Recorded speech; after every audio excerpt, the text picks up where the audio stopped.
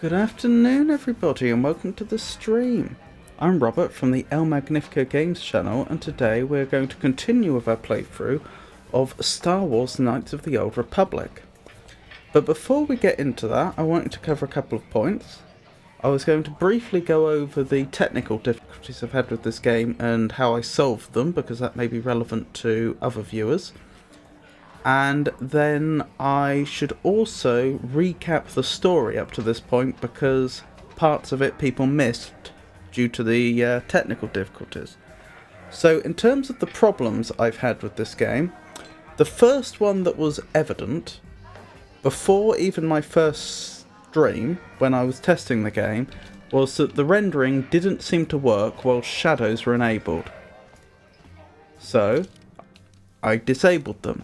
This stream, I was going to demonstrate what happens when they're enabled, and I can't reproduce it. For some reason, the game is now running perfectly well with shadows on.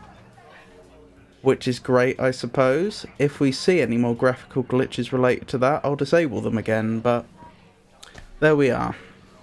The second problem we were having, last stream, there were certain cutscenes, specifically those where they were applying some sort of shader effect, in which we just got a black screen.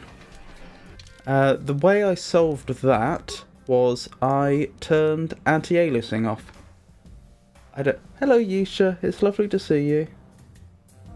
Oh, thank you very much for the subscription as well, Yisha. Both Pengi and Yisha have resubscribed.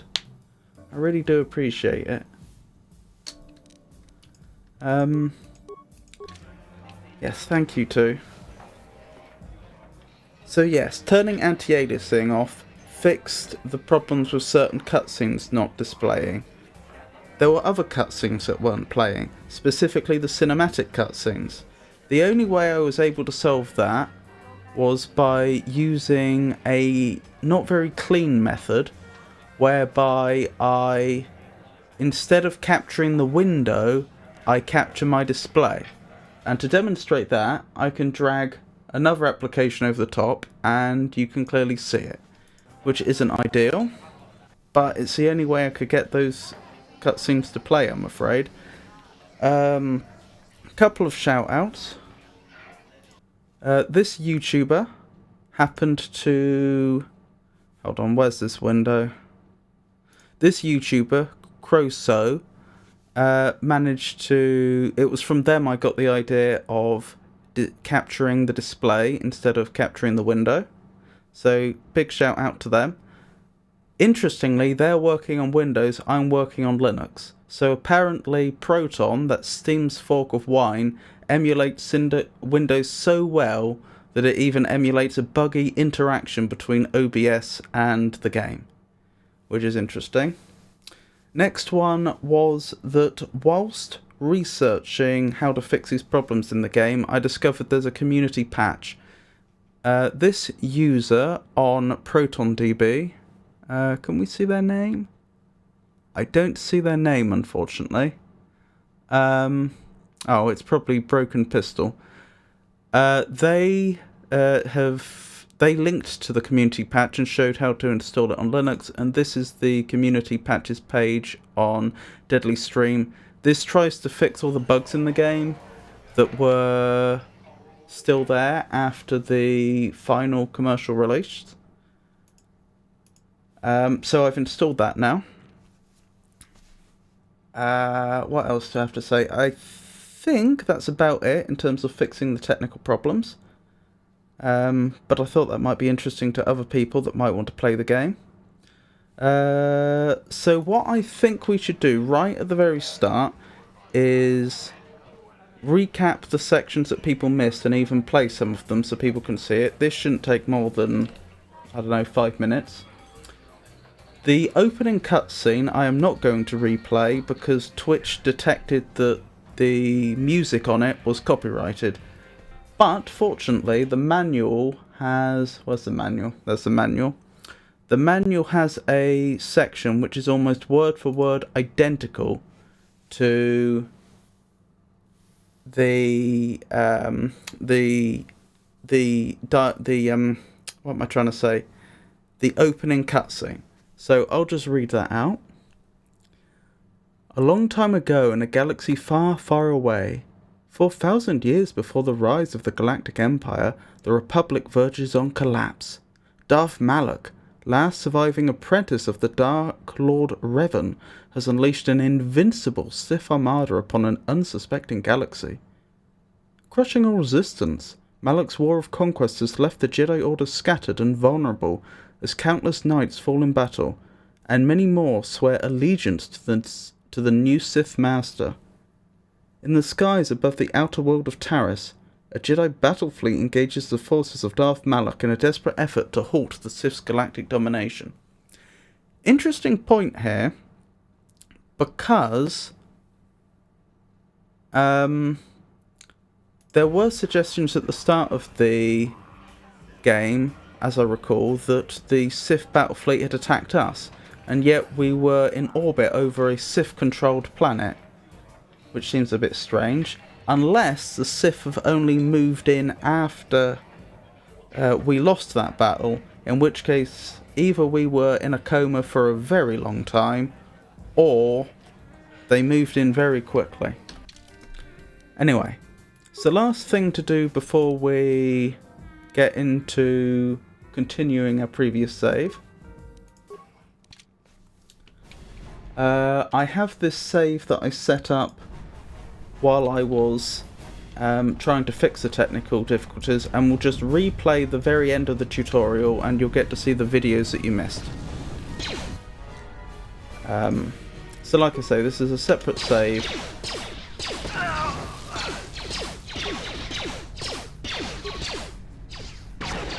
Be careful. There's a whole squad of Sith troopers on the other side of that door. You need to find some way to thin their numbers. You could reprogram the damaged assault droid to help you, if you have enough repair parts. Or you could use computer spikes to slice into the terminal and use the Endar Spire's security systems against the Sith. Yeah, you may have just noticed there, because I tried to close another window, that went over the top of the video. Apologies about that.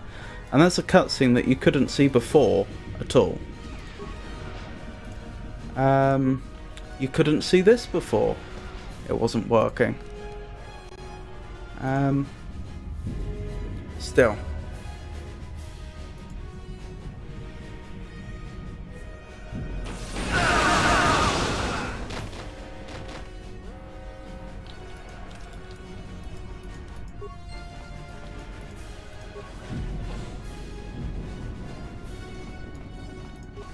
You've made it just in time.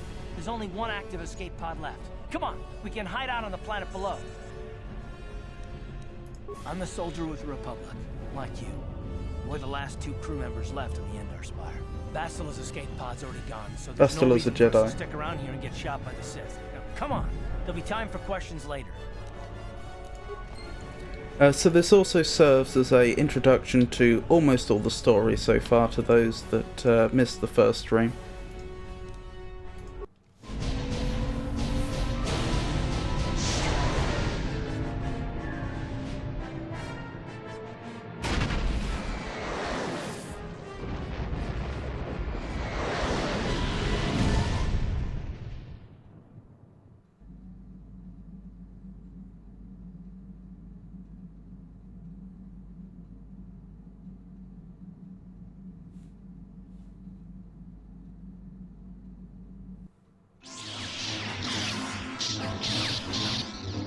I have a theory about this cutscene.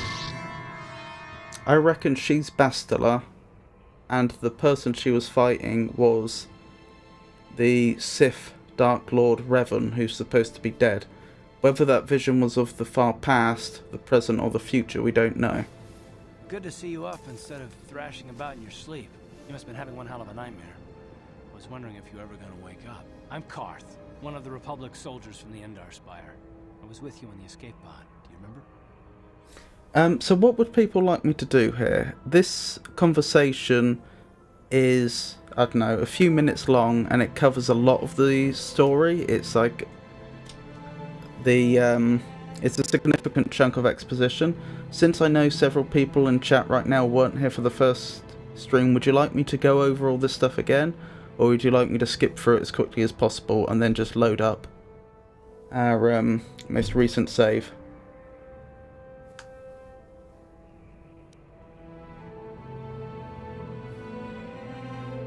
You've been slipping in and out of consciousness for a couple of days now, so I imagine you're pretty confused about things. Try not to worry. We're safe. At least for the moment. We're in an abandoned apartment on the planet of Terrace. We banged up pretty bad when our escape pod crashed, but luckily I wasn't seriously hurt. I was able to drag you away from our crash site and all the confusion, and I stumbled into this abandoned apartment.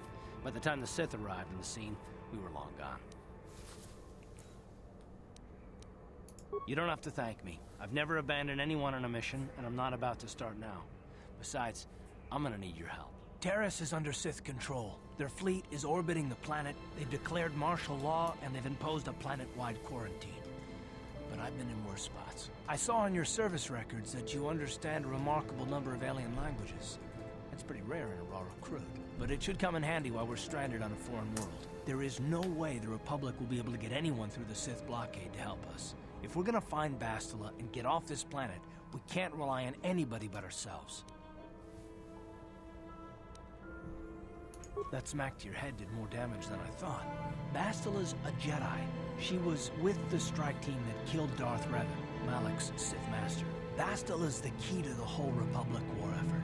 The Sith must have found out that she was on the Endar Spire and set an ambush for us in this system. I believe Bastila was on one of the escape pods that crashed down here in Terrace. For the sake of the Republic war effort, we have to try and find her.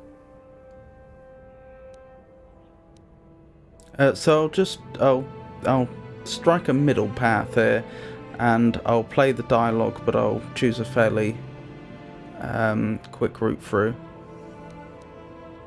So how do you even know Bastila's still alive?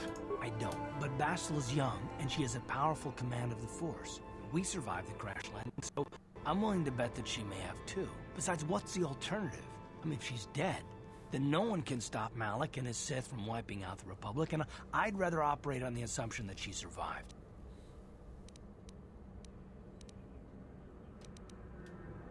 So what do you suggest we do next? Bastila's gonna need our help. Many of Darth Malak's followers can use the dark side of the Force, and the Sith have already killed more than their share of Jedi in this war. Nobody will be looking for a couple of common soldiers like us, and if we're careful, we can move about the planet without attracting notice, a luxury Bastila won't have. She's gonna have half the Sith fleet looking for her. They know how important she is to the war effort. The whole planet is under quarantine. No ships can land or take off. So, if Bastila's gonna escape Terrace, she's gonna need our help, and we'll probably need hers.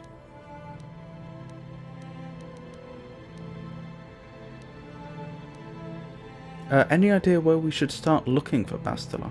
While you were out, I did some scouting around. There are reports of a couple of escape pods crashing down into the Undercity. It's probably a good place to start. But the Undercity's a dangerous place. We don't want to go there unprepared, and it won't do Bastila any good if we go and get ourselves killed.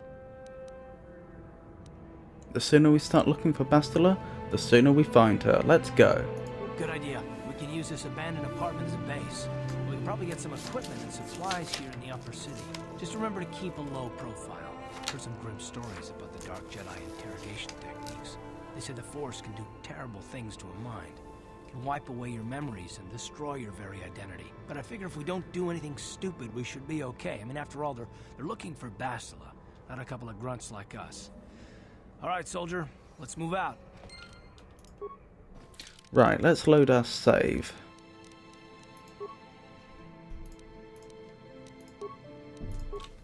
So the few bits of information I skipped that may still be relevant.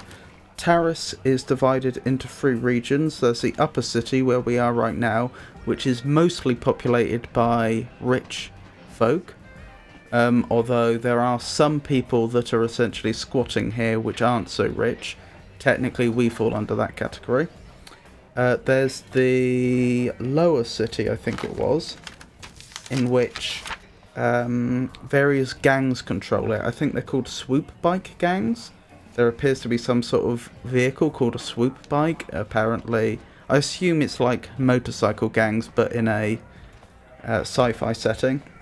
Finally, there's the so-called Undercity, where mutated individuals called Rak Ghouls live. Very, very dangerous. That's where Karth, this is Karth, who was the man we were just speaking to. He was on the Endor Spire, the ship we were on previously. He believes that Bastila, who we're looking for, is probably in the Undercity, I think, if I recall correctly. But we aren't prepared to go there yet. As he says, it's very dangerous. Anything else I'm missing? Oh yeah, the origin stories of Darth Revan and Darth Malak. Apparently Malak and Revan were Jedi that, against the advice of the Jedi Council, fought the Mandalorians on the Outer Rim. Something happened that turned them to the dark side. They came back, assembled an army of ex-Republic soldiers and other like-minded Jedi, and attempted to take over the galaxy. We are in the middle of that civil war now. I think that's everything. I think everyone's caught up now. Oh, other than I suppose the things that I was doing at the end of last stream, which was mostly purchasing a Pazak deck, which is a card game, Pazak, off of this individual, Garruk, and then we played a match against Nicholas, who calls himself the unofficial champion of Pazak on Taris. So he thinks he's the planet's best player of the game, and of course we beat him. And I think that's about everything. In here, there seem to be some sort of gladiator fights. We have been invited by the Hutt over here, Ajur. I think Hutt must be the race, judging by the way that people have been using the term. He seems to organise these gladiator fights. Notionally, they're not to the death, and we've been invited to take part if we want. I think we get 10% of the wagers that are bet on the fight if we win. I tried to persuade him to give us more, but I failed the persuade roll because our character is built for combat and not really anything else. We're Navara Sana, and we are of the soldier class, level 3. And yeah, I think that is absolutely everything. So, yeah, notionally we're looking for Bastila. I'm trying to remember what our immediate priority was. You are stranded on Taris, a planet under Sith control.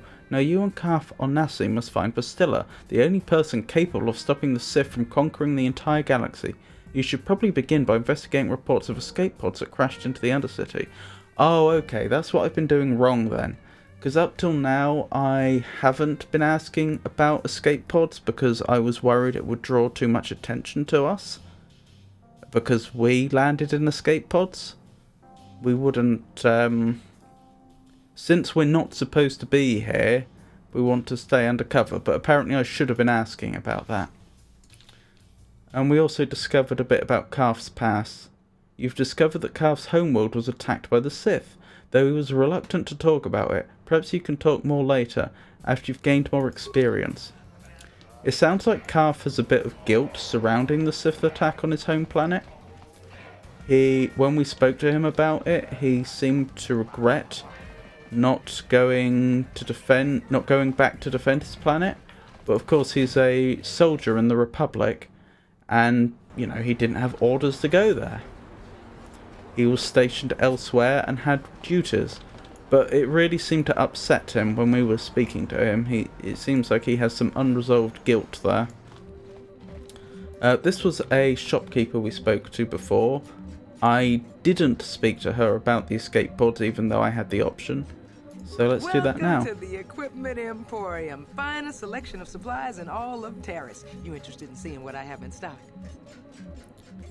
I want to ask you some questions. Anything I can do to help a potential customer out. What do you want to know? Do you know anything about those escape pods that crashed here on Terrace? I heard a couple of pods crash down in the Undercity. I bet the crash sites have already been stripped clean by the Sith, though. Unless the swoop gangs or Davik's men got there first. Oh yeah, Davik. He seems to be something of a, as far as I can tell, mafia type in the upper city. Apparently she pays protection money to him, and he also is her sole supplier of goods now. Good day to you then. Remember to come back to my shop if you ever need any supplies. So yeah, upper city, lower city I think it was, and Undercity. They all have their problems. None of them are that brilliant, but it definitely seems to get worse the lower you go.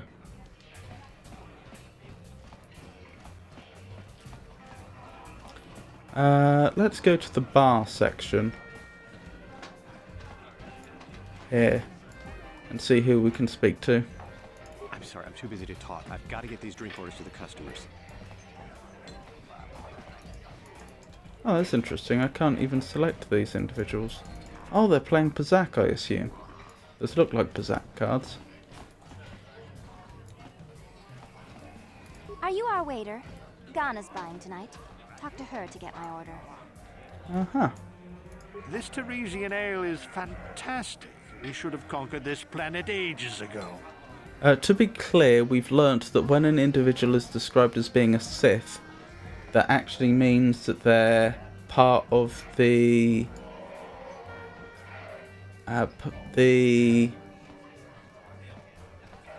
machinery that the Sith has set up. So part of their military or some of the services that support the military, as opposed to actually being Force users.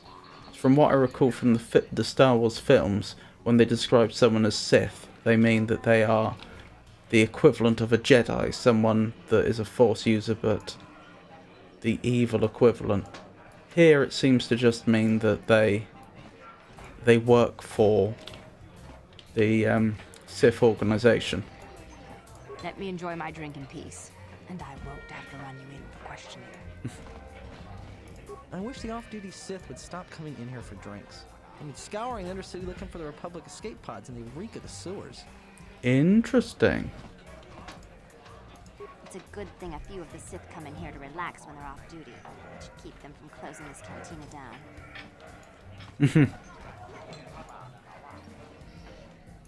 Where did you get those clothes? A trash compactor in the lower city? And where are those drinks we ordered? Sorry, I'm not your waiter. Careful what you say. I get the feeling this spoiled brat can cause us more trouble than she's worth. Why is the help here so incompetent? One word from Daddy and I could get you fired. So I can persuade, I'm sorry, don't get upset, I'll go get that drink, or I don't even work here, or I could be rather rude.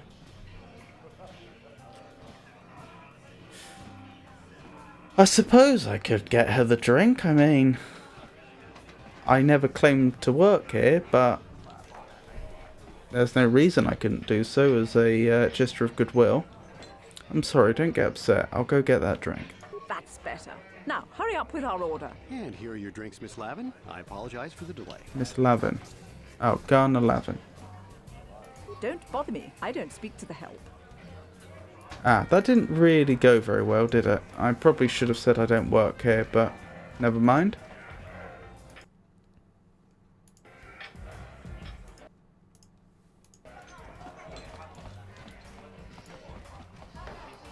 Okay, see you later, Jenny.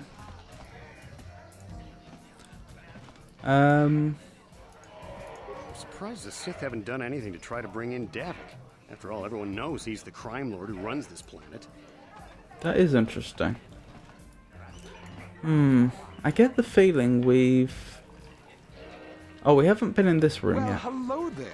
I can see from your exotic appearance that you are not from Taurus originally. Allow me to introduce myself. My name is Jurgen.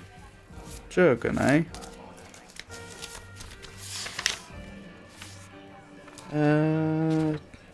Where's my list of people? Jurgen. Pleased to meet you. My name's Navarro Sana. What do you think of our local music? The band is quite good, wouldn't you agree? They're on the verge of intergalactic stardom, you know.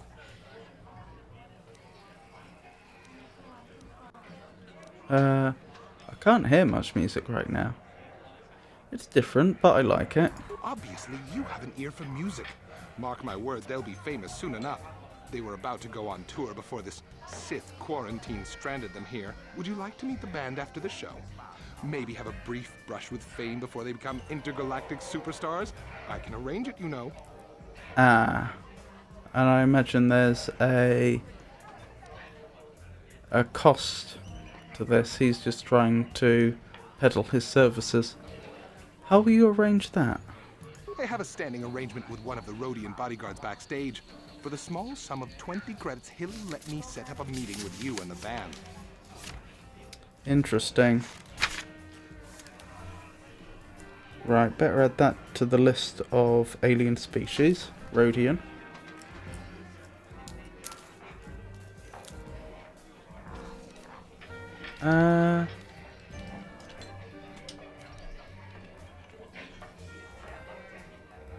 I can't afford that much, perhaps. It's either that or I'm not interested in meeting the band. What I really want to do is have a neutral response here, where I'd have the option to come back later if I had a reason to meet them, but I don't have any reason to meet them right now.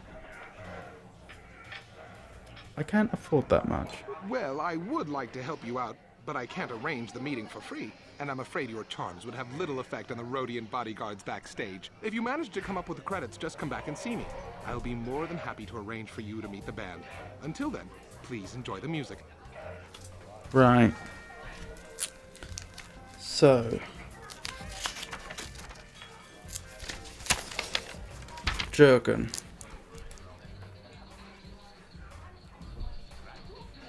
What would we say?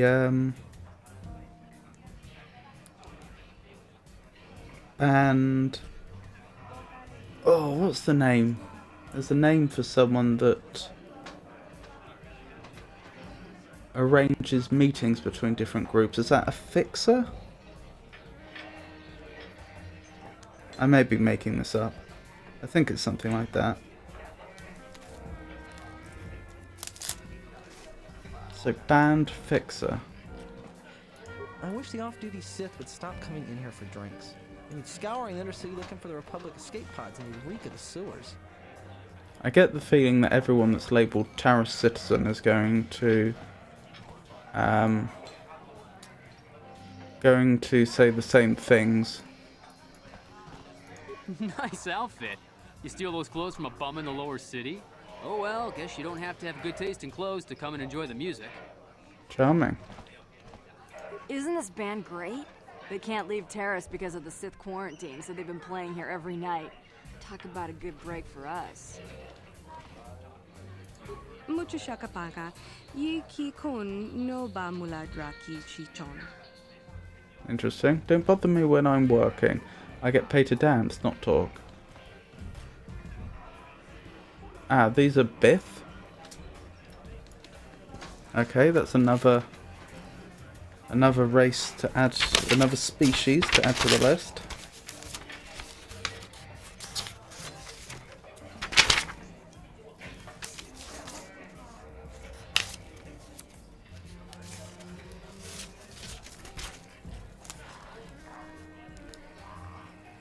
Fifth,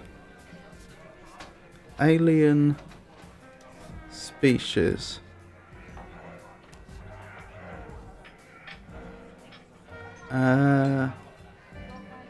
Terrace band members.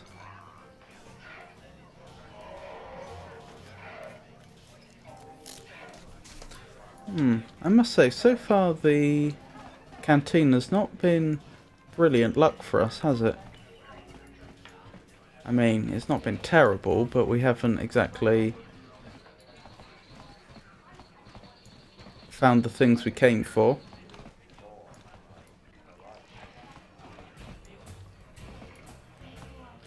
Right, perhaps we should head out and see what other locations we can find.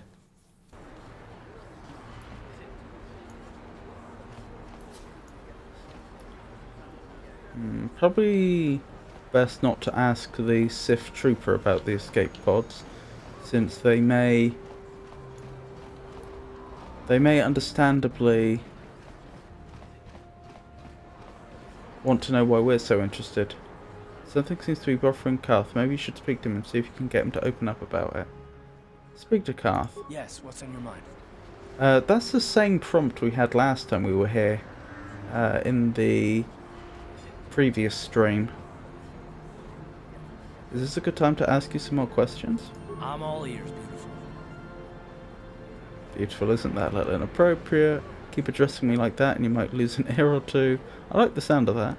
Why do I get the impression that you're not serious? Maybe I'm just avoiding your questions. Is this really necessary?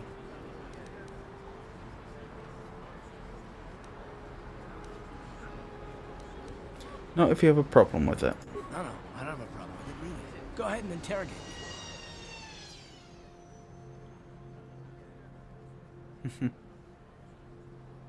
So my choices are, this isn't an interrogation, I never said that.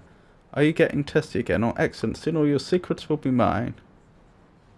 All my secrets are purely of the mundane variety, unfortunately. Nothing worth extracting, though. You're welcome to try. Let me ask you something first, though. I've been going through the battle aboard the Endar Spire over and over in my head since we crashed. Some things just don't add up for me. Maybe you could tell me what happened, from your perspective. That's a good question. Like you said when we first met, but still I didn't have time to use her powers, or why ask me, I don't see the point now. I wasn't in a position to know what was going on, really. That's probably fair. Yeah, because I certainly never saw Bastilla. I wasn't in a position to know what was going on, really. Neither was I, to tell the truth. I was on board as an advisor for the most part. The battle began so fast it's anyone's guess as to what actually happened. We lost the ship and a lot of good people. For what? In the hope that the Jedi powers would save us somehow? Not that Bastila had much of an opportunity to act. We didn't choose that battle anyway. It got forced on us.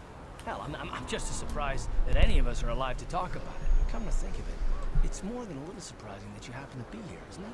I mean, just what is your position with the Republic fleet anyway? Oh, I figured this out. Between streams, because I don't think we were ever told what our rank was.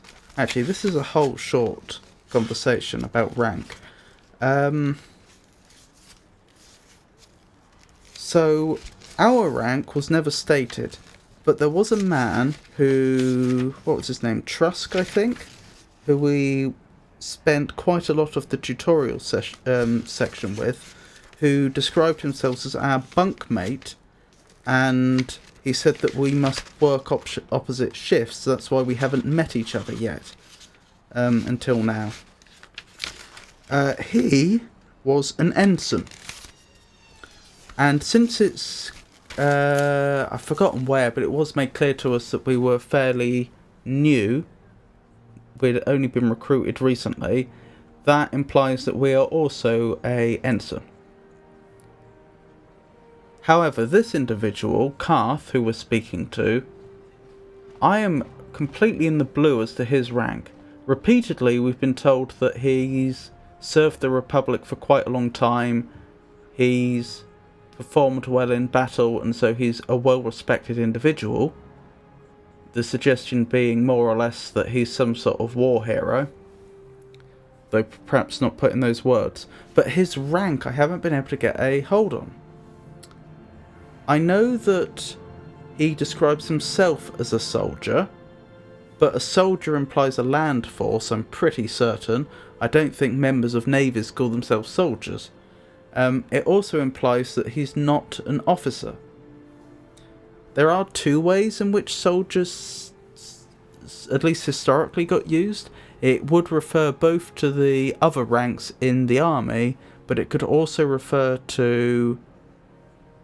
it was sometimes used in a broader, more romantic sense to refer to all members of an army. Like, you might have officers refer to themselves as soldiers if they were trying to imply the romanticized positive qualities of being a man of that profession. But more properly used, it would only refer to other ranks. But he's also described himself as a pilot. That would make him an officer, I believe. I think pilot might be the equivalent of ensign, actually. And there was another... I'm fairly certain there was another title he used for himself at one point.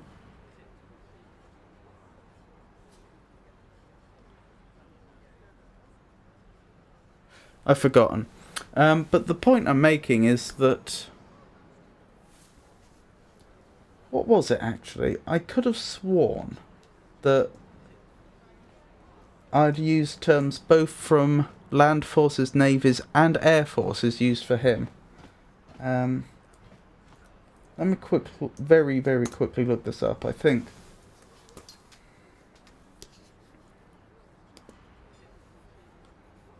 Yes, ensign would be a naval rank. That was it. Ensign's a naval rank, pilot's a air force rank, and he also referred to himself as a soldier, which isn't a rank, but would imply a other ranks position in a land force. So, yeah, there's this whole weirdness going on regarding rank here, which I haven't managed to figure out. I know he's more experienced than we are. He's clearly been in the Republic, the Republic's armed forces for much, much longer than we have. But I still don't know if he holds a higher rank than us or not. Anyway, he was asking us, just what is your position with the Republic fleet anyway? By rank, we're ensign, I believe. Oh, my choice is Hawaii. Are you accusing me of something? Or I'm just a soldier. I'm sure there isn't anything unusual about that, is there? Well, we're an ensign. I'm not sure you'd call that a soldier. But that's the best option we have, so we'll go with that. Hell no. Unless you consider that you were a last-minute addition to the crew roster and you just happened to be one of those flyers. My choice is you'd rather I wasn't. What's odd about me being added to the crew at the last minute, or are you implying I had something to do with the crash?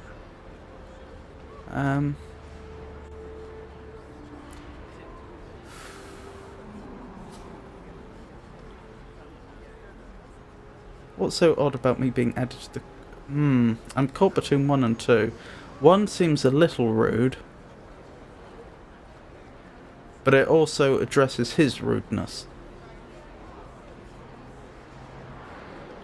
If we assume we live in a world where crews will often get shuffled around at the last minute, which isn't particularly... It doesn't seem particularly strange to me. I could believe that easily. Then option 2 doesn't actually add much. So let's go with option 1. You'd rather I wasn't? Don't be ridiculous. You've more than proved yourself since the crash. We wouldn't have made it this far without you. Have I? Still. I mean, I've been doing what I can, but I don't think I've achieved that much already. About the only thing I've actually done of note up to this point is bought a deck of cards off a retiring gambler and then played a card game and won against a local card shark. Are you implying I had something to do with the crash? Okay, the game's forcing me to use that dialogue option. No? Well, maybe. Don't get me wrong, it just seems odd that someone Bastila's party specifically requested a transfer aboard happens to survive.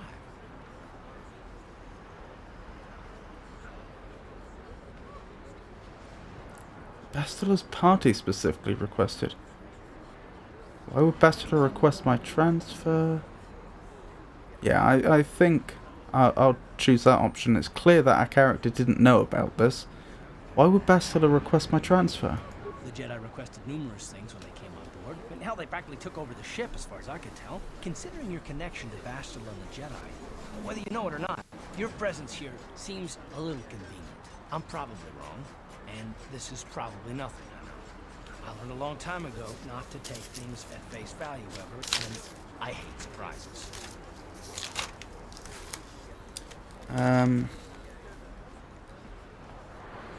Bastila's party requested my transfer. Hold on a minute. How did he know about that? He said he was mostly an advisor aboard. Ralph was acting as an advisor. Why would he know how a particular member of the crew got there? Surely that's outside of his purview. I don't know how long he was on board the Endor Spire. If he was on that ship specifically longer than us, I could understand that we weren't there before and then we appeared.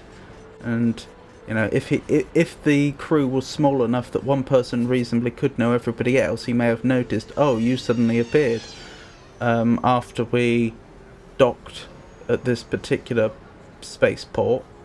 But how would he have known that my character specifically was requested to be transferred?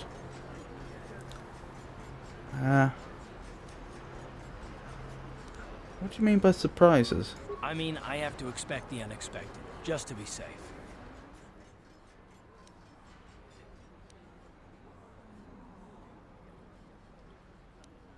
So my choices are you always this suspicious, which I think is a bit unfair.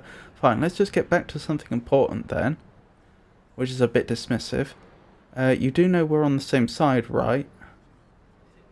Which is slightly argumentative, or try something and it will be the last mistake you make, which is very aggressive.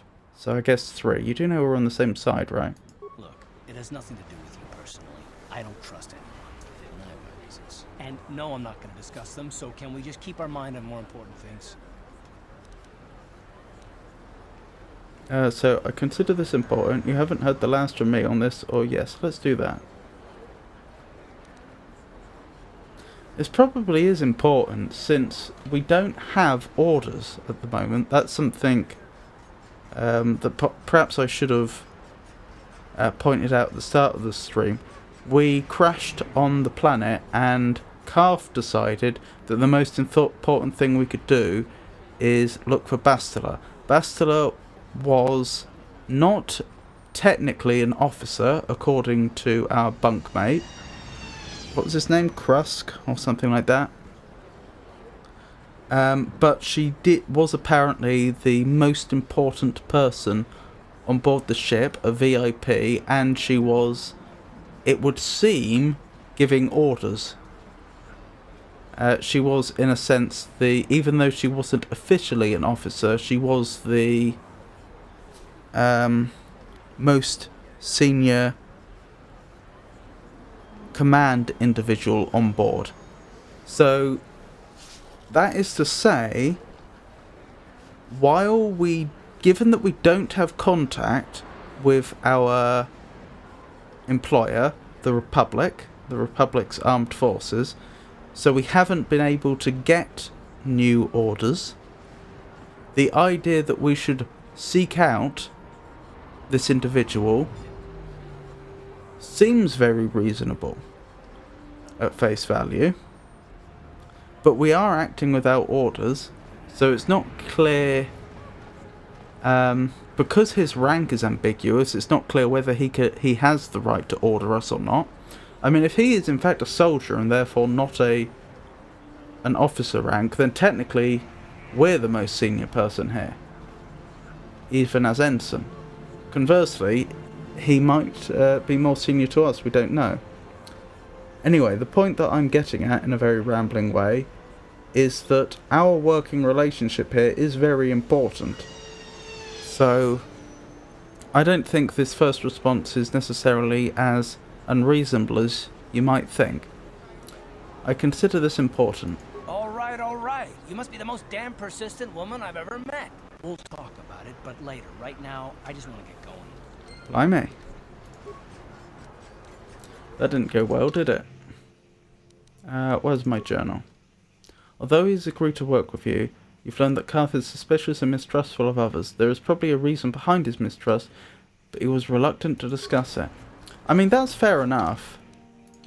I don't, in principle, have a problem with him being suspicious of the people he works with, but I do need to know that if we're going to take it upon ourselves to attempt this highly sensitive mission, then I do need to know that I can trust him. That's the issue.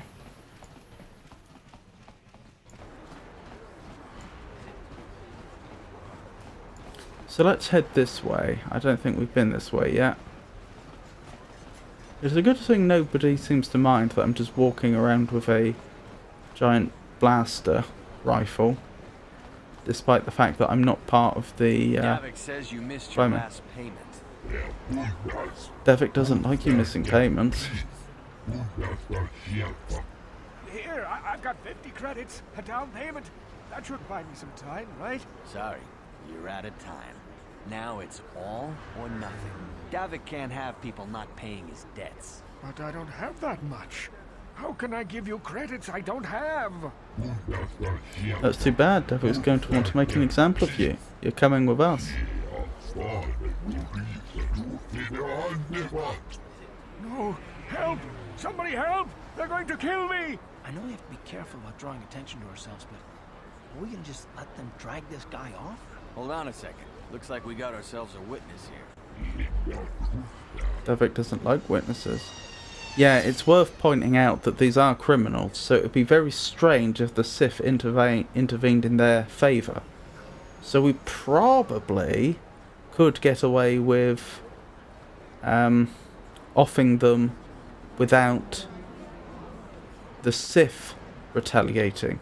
Whether Davik's gang would retaliate or not is a different matter. They probably would. Leave this man alone or you'll have to deal with me.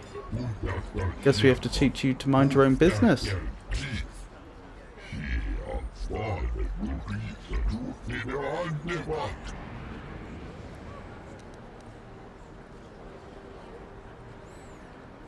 I want to use the frag grenade, I really, really do. But I think that man may be too close to it. Yeah, I can't risk that. Oh, power blast it is then. What weapons are they using? Looks like normal blaster pistols.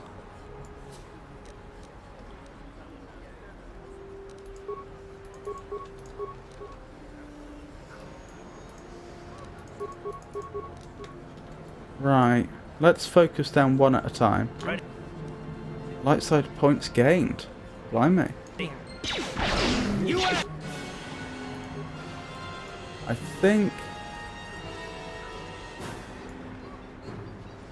think we've taken him down. Hard to be sure, isn't it?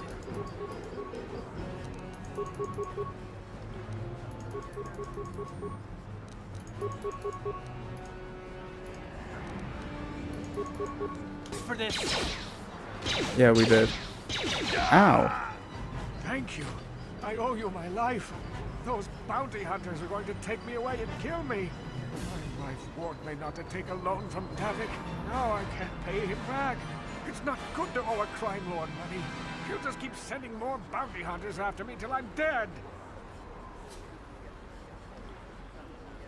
Hand over all your credits if you want to live. Maybe I can help you.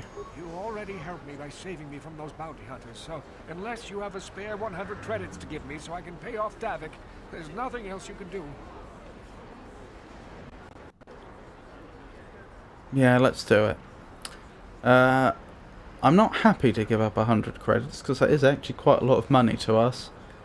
But if we're going to be here for some time, then befriending the locals seems like a very good idea if we want to stay under cover. You've given me 100 credits? Just like that? I don't know what to say. Thank you. Thank you. You're giving him 100 credits? Generous. Now I can pay off Davik. You've saved my life. Thank you. I'd better take these credits to him right away. I hope he does actually use those credits to pay off his debts and not just, well, do something else with them. Credits lost 100, experience points received 250, light side points gained. How close am I to leveling?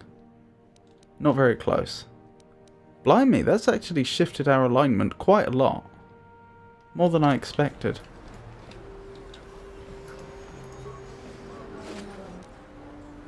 $50 credits. 50 credits. Blimey. So actually, we lost nothing there. Well, that worked out. I say that worked out. I may have inadvertently put a target on my back. So there's a medical facility over here. This might be a good place to ask about those escape pods because they may have seen people come through here. Zelka Fawn. I see from your appearance that you are an off-worlder. Still, you are welcome here. I will not have it said that Zelka Fawn refused to help somebody just because they weren't a citizen of Taris. Do you require healing or medical supplies? I can treat almost any injury or ailment right here at the medical facility. Except the rat ghoul disease, of course. Rat ghoul disease? What's that? The terrible affliction has plagued Taris for many generations. It is spread by the rat ghouls, horrible monsters that live in the Undercity below Taris's great skyscrapers. Prolonged exposure to the Undercity breeds the disease, and those infected will eventually mutate into rat ghouls themselves, becoming mindless beasts that feed on the flesh of others. Is there no cure? There is no antidote for the disease, though I heard the Republic scientists at the military base here on Taris were close to perfecting a cure. Then the Sith arrived. They overran the military base, and now they refuse to allow anyone access to the laboratories inside. The Sith are keeping all the serum for the patrols they send into the Undercity. If I could just get my hands on a sample of that serum, the rat ghoul disease could be wiped from the face of Taris forever. I don't see how that's going to happen. Ooh, that sounds like a quest. And it may be in our interests. If we could cause the Undercity to become a lot safer, then that would certainly help us. Maybe I could find a way to get my hands on that serum for you. I don't see how anyone can get their hands on that serum. The military base is crawling with Sith guards. Breaking in there would be a suicide mission. I suppose the Sith patrols in the Undercity might have a sample of the serum on them, if they hadn't already used it because of a rat ghoul infection. But I doubt a patrol would just hand the serum over. And nobody is stupid enough to attack one of the Sith patrols, even in the Undercity. Well, don't worry, Zelka. I'll get that serum for you. Please, don't say that. If the Sith hear you, they might think I'm suggesting you start attacking their patrols. They could shut me down. I only mentioned the serum because you asked. I don't actually expect anyone to get me the serum. Now, is there anything else I can do for you? I want to ask you some questions. I am quite busy maintaining the facility, but I suppose I could spare a bit of time to answer some questions. What would you like to know?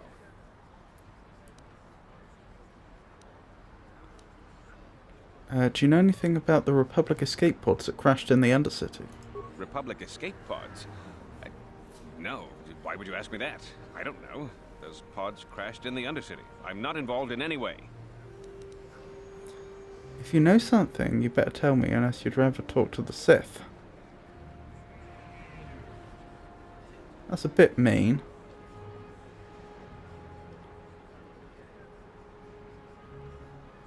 It's the "you better tell me" part that I take issue with. I feel like that could be phrased less aggressively. The Sith were already here, asking these same questions. I'll tell you what I told them. I don't know anything about those pods. Now, is there something else you need? I'll be going now. Goodbye, and good health to you. If you ever need any medical aid or treatment, you know where to find me. I'm not sure we left the best impression there, did we?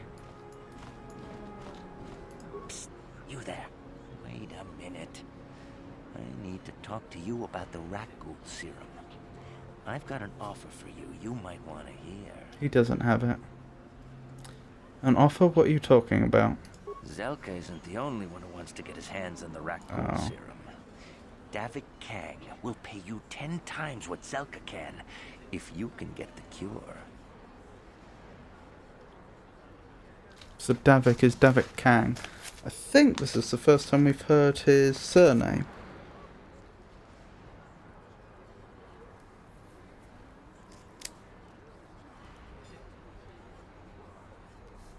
Davik Kang.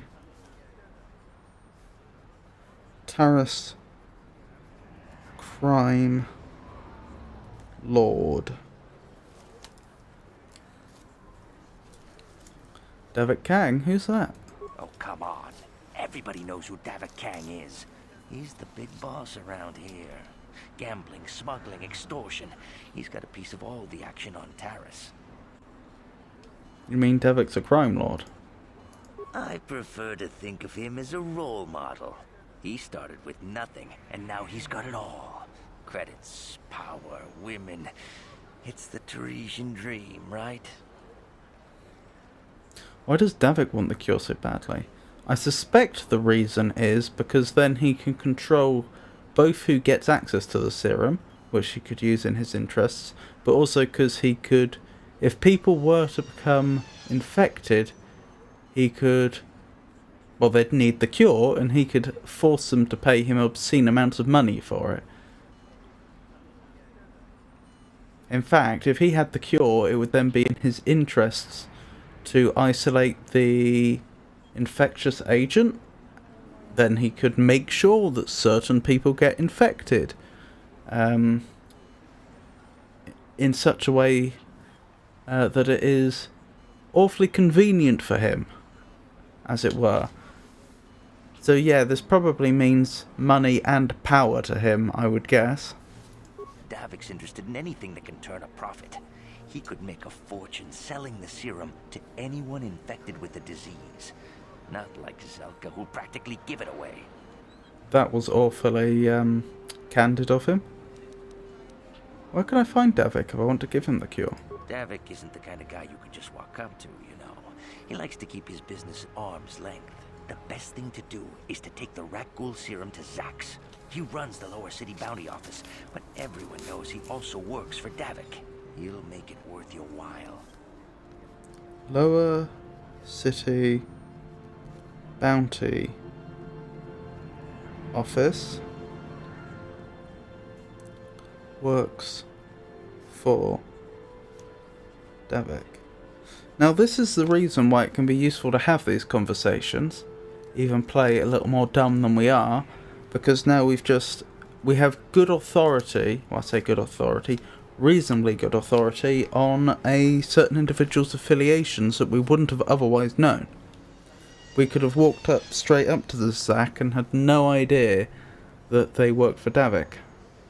Although I am surprised that the person we're speaking to here, whose name I've forgotten, wasn't suggesting that we give the cure to him and then he passes it on. Because you'd have thought he would be looking to act as a middleman and secure himself some profit. But But apparently not. Why do you care who gets the cure? Look, Zelka can't afford to pay me much. If you sell the serum to Davik, I can probably get a nice finder's fee for directing you to him. Interesting. What if I tell Zelka you're helping Davik get the cure? Probably not worth saying that. Why does Davik want the cure so badly? Where can I find Davik if I want to give him the cure? I think I'd rather give the serum to Zelka. I'll keep your offer in mind. And then only the rich could afford the cure. Just let the poor suffer, right? If you find the Rakghoul serum, just take it to Zax in the lower city bounty office. He works for Davik. He'll pay you what that cure is really worth.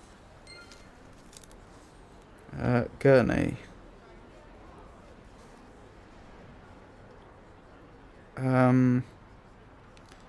Medical Center Davik affiliated. Okie doke.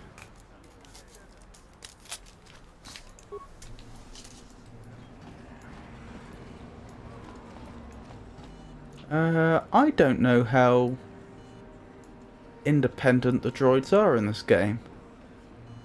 Is this individual a independent thinking individual, or are they just a machine, or somewhere in the middle? Beep boop beep. Lab personnel only. Interesting. I could try to bash it down. Ooh, Calf, do you have... Yes. You have the security skill. Obviously I won't have you go through there now, but that's worth bearing in mind. Welcome back. Are you in need of healing or medical supplies? I can treat you right here at the center for almost any condition, except the Rakghoul disease, of course.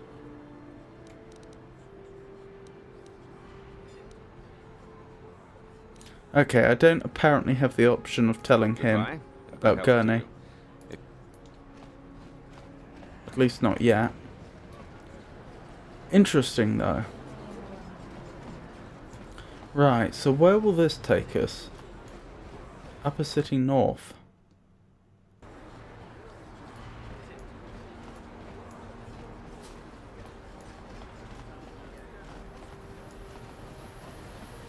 Interesting. I wonder if those are those swoop bikes we've heard so much about. Standard door. 2 apartments.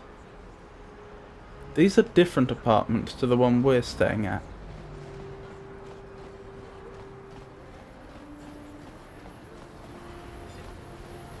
It may be worth going in there at some point.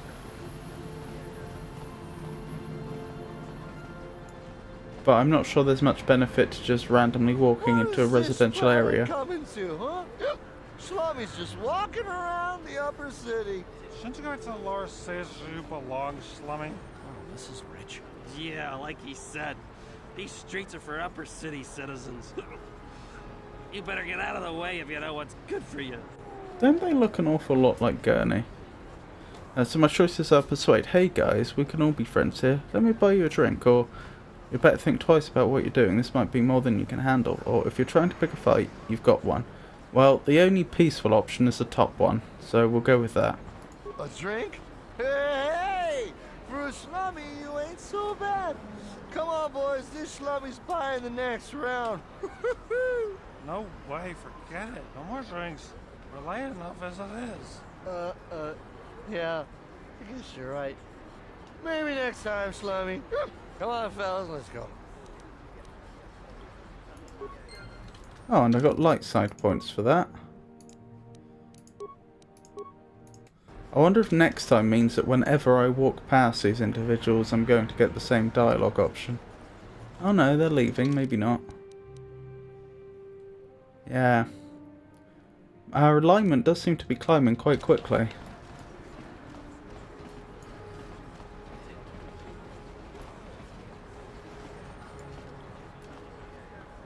A plague spreads through our streets. We cannot sit idly by while this pox infects our society. Interesting. Gorton Listen to Kolu. me, people. There is a terrible scourge sweeping our planet. Heed my warning before it is too late. Friends, fellow humans, I bring you a warning. A warning of a great plague spreading across our planet. Please, listen to me. My name is Gorton Kolu. Will you join my cause? We must band together if we are to stop the spread of vermin and scum throughout Taris. Vermin and scum? What are you talking about? Are you referring to the Sith? Are we going now? The second one does seem like a fun option. Are you referring to the Sith? I am speaking of the hideous-looking aliens who walk the world of Taris. The Wookiees and Ithorians and Rhodians and Bith, all of them. Listen, friend, for these are dark times. That is why I, Gorton Kolu, have formed the Anti-Alien League. The time has come for action. We cannot sit idly by while aliens blight our glorious planet. Right. Gorton Kolu, local racist.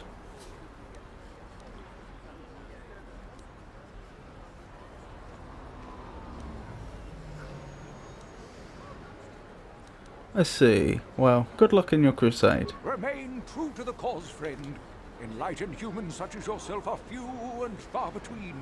But we shall triumph when the day of reckoning comes. Uh-huh. Wow. Good to know, I guess. Droid shop. Interesting. Incomplete droids.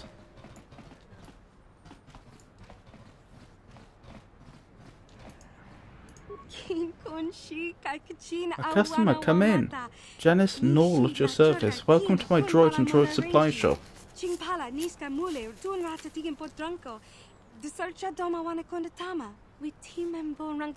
Always good to see a new face. Customers are hard to come by. A lot of the Terra citizens won't even come in here. They refuse to shop at a store owned by a Twi'lek.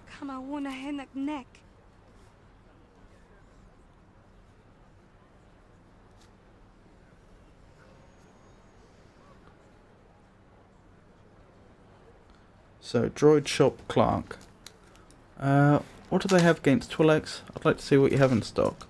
That's a good question. What do they have against Twi'leks? They don't like aliens here much in Upper Terrace. They totter out as Twi'leks, but they'd rather see us as dancers in the cantina than successful business owners. You'd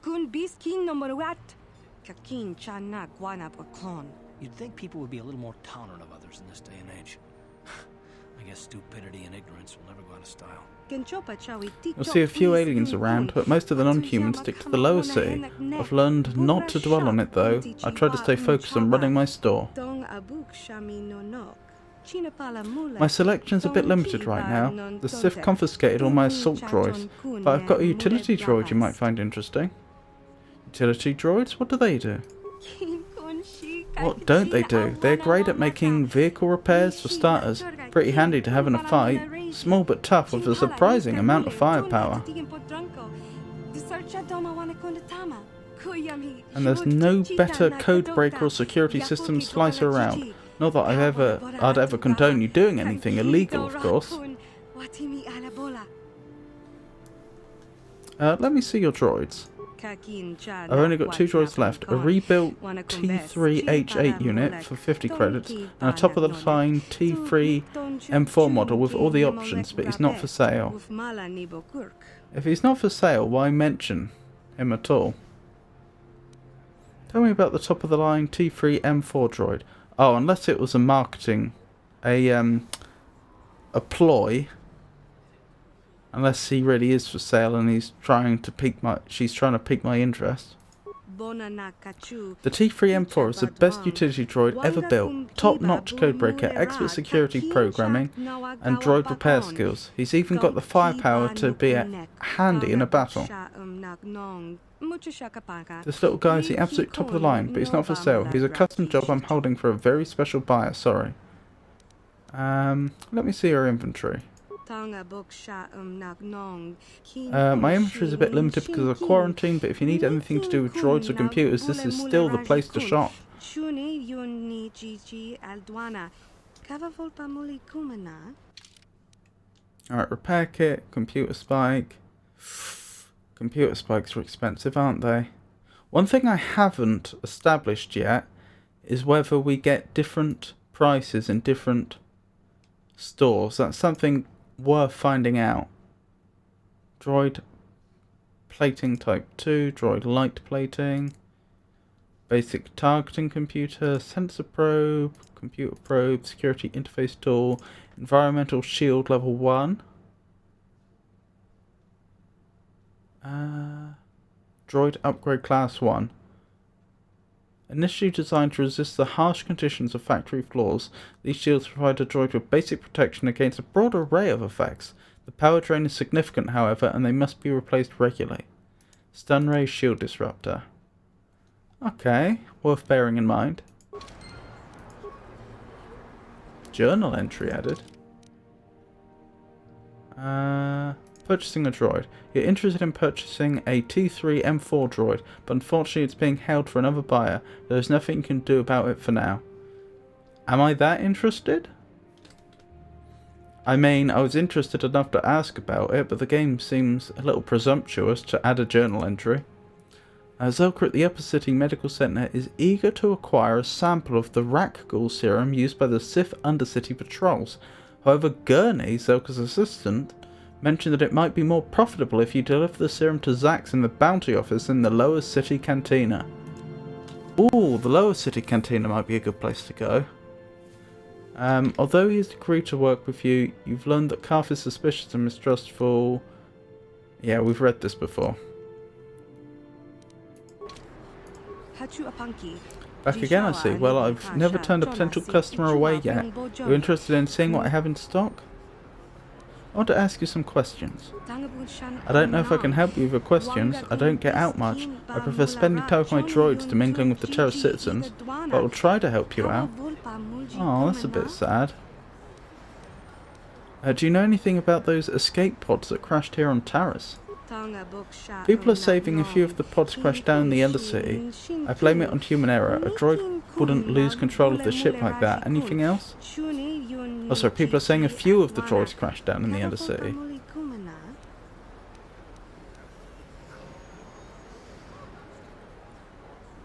I was wondering how you feel about the Sith. I don't think much of them since they came and seized most of my droids.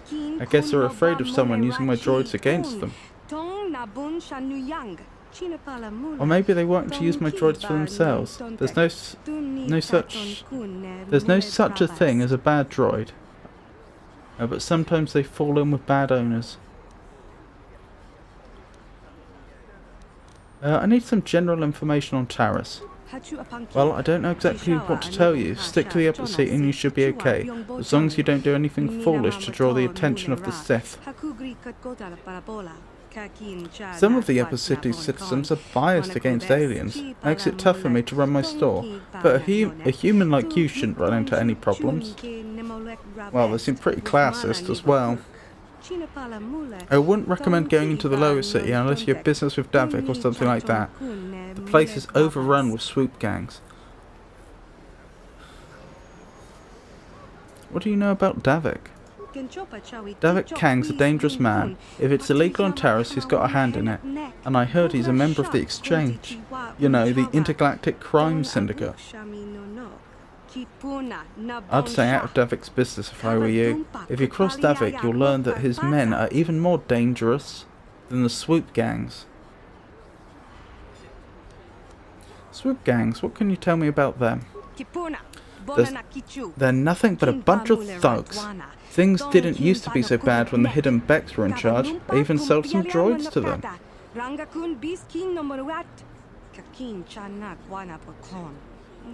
But now, the Black Volker gang is making a bid for control of the Lower City. The place has become a war zone. Even some of Davik's people are getting killed off. Interesting. Very interesting. I'll be going now. Maybe I'll see you around later. Don't forget my store motto. If you need droid parts, Janice Null is your girl.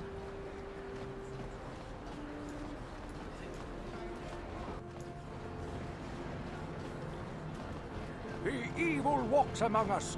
The enemy is here. We must act now before we are overrun with the...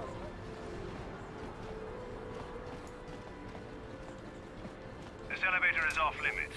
Only Sith patrols and those with proper authorization are allowed into the lower city. It's obvious from the way you're dressed that you're not one of the Sith patrols, so unless you have the authorization papers, you must move along. Where can I get the authorization papers? If you were supposed to have them, you'd know where to get them. Now quit wasting my time and move along. I'll be going now. Move along then. We're gonna need some kind of disguise if we want to get past this guy. Yeah. Oops. There we go.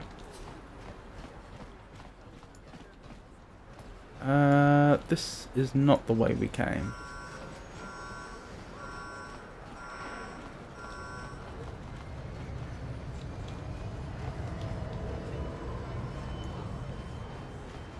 Military base. Ooh. The security door is sealed and cannot be opened using normal security skills. Interesting. I was somewhat hoping there would be a back entrance so that we could sneak in and get some of that serum. Oh, that's nice.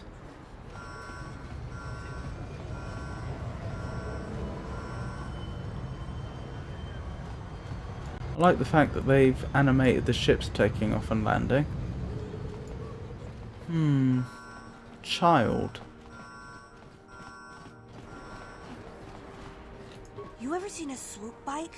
I've seen them at the races sometimes. They go fast and make lots of noise. Ah, okay, so there probably are swoop bike races we can get involved in then.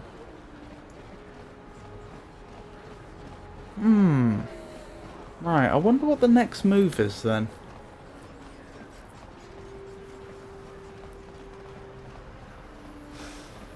That elevator was to the Undercity, wasn't it?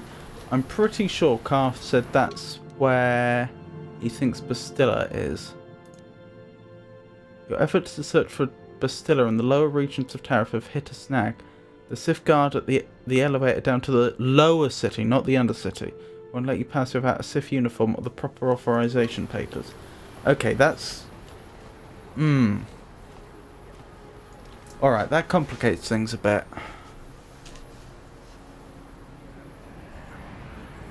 So we can even get to the lower city without a uniform or authorization papers. It's not just the Undercity.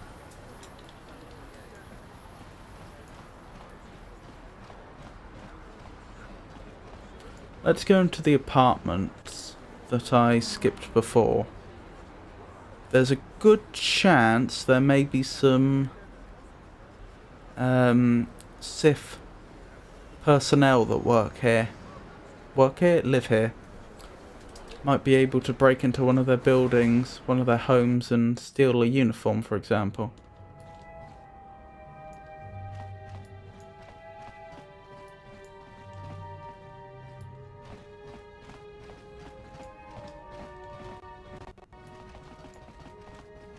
I've learnt that it's usually not worth talking to the individuals with very generic names like man and woman and so on.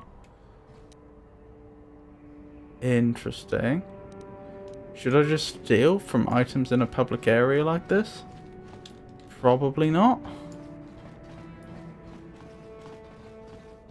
Whether the game would regard it as theft or not, I don't know.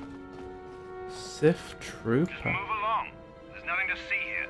Where did you hide those Sith uniforms? Did you sell them to the Teresian underground? Start talking. I want answers. Please, I'm only a visitor, Taris, trapped here by your quarantine. I know nothing about the Teresian underground or your missing Sith uniforms. Looks like we may have a solution to our problem.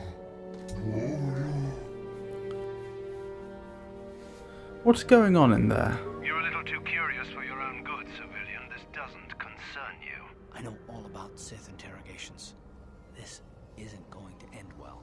I'm getting sick of your lies, you alien scum.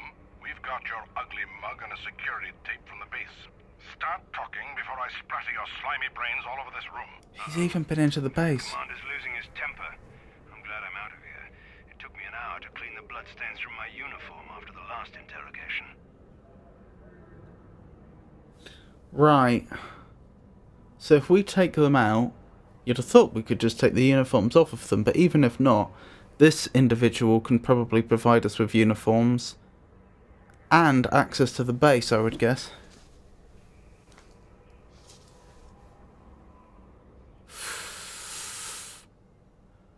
Dangerous though, just to open fire on what is currently the establishment in this on this planet. But I don't see that we have another choice.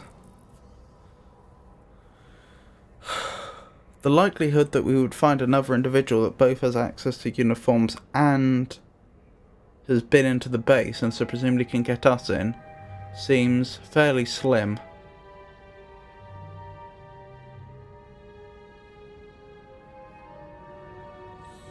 What it probably comes down to, unfortunately, is whether there's cameras here, which I don't know. If there's no cameras here, then it's probably safe to off these individuals and then leave.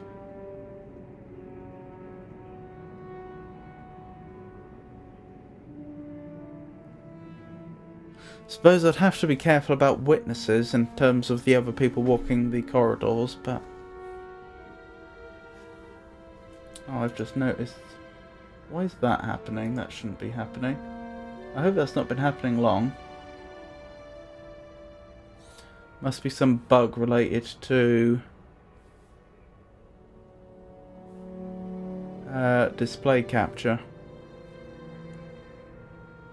Hold on, what happens if I minimize this? There we go. Sorry about that. Oh, it's still happening. Minimize that. Close that. Minimize that. We good? I think we're good. Right, where were we?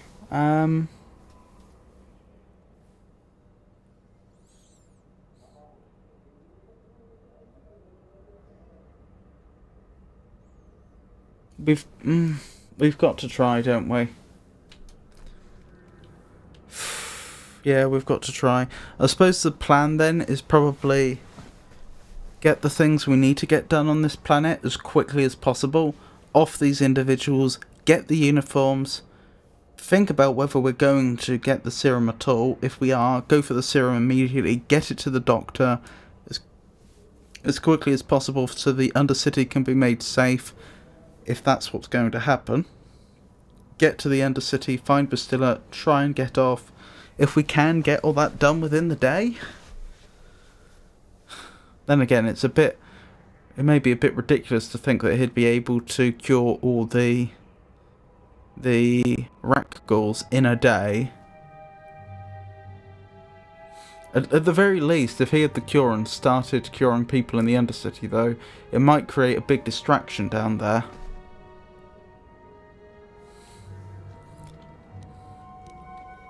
Stop the interrogation right now. Who said that?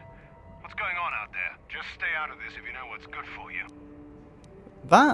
The individual we've just spoken to is surprisingly reasonable, considering he's a member of the Sith. I won't let you kill a defenseless prisoner. What was that? Did I hear you right? Let us kill him? How can you stop us? Time to teach the civilian the penalty for defying the Sith.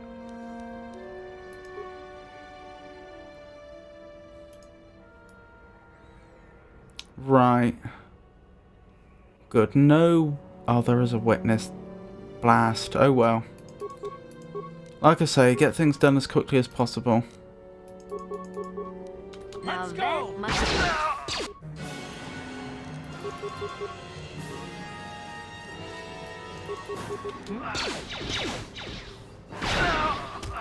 That seems awfully brave, Calf.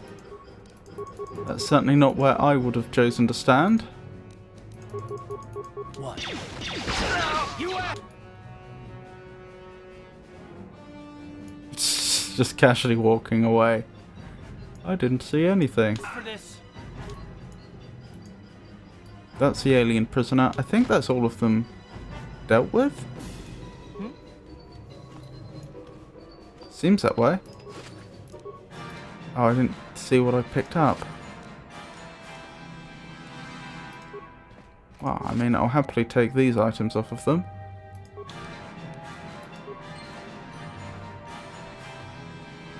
Check my inventory quickly.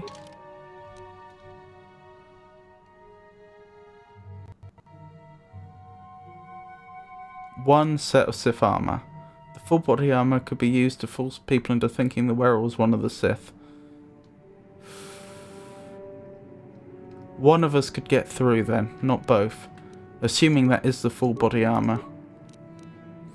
Thinking about it, I probably should put it on now, even though the defense bonus is worse.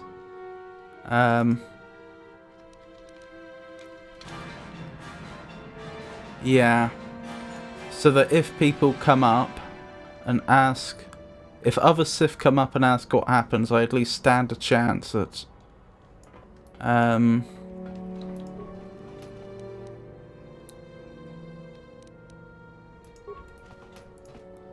misdirecting them.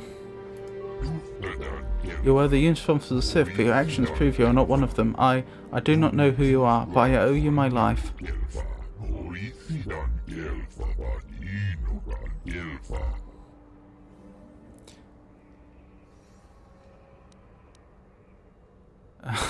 Now I get the pleasure of killing you myself.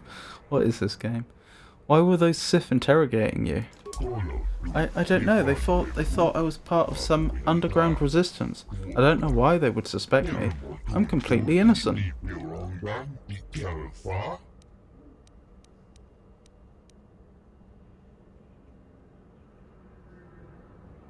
Go on, get out of here. Yes, I've no desire to be here when another patrol comes to investigate these deaths. Goodbye, and thank you once again.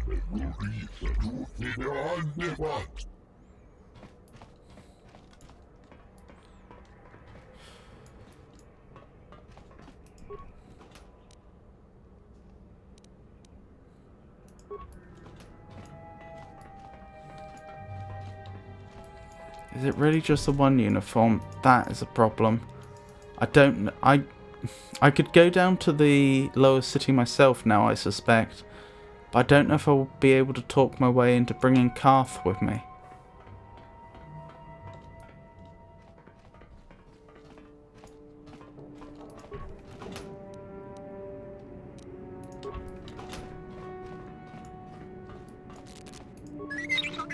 Beep, beep, beep, boop.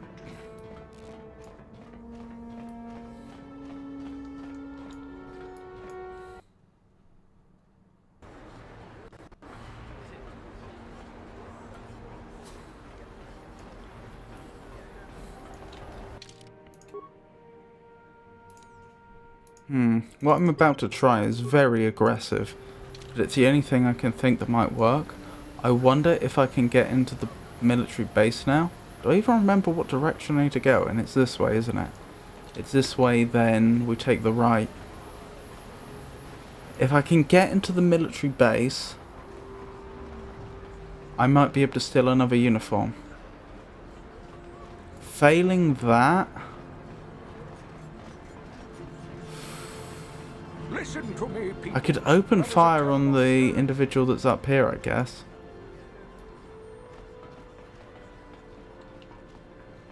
Since he doesn't seem to have anyone.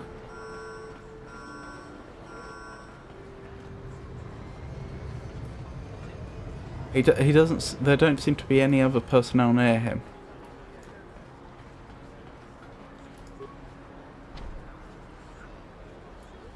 Can't be opened by normal security skills. Alright, that's not going to work. Alright, plan A. Plan A is I try and talk my way down there with Karth with me, and then while we're in the lower city we see if we can steal another uniform. Should that fail and I get attacked, we just take out the guard. There's only one guard, obviously.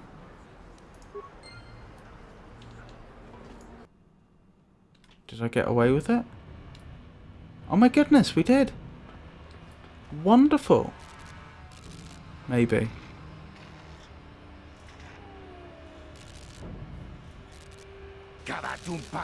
Vex are nothing but bantha fodder. The Volcars are strongest.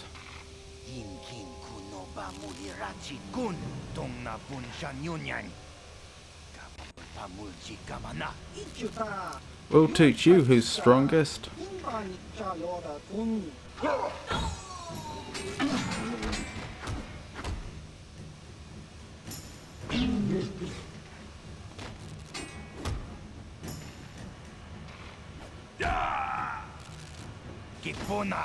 Sith aren't welcome here.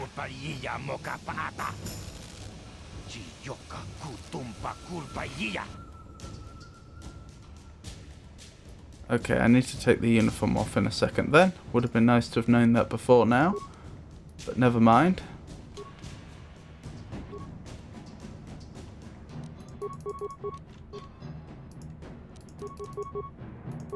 What?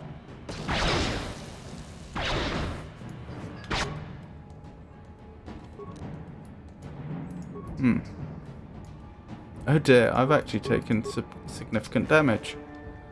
I'll have to keep a very close eye on how much damage I take. What? Time to heal, I think.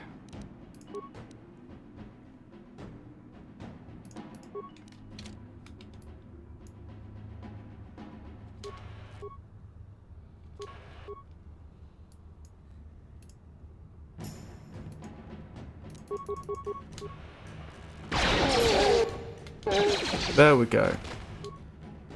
Shame I had to use the med pack, but otherwise that went well. Right, inventory. Let's swap out to our regular armor. How do I do that? Like so.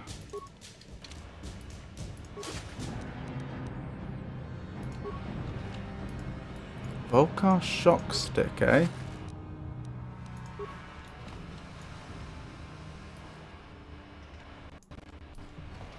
Alrighty. Right, not quite as smooth an entrance as I would have liked.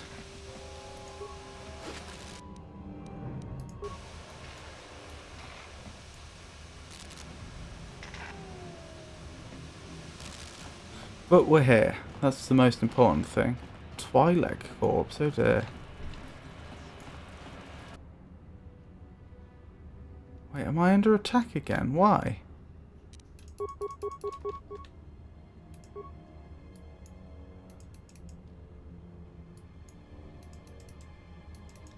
Ready? Yes, what's on your mind?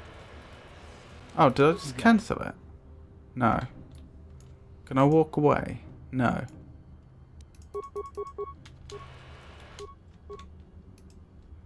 Ready? I'm not quite sure why I'm being forced into combat like this, but apparently I am.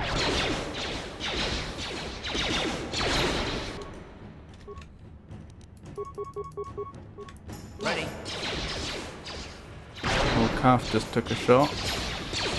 And again.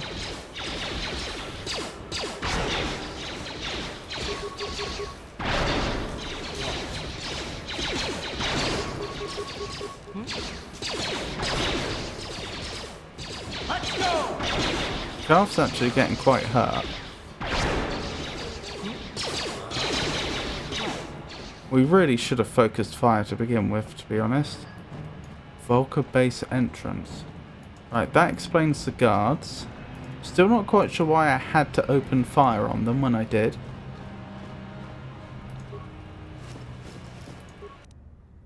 Med packs. Don't mind if I do. Ready? What? Let's use one of those med packs now.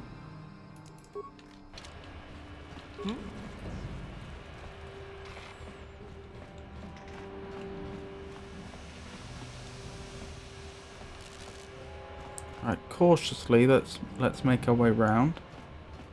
Javier's Cantina. That's definitely somewhere we'll want to visit, but let's finish scoping this place out first. Hidden Beck's base. They may be worth speaking to. Volcar Enforcer.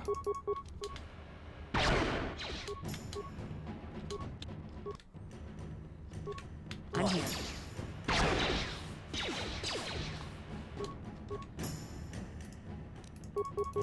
What?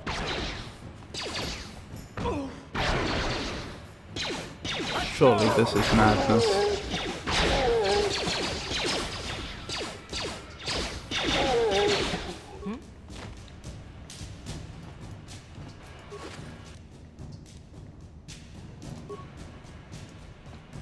Okay, so far so good. Black Volcar.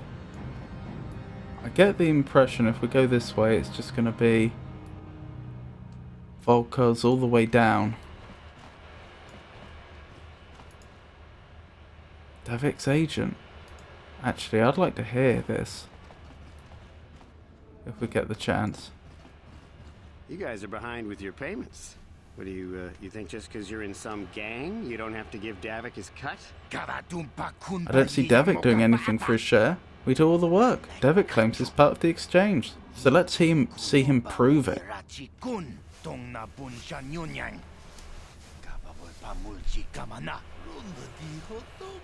Yeah, let's see the big crime lord come and get his money from the Black Volcars.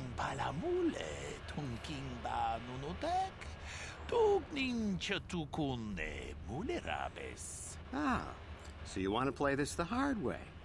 Okay.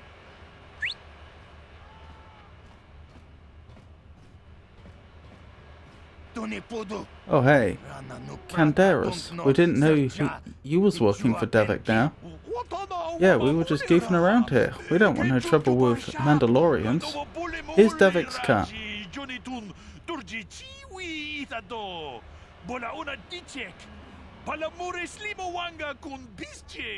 I knew you boys would see reason.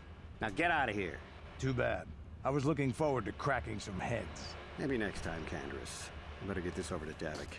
I'll call you if anyone else gets behind on their payments. So, Canderous. Mandalorian. Works for Davik.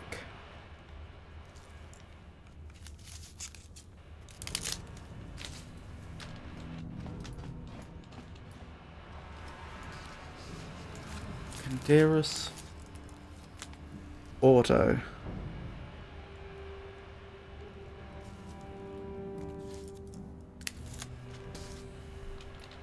Isn't ordo Latin for order?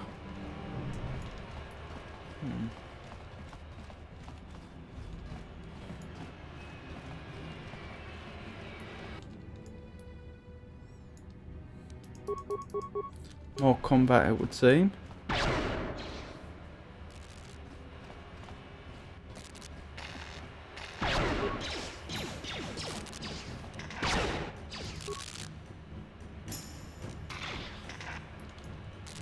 Oh, that went surprisingly well.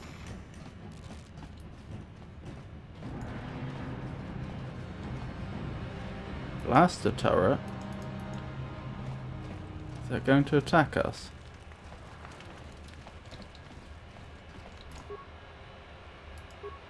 Interesting. Hold on there, civilian. Only those with official Sith business are allowed into the Undercity. Unless you've got the proper security papers, you better just turn around and go back the way you came. I'll be going now. Good. I don't have time for this foolishness. Down here we run a tight ship, not like the slipshod operations in the upper city. Interesting. Right, inventory. No journal.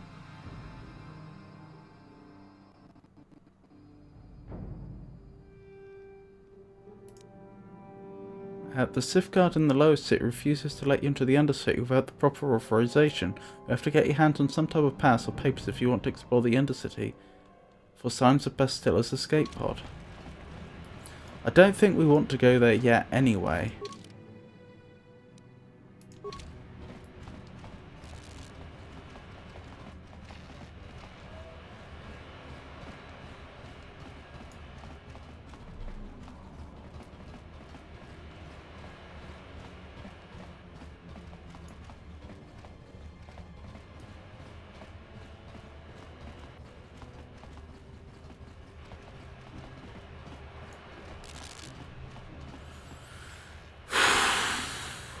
What do we want to do? We obviously want to get a hold of the serum.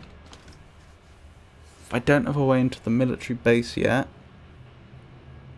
Obviously we want to go to the Undercity ultimately. Serum really should come first though.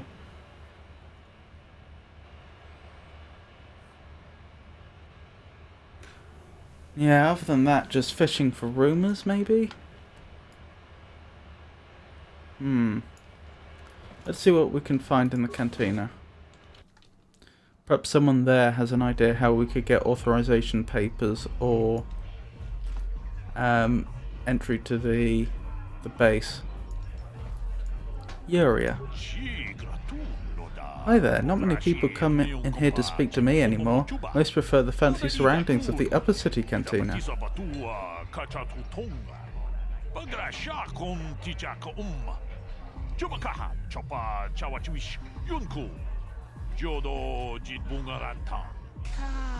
But nobody up there carries the kinds of Pazak cards I sell. Are you interested in purchasing some individual cards to bolster your Pazak deck? Maybe.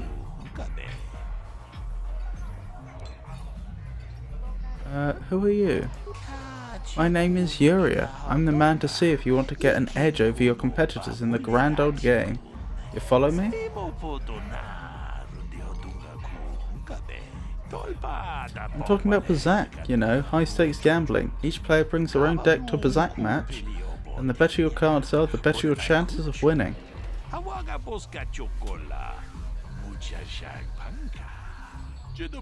So what do you say? Are you interested in buying some of my Pazak cards to augment your own deck? Show me what you have for sale. I haven't been able to restock my inventory since the Sith quarantine started, but I've still got a pretty good selection.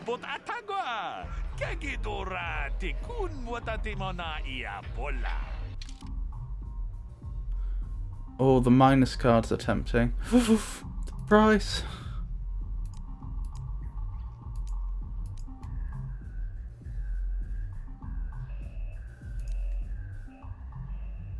Blimey. Plus or minus 6 is inexpensive.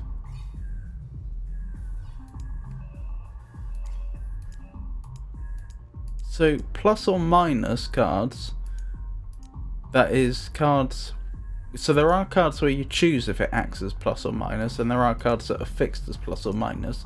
It looks like the same value. No, that's...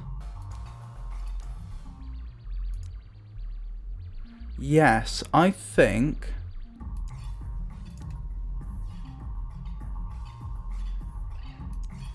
Yes, cards with a negative value are the same cost as cards with a positive value, it would seem.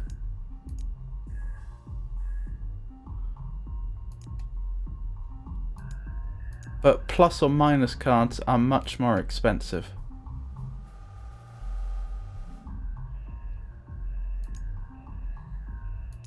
How much more expensive seems to depend upon the card.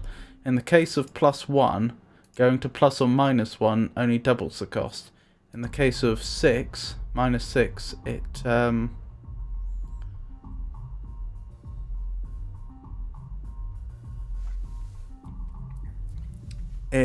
increases it tenfold.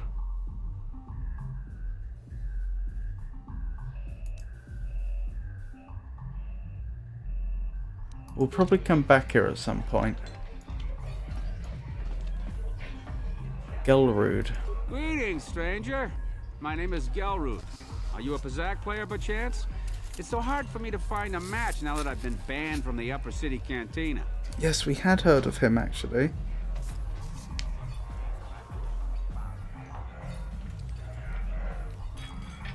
He was banned for... What was he banned? I'm sure we wrote that down.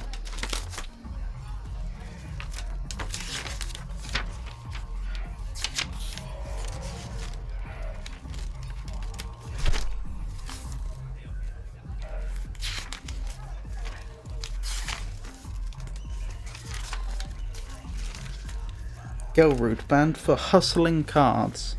That's what I have written down. Why were you banned? A simple misunderstanding. Some of the other Pazak players don't understand the finer points of the game. So what if I win 15 matches in a row? That doesn't mean I cheat. There's no justice. My lucky Pazak deck was confiscated and I was banned from the upper cantina. Since then I've been desperate to find a match. I want to ask you some questions. If you want to ask questions, go talk to Zax in the bounty office. He knows everything that's happening on Taurus. I'm just here to play Pazak. So do you want to play or not? I'll be going now. If you're ever looking for a match and you get tired of posturing in the upper cantina, just come down here and find me. I'll play you anytime. Right, what I think I'll do then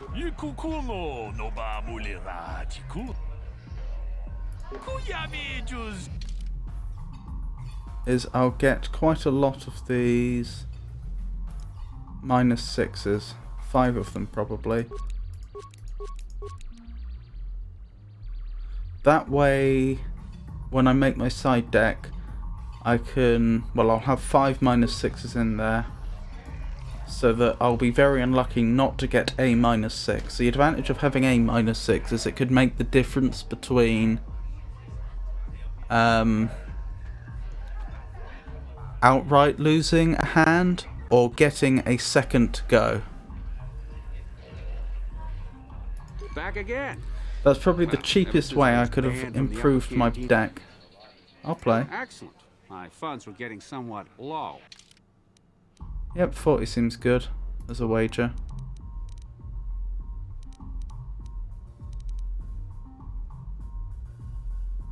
Right, which cards do we want?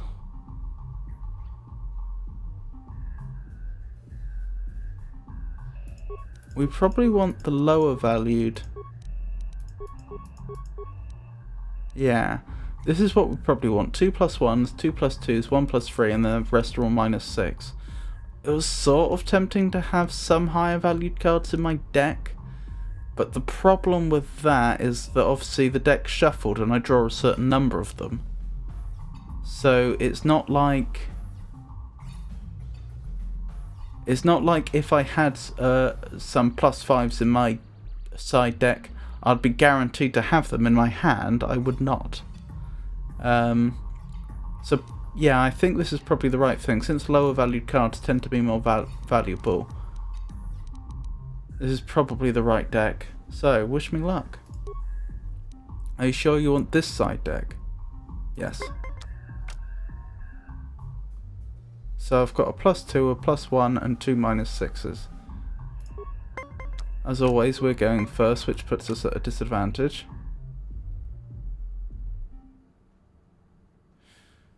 $15 is on the cusp. 15 is the point at which it's a 50-50 chance whether the next card you draw puts you over or not.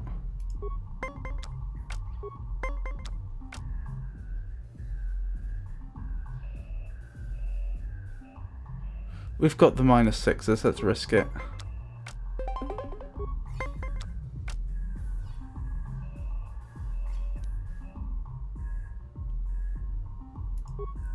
He's already won.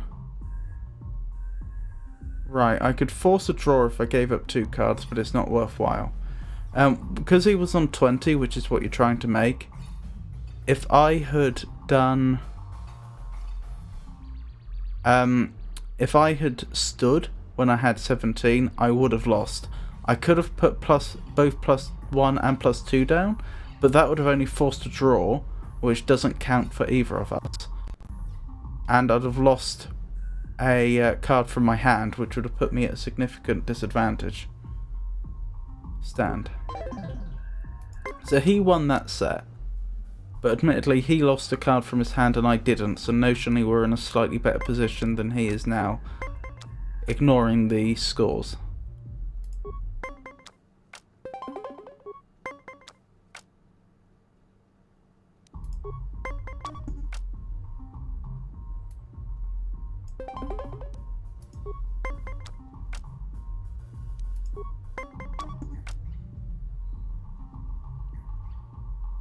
Again, because he's on 20.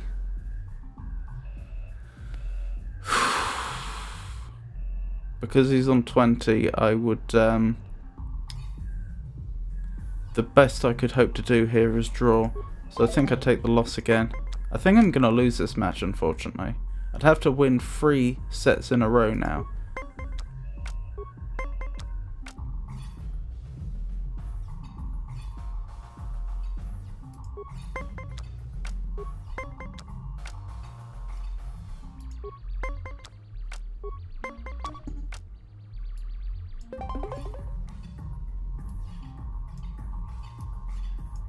Oh, I forgot. I'm not allowed to play 2 cards from my hand in a row.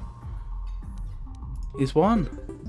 You played well in our last match, but luck just wasn't with you. You want to play again? I'm sure you'll do better this time. I'll play. Excellent. My funds were getting some... We'll only do 1 more. Try and win back our money.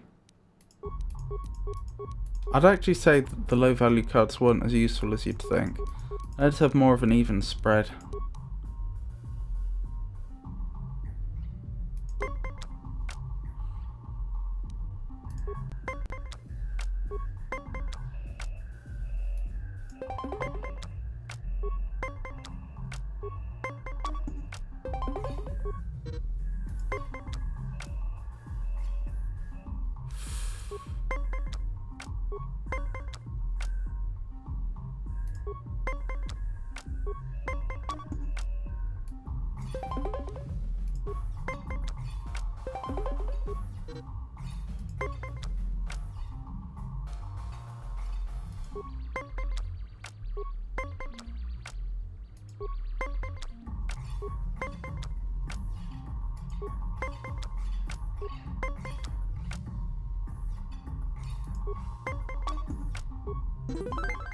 I won the set, amazingly.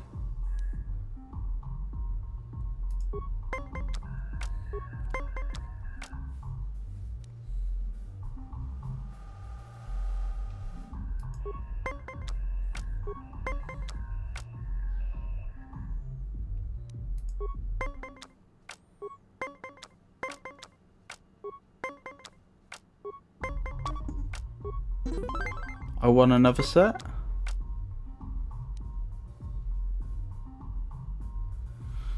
Two to 0. Not a bad position to be in.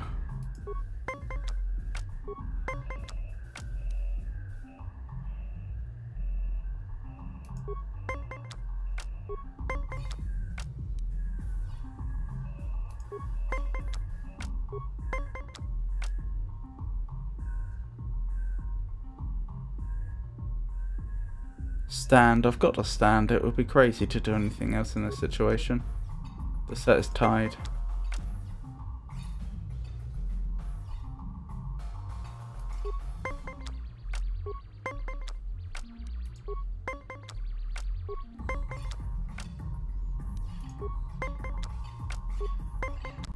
Blast.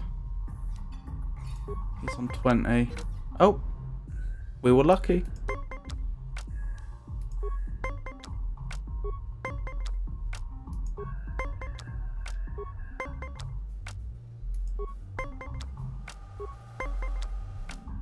So far, so good.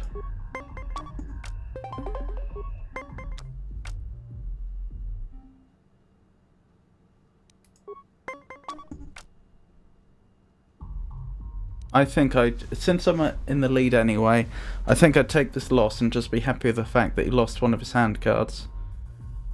What I could do is put down the -6 and draw another card, but it'd have to be a 3 or I suppose a 1 because I have a 2 here, to even have a chance at a draw. That's just not good odds. I'm better off accepting the loss.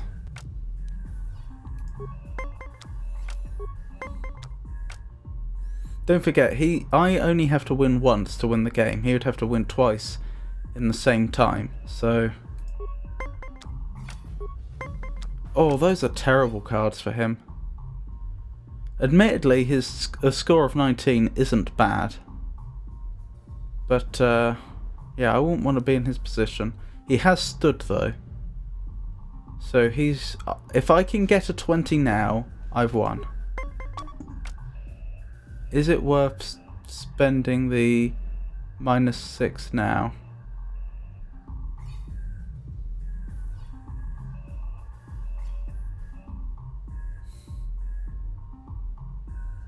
I suppose the question is, were I to save it for a subsequent hand, a subsequent set, would I expect to be able to make better use of it?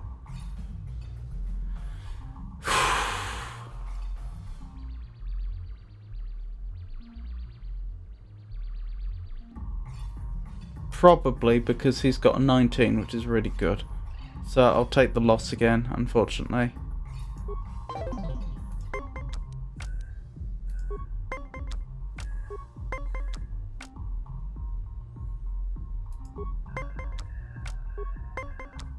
Ah, he's decided to stand on an 18 this time.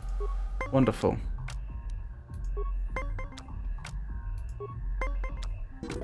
And I won! By luck, but I won. You've defeated your opponent. You did well in our last match, but I think your luck may be about to run out. So do you want to play again? I'll be going now. If you're ever looking for a match and you get tired of posturing in the upper cantina, just come down here and find me. I'll play you anytime. Net change. Credits received 0. That's alright. I don't mind that.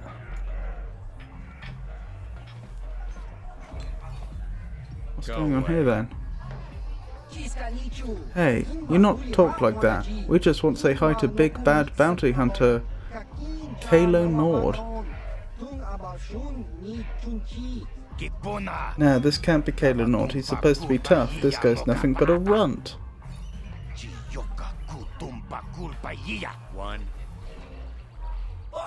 One? What that mean? You be funny, tough guy. You know who we are, Kylo? We're members of the Black Vulca gang. You don't want to be getting funny with us, tough guy. Me now understand. 1, 2, why he count? He trying to count how many of us is against him?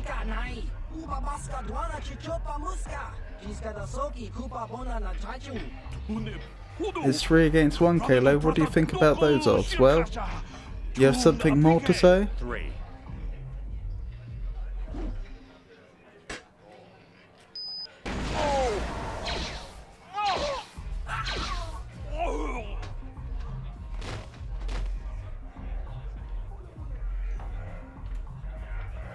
Blimey. Go away.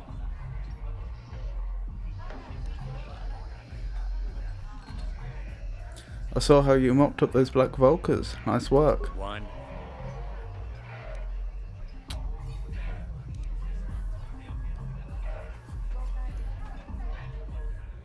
Fine, I get it. I'll leave you alone. Smart.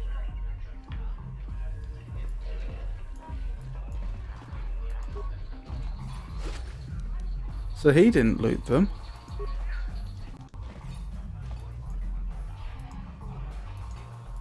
That suggests that there may be some sort of taboo against looting bodies, which I suppose shouldn't surprise me that much.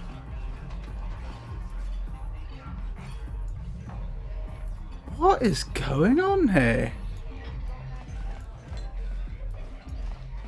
That's Zach's. Ah, that must be the bounty office. Why was there a dancing woman there? I told you to leave me alone. So give me some space, Bug-Eye. Your breath smells like bantha poodoo. Little girl should not be in bar. There's no place for little girl. If little girl's smart, she run away home now. Lovely, aren't they? Who are you calling? Oh, little girl needs lesson in manners. Just a sec, boys. Sawbar, a little help here? I need you to rip the legs off some insects. Mission, I'm busy. They just brought my food. Quit complaining. You can finish eating later. Besides, you need the exercise, so get over here. We don't want trouble with Wookiee. Our problem with you, little girl. You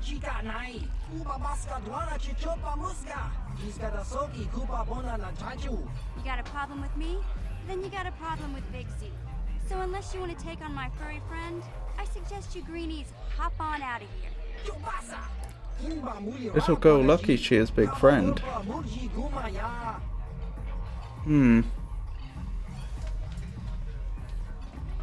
Well, what an interaction.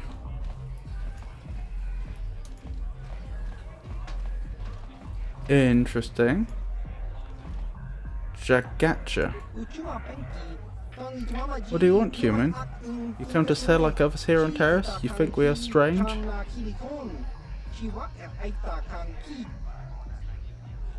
I want to ask you some questions. Questions? What kind of questions?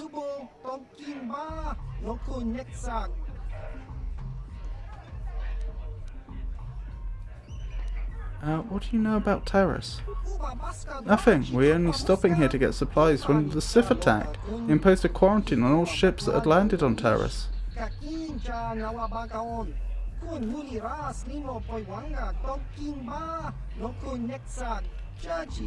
Now we are stuck here on a world that hates on humans. Not a good place to be.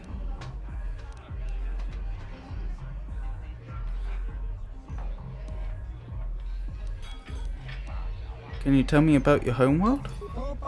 Talking about a home only makes this quarantine more difficult to bear. Forgive us, human, but we do not wish to be reminded of it.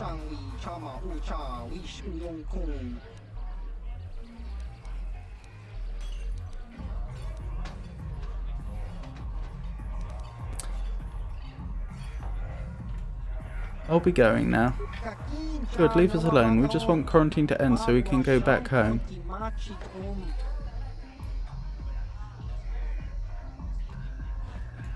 Well, that was interesting.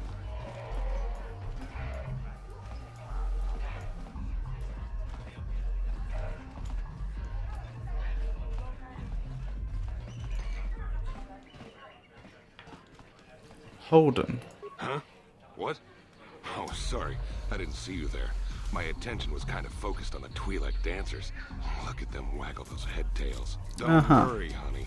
Alien girls aren't really my thing. I'm much more interested in an attractive female of my own species.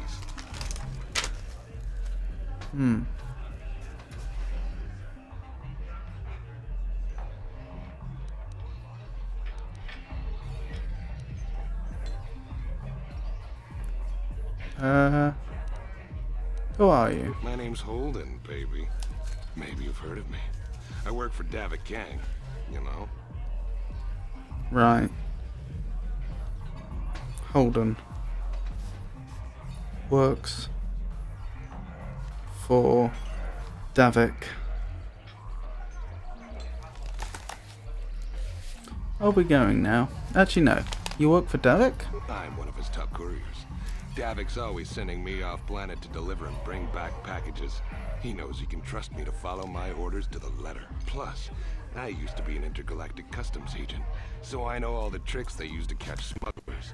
That gives me the edge I need on my courier runs. You're pretty open about what you do. It's not like it's some big secret. It's kind of hard for Davik to keep a low profile when he belongs to a big intergalactic crime syndicate like the Exchange. I'll be going now. Hate to see a pretty lady leaving, but you ain't the only girl in this place. I guess I'll go back to enjoying the dancers. Yes. That's where I came in, isn't it?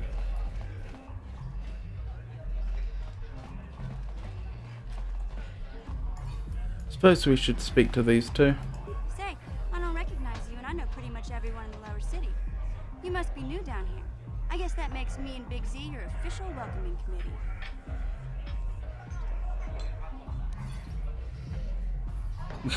Hey, we speak the same language. Oh, that's weird. A Twi'lek who speaks Galactic Basic. What boring dialogue options. I mean, would you really begin a conversation like that? Boring and perhaps a touch condescending. Well, of the two, hey, we speak the same language. It's not that strange. Most aliens can speak Basic, they just prefer to use their own language. But I grew up here on Terra, so I just sort of got used to speaking the native tongue. You showed a lot of guts dealing with those Vulkars, kid. You got a name? My name's Mission Veo, and this big Wookiee is my best friend Zalbar. I'd offer to give you a tour, but the streets down here aren't safe. But if there's anything else you need...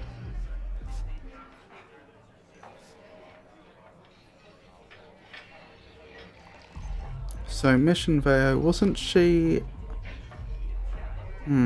Does she work here? How do a Wookiee and a Twi'lek street urchin end up as best friends? That's not very polite. I'm going to ask you some questions. Well, you came to the right person. If you want info on Lower Terrace, I'm the one to talk to. Davik, the Lower City gangs. I even got the scoop on that bounty hunter, KOTOR. Tell me about Davik. Davik's part of the Intergalactic Crime Syndicate, but I guess everyone knows that. But I hear he's got a new ship for his smuggling operations, the Ebon Hawk. I don't know much about space travel, but I hear that ship's fast enough to break the Sith blockade. Of course, this is all just secondhand rumor. Where would he keep it, do you know? If Davik does have a ship, he's got it locked up in his estate. Nobody gets in there, except the people working for Davik and the Exchange. Unfortunately, this is where, having read the manual, I read the manual between streams, spoils the game a bit, because I'm pretty certain the Ebon Hawk was the name of the ship referenced in the manual, so that's been a bit spoiled for me. That means that I already know that we steal that ship. Tell me about the Lower City gangs. There's only two gangs worth worrying about here in the Lower City. The Black Vulkars and the Hidden Becks. Sometimes Zalbar and I hang out at the Beck base. The Becks are led by Gadden Beck. He's a good guy. Lost his sight in a swoop bike accident a few years ago, but even blind, he's a great leader. Not like that traitor Brezhik. Before he took over the Vulkars, he was a Hidden Beck. Gadden considered that ungrateful space slug his adopted son. Interesting. Why did Brezhik leave the Hidden Becks? When Gadden went blind, everyone figured he'd step down and appoint Brezhik in his place. But Gadden figured Brezhik wasn't ready yet. He wanted him to wait a few years. But Brezhik was too impatient. He left to join the Vulkars, and ever since, he's been waging a war to wipe Gadden and his Becks from the face of Terrace. This gang war in the Lower City is totally the Vulkars' fault. They're the ones killing everything that moves out on the streets. It's like they've gone insane.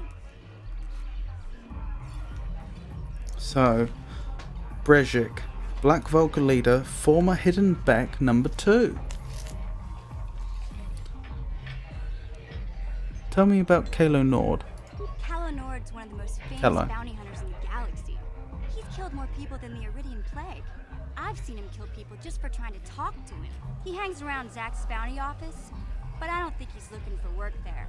All the postings there are small time, way beneath a bounty hunter of his caliber. I figure Callow's been hired by Davik to do a special job for the Exchange. I'd wager 1,000 credits that as soon as the quarantine ends, he'll be getting off this rock.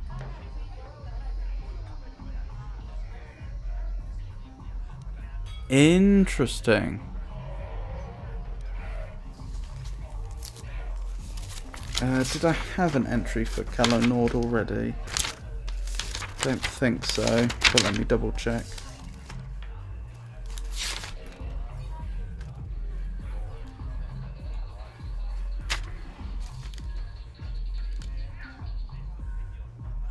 Doesn't look like it. So, KOTOR. Galaxy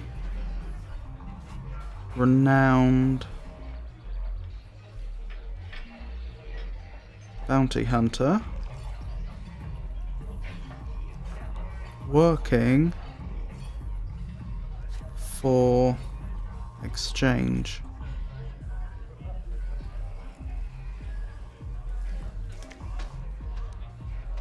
Did I ask? Yeah, I did ask her about Davik, didn't I? That was the first thing I asked. I'll be going now. You going? Yeah, this dive is pretty boring. No action around here. Come on, Big Z, let's go. But I haven't finished eating. Can't you think about something besides your stomach for 5 minutes? Come on. We'll go see if there's anything good to eat at the Beck base.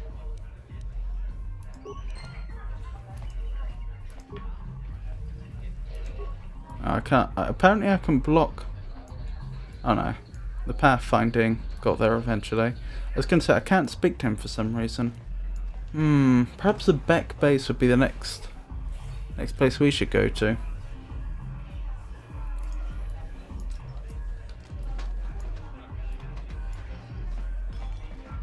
Don't think there's much here for us.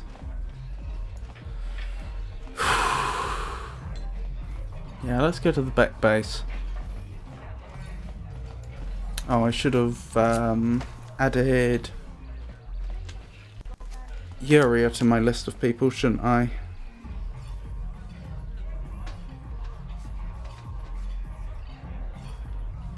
Pazak, card, seller.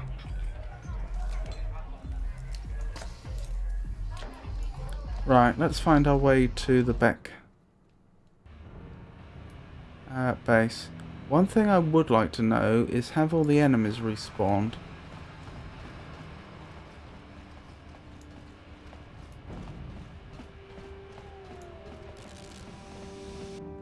Yes. Actually, I'm not sure they all have. I'm sure there were guards over there on the far wall before. Perhaps only some of them have respawned. I'm here. Also, I wonder if there's a way that I can cancel combat. Because I find it so weird that I can be...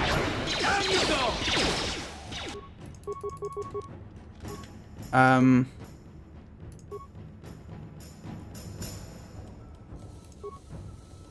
find it so weird that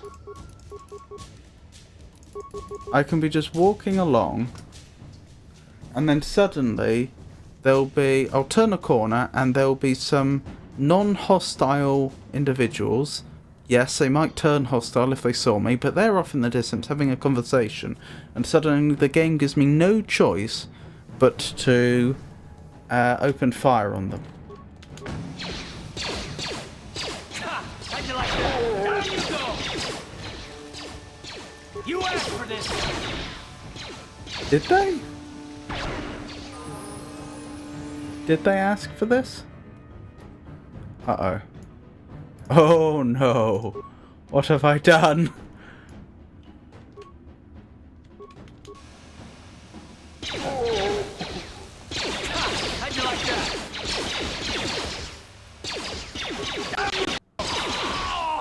Okay, we survived just. Calf definitely needs a med pack though. I don't like the rate that we're getting through med packs.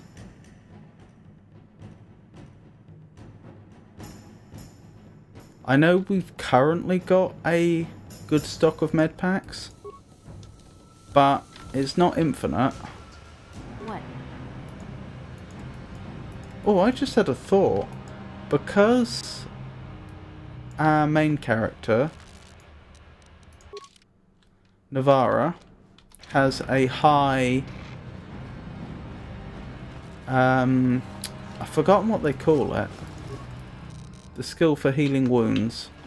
Is it treat wounds? Because she has a high treat wounds skill, I wonder if I'm allowed to have her heal someone else. And if I am, I wonder if that's a better way to do it.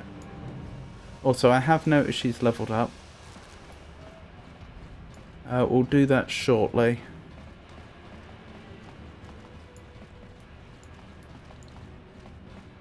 That's the hidden Beck base. Right.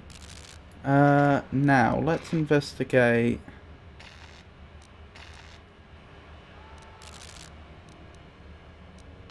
See, it says here Advanced Medpack Self. That implies I have a choice. I just can't figure out from a GUI perspective, what I have to do to actually use a med pack on another person.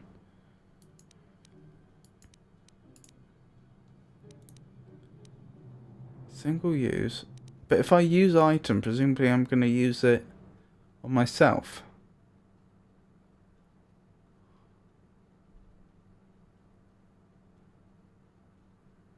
Thing is, because she's just leveled, she's about to go to full health anyway, as soon as I complete the level up. Alright, let's do the level up, and then we'll investigate the med pack. Oh, but I really do want to heal Calf now. How close is Calf to leveling? He's not that far off, but it'll be a while. I probably do need to heal him first. What?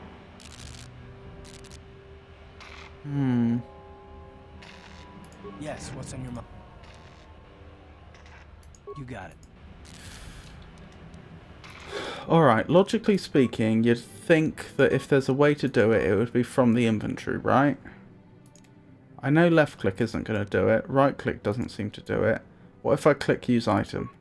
I've used it myself, haven't I? Yes, which was a waste. But now we know. Ready?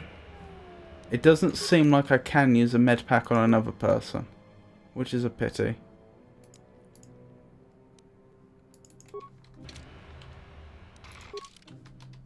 What? Right, let's complete this level. This, that is, perform the level up. Right, attributes.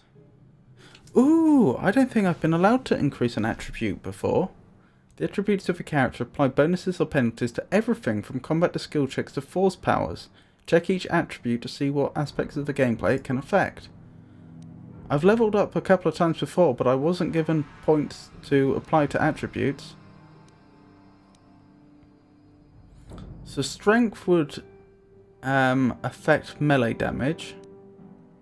Dexterity adds range attack rolls and increases a character's defense rating. That seems pretty good. Constitution represents health and resiliency. A high constitution adds modifiers to the vitality points gained at each level up. This is important for everyone, but essential for soldiers and Jedi Guardians. That's the one I'm probably most tempted to do, actually. I'm thinking of building the main character into a tank. Intelligence adds modifiers to the number of points a character has to spend on essential skills. Nice, but is one of our lowest attributes. If I were to increase that, then I would be making up for the things that she's already bad at, not improving the things she's good at. Wisdom. A high wisdom adds to Jedi force points and force power saving throws. The force powers of a Jedi with high wisdom are also much harder to resist. While charisma represents personality and ability to lead, a high charisma adds modifiers to force-related feats and powers that are very important to all Jedi classes. It is also central to a persuasive talker. Again, one of our lowest. I think it's got to be Constitution. Yeah. Shame in a way. But I just don't think it's going to be a good idea to try and even her out. It seems like, given that this is a party-based game where you have multiple characters, it seems like it would be a better idea to double down on what she's already good at and then just have other party members make up for what she lacks in. I suppose the only kind of exception to that is that apparently only the main character can be good at persuasion, which would suggest I should put the point into charisma. But the thing is, how many levels would it take before she was actually good at persuading people, like genuinely good? Probably far too many. By then we'd be a long way into the game. It probably makes much more sense that if I wanted to explore playing a persuasive character that I would create a new character. The game thinks strength. I don't think strength, because that's only going to be useful if we move over to melee weapons, which I'm not ruling out. We might do that, but we've not been using melee weapons very much so far, and she already has a +3 bonus to strength as it is, so if we did swap over to melee weapons later on in the game, it's not like we'd be bad at it anyway. Combat and stats are a variation of D&D 3rd gen, if that helps. Only to a point. I know that it's all based on D20 rolls. I didn't know specifically that they were basing it off of 3rd gen D&D. I know a bit about 3.5 D&D, but not a lot. Also, it is an absolute pleasure to meet you, Golden Caterpie. I hope you're well. So yeah, I'm thinking Constitution is the best choice here. Try and build her into a tank.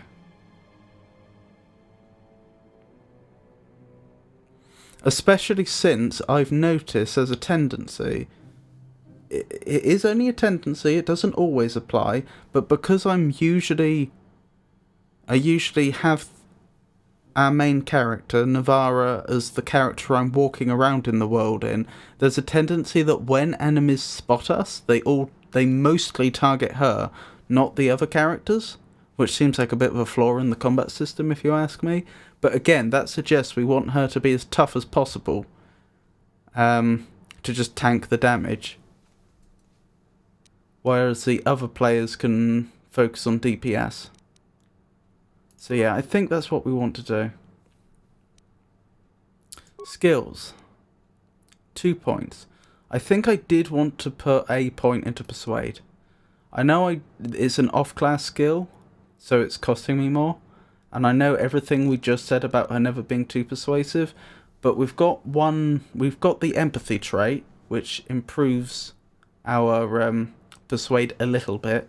And I think it probably is worth having at least 1 point in Persuade, since she is the only character in the game, so we're told, that can actually persuade. So my thinking is, just making it so that she has a little bit of a bonus to those checks is probably worth it. Right.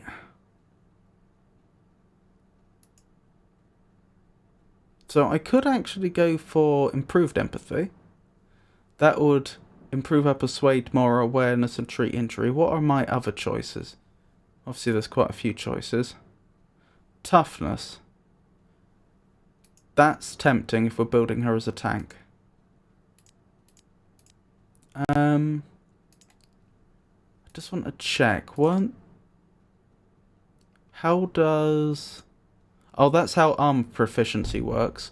Rather than there being like a light armor proficiency line and a medium armor proficiency line and so on, the line is actually successively heavier armors, and because we started as a soldier, we begin with all of them. So she can already wear the heaviest armor. Yeah, I think we want improved toughness right now. Combine that with the extra constitution point that we purchased, and this should add up to quite a lot more health. Yes. I don't remember how much health she was on before, but I don't think it was anything close to 51. Pretty sure it was high 20s or low 30s she was on. I suppose I could go back, actually. Can I quit out of this? No, game won't let me. Never mind. What were we going for? We were going for Persuade, weren't we?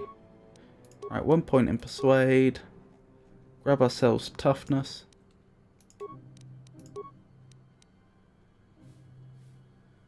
Yep, I'm happy enough with that, I think. Wonderful. Oh, even more vitality, 52. What was I thinking? Yes, for those that don't know, this is my first ever playthrough of this game. I've never played it before. All this is new to me.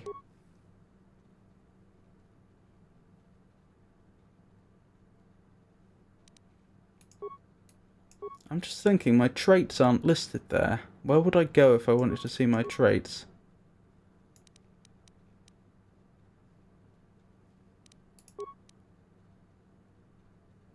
I mean, I don't suppose it matters, because I should know what they are. Oh well. Right, back headquarters. That's the next thing. Let's have a quick save. Now we've leveled.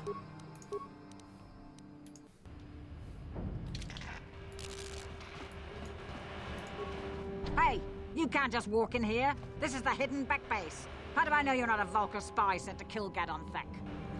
Very good point. I need Gadon's help. I was told to speak to him. I wasn't, actually. I would like to have a word with him. I feel like we may have some joint interests, some mutual interests, but this is, even though I don't think I was told to speak with him, this feels like the dialogue option with which comes closest to the correct tone. I need Gadon's help. I was told to speak to him. A lot of people want to go inside and speak to Gadon. He's a hero of the common folk. But the days of the Hidden Beck's open-door policy are gone. Between the Sith conquest and the Vulkar gang war, Gadon has more enemies than he used to. We're being careful about who we let in now. Persuade. Maybe a bribe could get me in. If that's the only option, maybe I could be an ally against all those enemies. That's more like it. Well, we do need all the help we can get. And you don't look like you're with the Vulkars or the Sith. Besides, it's not like you can do anything to harm Gadon in the heart of his own base. Not with Zedra watching his back. Zedra? So you're going to let me in? Go in and speak to Gadon if you want. Just remember to be on your best behavior. The Hidden Becks are watching you. So interesting that that persuade option at best could have caused me to lose some money. Turns out I didn't need the persuade check at all. But also, she doesn't seem like a particularly impressive guard. She says that, you know, oh, it's not like you could do anything to him. I mean, how does she... I mean, she didn't even pat me down. I could have a bomb on me. For example.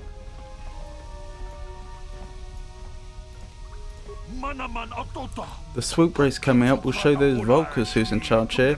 When we win, half the people following Brejik will desert him. Interesting. Ah, that's Gadon Thek. Right there. Who are you, and what is your business with Gadon? Calm down, Zerdra. Nobody's going to try anything here in the middle of our own base. It would be a suicide mission. You're too trusting, Gadon. Brejik and his Vulkars want you dead. Anyone we don't know is a potential threat, and it's my job to make sure you're safe. Do you want us to start attacking strangers on sight, Zerdra? Like the Vulkars do? I will never let it come to that. Now step aside and let them pass. As I may. You can speak to Gadon if you want, but I've got my eye on you. You try anything and you'll be vaporized before you can say Vulkar spy. You'll have to forgive Zerdra. Ever since Brejik and the Vulkars began this war against us, she's been a little overzealous in her security duties. The problems with the Sith haven't helped things. Zerdra seems to forget that I know how to look after myself. Now, how can I help you? So she's Gadon's chief of security? You have problems with the Sith. I need information on those Republic escape pods that crashed in the Undercity. I want to ask you some questions. Let's go with the top one. You have problems with the Sith? A foreign army invades Taris, declares martial law, and locks down all travel to and from the planet? You damn well bet I have a problem with that. If the Sith ever moved in down here, all the swoop gangs would unite against them.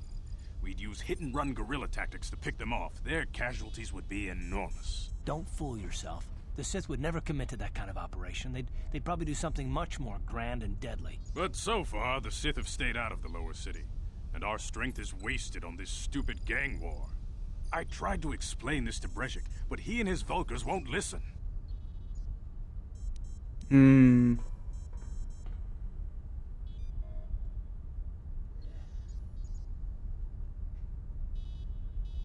Interesting. So the Sith don't have much of a presence down here. But presumably they do in the Undercity.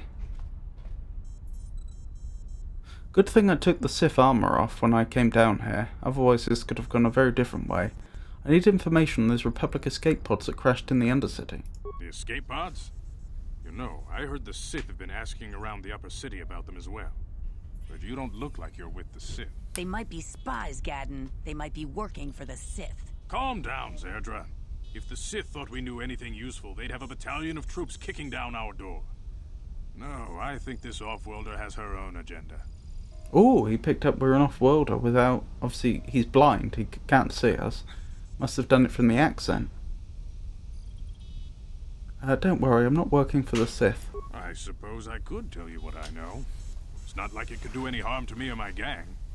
But it might cause problems for the Vulkars, and that's okay in my book. The Vulkars stripped those pods clean within hours after they landed. It's too bad we didn't get there first, considering what my spies reported the Vulkars found. A female Republic officer named Bastila survived the crash. We Becks don't believe in intergalactic slavery, but the Vulkars aren't so picky. They took a prisoner. Oh no. That's suboptimal. Bastila's a slave? What will happen to her now? Normally, the Vulkars would take a captured slave and sell them for a nice profit to Davik, or an off-world slaver. But a Republic officer is no ordinary catch. I still think Bastila's just a Republic officer. That could work to our advantage. Maybe she'll even figure out a way to escape from the Vulkar base on her own. She's too valuable to leave with the Vulkar scum at the base. Brezhik's probably got your Republic friend hidden away somewhere safe until the big swoop race. You'll never find her. Swoop race? What does that have to do with it? I'm afraid your friend has become a pawn in Brezhik's game to take over the lower city. He's offered her up as the Vulkar's share of the prize in the annual swoop gang race. By putting up such a valuable prize, Brezhik hopes to win the loyalty of some of the smaller gangs. Their numbers will allow him to finally destroy me and my followers. So how do you propose we go about rescuing Bastila then? Well, we can't fight all the gangs. The only hope you have of rescuing Bastila is to somehow win the big season opener of the swoop race. Seems a bit contrived.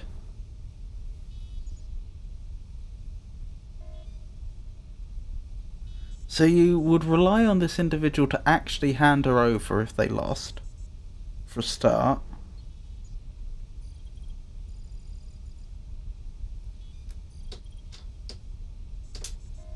And how did he manage to get word out that this Republic officer, which the Sith have quarantined the planet in an effort to find her, have been scouring the Undercity in an effort to find her?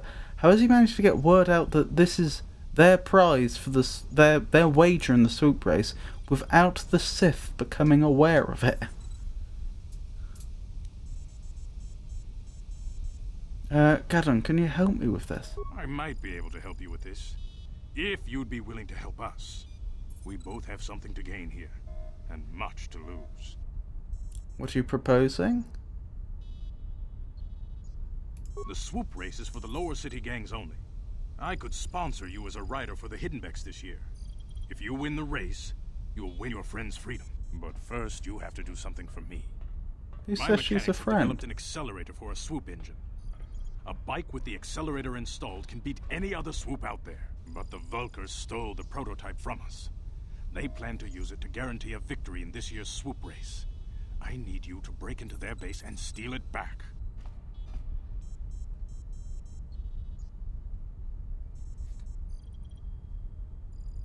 I just think it's interesting that we ask about her and he automatically jumps to the conclusion that we're doing this motivated by friendship and not anything else. In fact, if he thinks we're friends with her, then who does he think we are? I mean, he must realise he knows she's an officer in the Republic. Does he just think that we were her friends that were travelling with her? Or does he think that we're officers too? If so, he hasn't made any mention of it. Or does he think that she got captured and then we came from another planet just to rescue her because we found out we're that good of a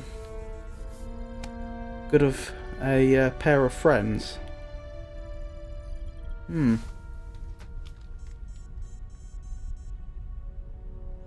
am I supposed to get inside the Volker base? Through the front door? Getting into the Volker base won't be easy. The front doors are locked tight. But I know someone who might be able to get you in the back way. Mission Vale. Mission? Gaddon, you can't be serious. She's just a kid. How is she supposed to help them with this? Mission's explored every step of every back alley in the lower city. Plus, she knows the Undercity sewers better than anyone. If anyone can get inside the Volker base, it's her.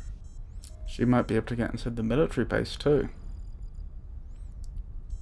Where can I find Mission? She and her Wookiee friend Zalbar are always looking to stir up a little excitement. They like to go exploring in the Undercity, despite the dangers. Your best bet is to look for her in the Undercity. But you'll need some way past the Sith guard post at the elevator. Yes. I've got some Sith uniforms to disguise myself. That's not true. I've got a Sith uniform. I've got past the upper city guard, no problem. Top one, I guess. I've got some Sith uniforms to disguise myself. A simple disguise might have worked on the upper city guard, but the security down here is much tougher. You'll need the proper papers to get past him. Luckily, my gang ambushed one of the Sith patrols headed down to the Undercity. They never made it, and their security papers fell into my hands. Since we're working together now, I suppose I could give them to you in exchange for your uniforms. With the security papers, you won't need a disguise anyway. Okay, I'll trade the uniforms for the papers. Good choice. Thanks for the uniforms. You won't need them with these security papers anyway. Now, is there anything else I can do for you? I want to ask you some questions. Your time would probably be better spent going after the prototype swoop engine the Vulkars stole from us. But I'll answer your questions if I can. These two options.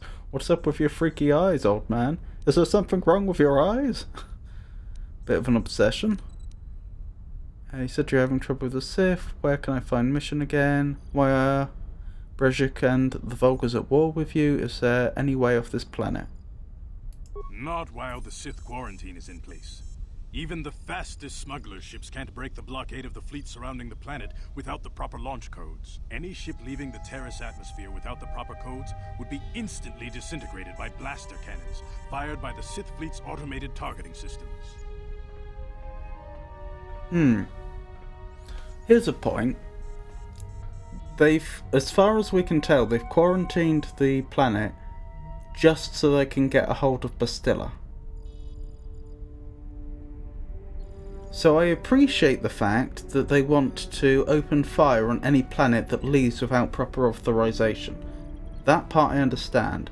But if Bastilla was on one of those ships trying to escape, which is, after all, the reason they put the quarantine in place, because they don't want her sneaking off-world without them knowing, surely, if they blew up her spaceship, her body would be disintegrated, and they'd then have no way to tell that that she was no more.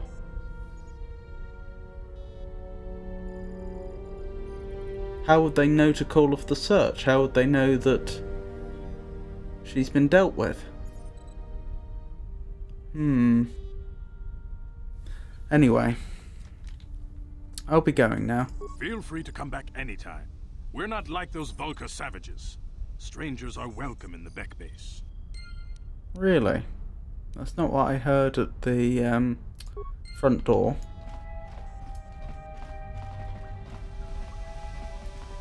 Right, we may as well have a very quick look around here, although I'm not expecting to find anything else of much use.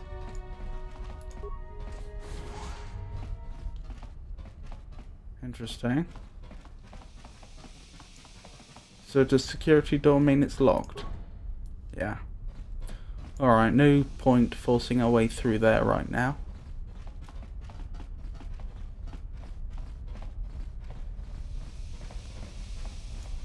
That's a security door, so presumably that's locked. Indeed. Control room. That's locked. Standard door.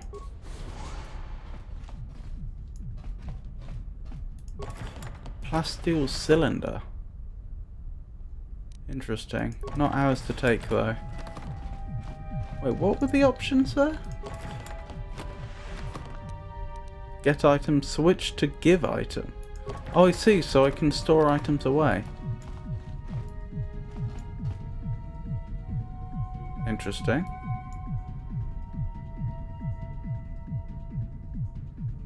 That is supposed to be music, isn't it?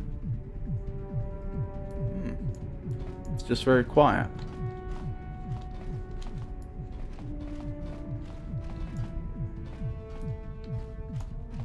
Very curious. Okie doke. Looks like we are going to the Undercity then.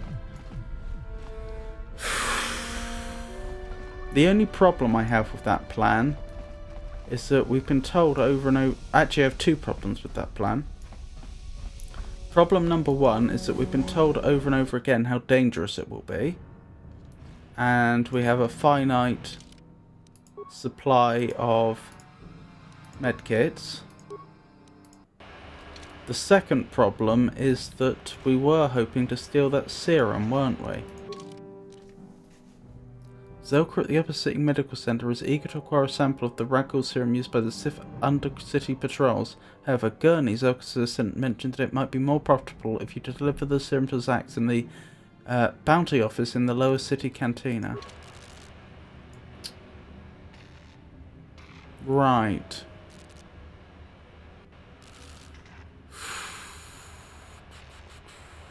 What's the play here? I think breaking into the military base is probably a bad option now that we know we have access to the Undercity, because we were told that the patrols in the Undercity would have samples of the serum on them anyway. So it makes more sense that we collect the serum down there. It doesn't change the fact, though, that we have a finite and dwindling supply of medkits. Where's my inventory?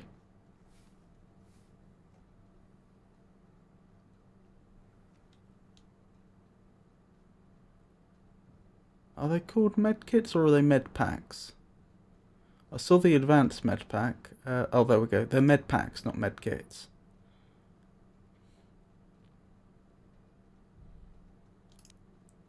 And one advanced medpack. Do we go back up to the Upper City to collect more? I'm going to say provisionally no. For two reasons. The first reason is that I'm pretty sure if I did that, then I'd end up respawning a lot of the enemies in this area and having to do a lot of the combat again, which of course is going to also lead to loss of health. I mean, okay, you just buy even more medkits, but best avoid it if we can. And secondly, 9 medkits is more than enough to fully heal both Karth and Navara if they were very badly injured.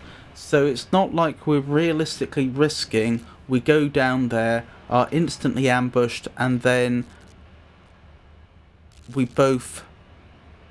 lose the game, both fall in combat, just because we didn't have enough medkits. That would be very unlikely. The only way that would if that were to happen, the most likely way it would happen is if we get to the Undercity and then somehow are cut off from the lift back up. Also, you have to consider the fact that there might be medkits down there. So all things considered, it's probably worth at least dipping our toes in the Undercity now. And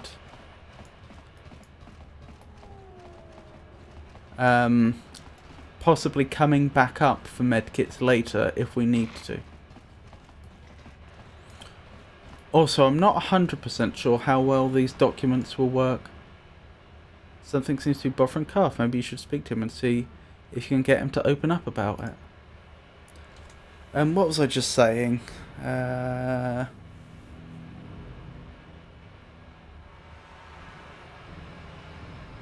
lost my train of thought.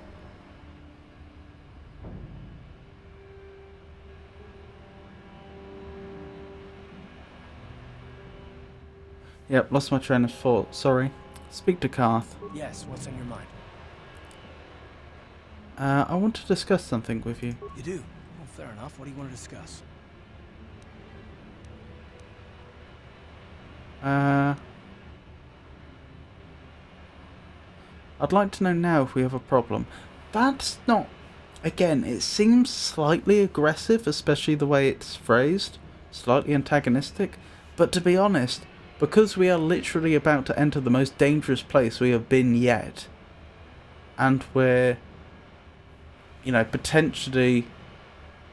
I mean, if the interaction with the guard goes badly, we could be seconds away from combat. This isn't a bad point to bring it up again, the previous conversation, and say, essentially, can I trust you? How well can I rely on you? So yes, I'd like to know if we have a problem. I knew you wouldn't understand where I was coming from. Let me try and explain. You're probably one of the most skilled women I've ever met. You've saved my butt more than once, and I'm lucky to have you here to help me. No question. But that doesn't mean that I'm gonna stop watching you being wary. I'm just not built that way. Period.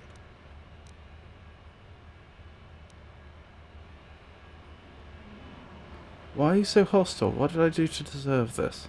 You haven't done anything yet, but there's no guarantee that you won't do anything in the future. I've been betrayed before by people, and it won't happen again.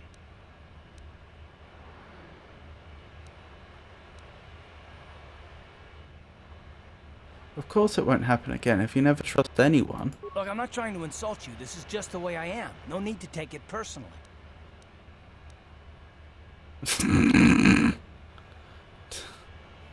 Don't tell me not to take it personally, you hairless Wookiee.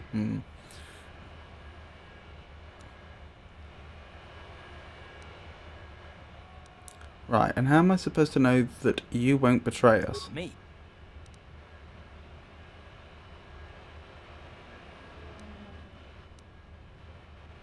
Yes, you. Why should I trust you after all? You shouldn't. If you're smart, you won't trust anyone. Not me, not Bastila, and especially not yourself.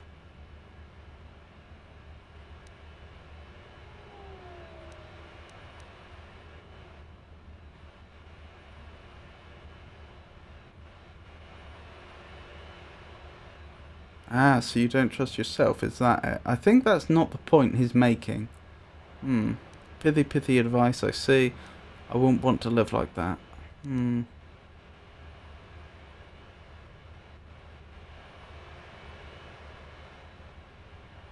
Although that might actually be closer to the mark than you might think, having thought about it, since we know he has this guilt about not having protected his home planet. Ah, so you don't trust yourself, is that it? I don't need to be analyzed, thanks. Can we just get back to business?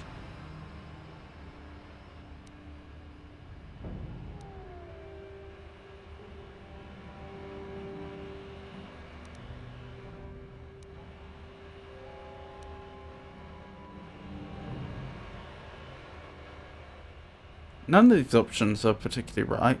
I don't need someone around who doesn't trust me.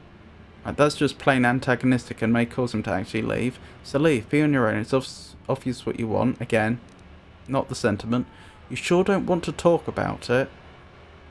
Or, sorry, you sure you don't want to talk about it? I think he's been pretty clear on that point, or that settles that, I guess. I don't think much has been settled, unless it's supposed to be sarcastic.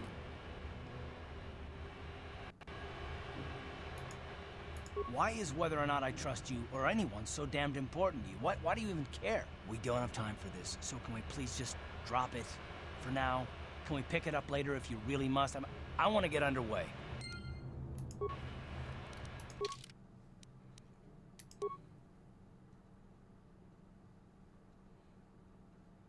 Karth.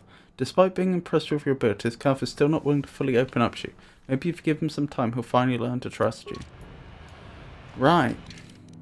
As Karth said, let's get things underway.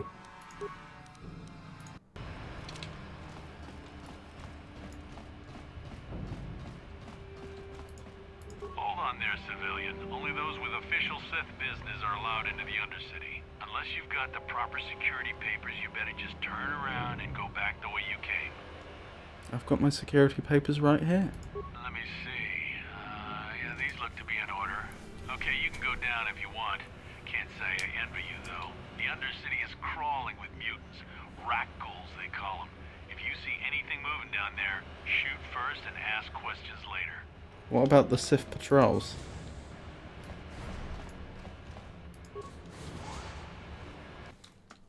So, we're looking for Mission and... what was his name? There, Upworlder! Anyone using this elevator has to pay the toll. Yeah, this is our elevator. If you use it, you gotta give us something. I don't believe this planet. Even the beggars are trying to shake us down. 5 credits! That's what it costs to use our elevator. 5 credits! Right, let's think about this for a second. They say it's their elevator. In what sense? I doubt they built it. I doubt they're maintaining it. If they could prove to the contrary, I'd be willing to listen. But they don't. Neither does it seem likely, nor do they really give that impression. So these are probably just two individuals that happened to be hanging around the elevator when we came down, and then they decided to try and mug us. What was the other point I was going to make? Also, at least one of us is wearing combat armor. We've both got weapons. I mean, I've got a blaster rifle in my hand. Those two appear to be unarmed. Why on earth would they just suddenly... it's 2v2. Why on earth would they try to shake us down like this? Also, the fact they're asking for 5 credits, they must at least suspect we have a lot more than that on our person. If they're going to shake us down, why wouldn't they shake us down for a lot more?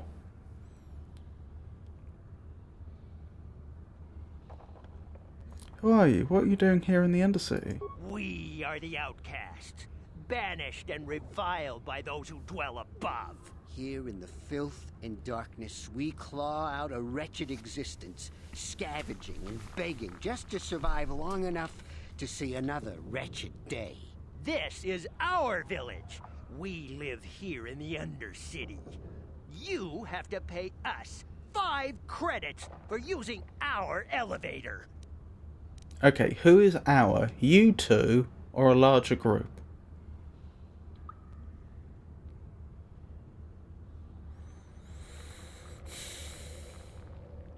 I am leaning towards the first option, even though the way they've approached this is very poor.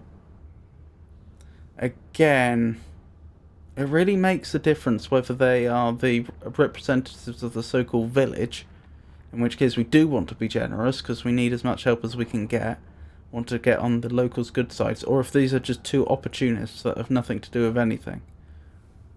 Again, the fact they asked for 5 credits specifically. Interesting. Not whatever money you have on you. That actually makes it seem more likely that this is part of some agreed upon policy, and they just happen to be implementing it in a very rude way.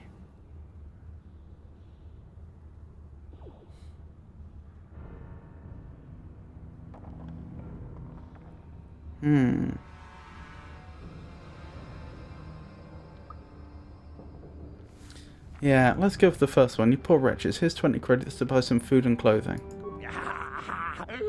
Credits, my brother! We have credits. Now we can buy food and medicine. Hush, or the others will hear us. They'll want our credits. We have to hide them. Go on, you two. Get out of here. I'm sorry about that. Those two beggars give everyone in the village a bad name. We aren't all like that, you know. Most of us are good people. I'm sure you are, miss. It's just too bad your little welcoming committee is here to give people a bad first impression. My name's Navarro Sana. Who are you? My name is Shalina.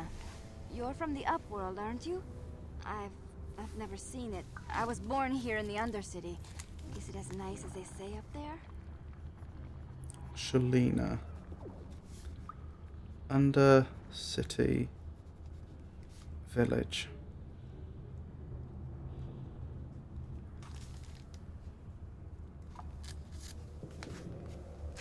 The surface is a beautiful place. It's nothing special. Yeah, better than here though. It's nothing special. Not to you, I suppose, but you're probably used to its beauty by now. I've never been to the surface, but sometimes I think I can see it in my dreams. The sun, the sky, the stars. It all sounds so wonderful. Gendar, the leader of our village, tells me I should spend more time trying to improve things down here and less time dreaming about something I can never have. Maybe he's right. You probably think I'm a fool, having dreams of a place I've never even seen. But when I was little, Rukil used to tell me stories of what it was like up there. Rukil? Who's that? Rukil's the oldest man in the village. The kids call him Rukil Wrinkleskin, but he's a kind man. He used to tell me the greatest stories when I was a little girl. I still like to listen to his tales about the Promised Land, even though I know they're just legends, but it helps to make the Undercity seem less dark somehow. The Promised Land? What's that? It's just a story to make little children smile. Rukil believes in it, though. Sometimes I can almost believe it myself, but then I look around and see the ugly truth. I guess we have to make the best of what we have, though. If you really want to learn more about the Promised Land, you should speak to Rukil. Where can I find Rukil? He's wandering around somewhere on the south side of the village. He doesn't move too far. He's hard on his bones. He's over 100 years old. The children laugh at him, and people think he's crazy because of his stories about the Promised Land, but he's really just a kind old man. Where can I find Gendar? He'll be somewhere in the village. I couldn't say where for sure. He's always busy doing whatever he can to make the lives of the other villagers easier. Do you know anything about the escape pods that crashed into the Undercity? I don't know anything about that, but maybe Gendar could help you. Sorry. Is there anything else you need? Have any other Upworlders come through here recently? There were quite a few people from the surface marching through the village, but none of them bothered to talk to me. Gendar might know more about them. Tell me about this village. Well, I was born here for starters. My parents were outcasts, banished to the Undercity for some crime or other. They never really liked to talk about it. Everyone here is an outcast, or the descendants of one. It's tough down here, but we survive. I guess it's easier for me since I've never known anything different. Some of the people have given up all hope. They've become bitter and depressed, but most of us are good people, despite what our ancestors may have done. Gendar could probably tell you more, or maybe Rukil. You could talk to them if you want. I'll be going now. Oh, okay. Well, if you ever need anything, or if you just feel like talking, come back and see me. I hardly ever get a chance to speak to someone from the Upworld. She's sad for the conversation to end. The other thing I was going to point out is it's interesting that they asked for credits. That implies there's at least a semi-functioning economy down here that works on credits, which is very interesting. I wonder if that means there's groups that regularly from the lower or Upper City that regularly interact with the denizens of the Undercity? If so, how are they gaining access, since the Sith are guarding the what we believe to be the only elevator?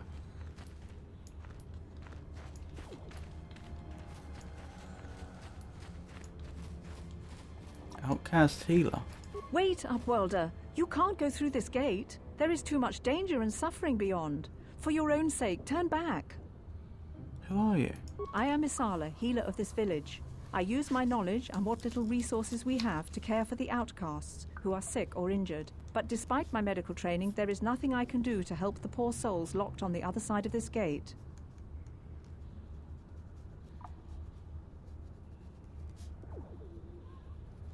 Undercity healer.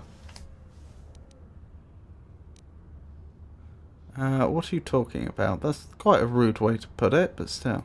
The villagers infected with the Rukgul disease are quarantined beyond this gate. It's only a matter of time until they transform into horrible creatures that would destroy us all. So you just lock them away in a cage? For the sake of the village, we have to keep the infected ones locked away.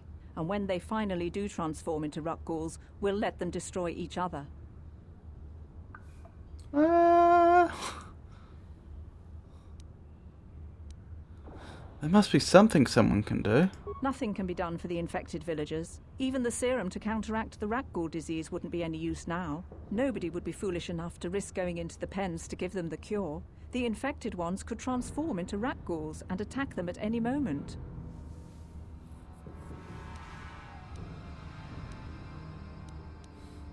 I want to ask you some questions. If you have questions, you should speak to Gendar. He's the leader of this village.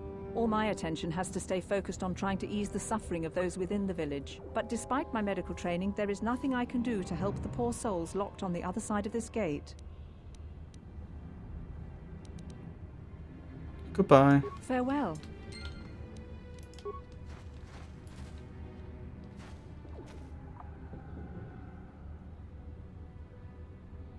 Blimey. So they know about the serum then? That in itself is interesting, since it was supposed to be some sort of military secret up till recently. Greetings, Upworlder. We rarely see your kind here in the Undercity.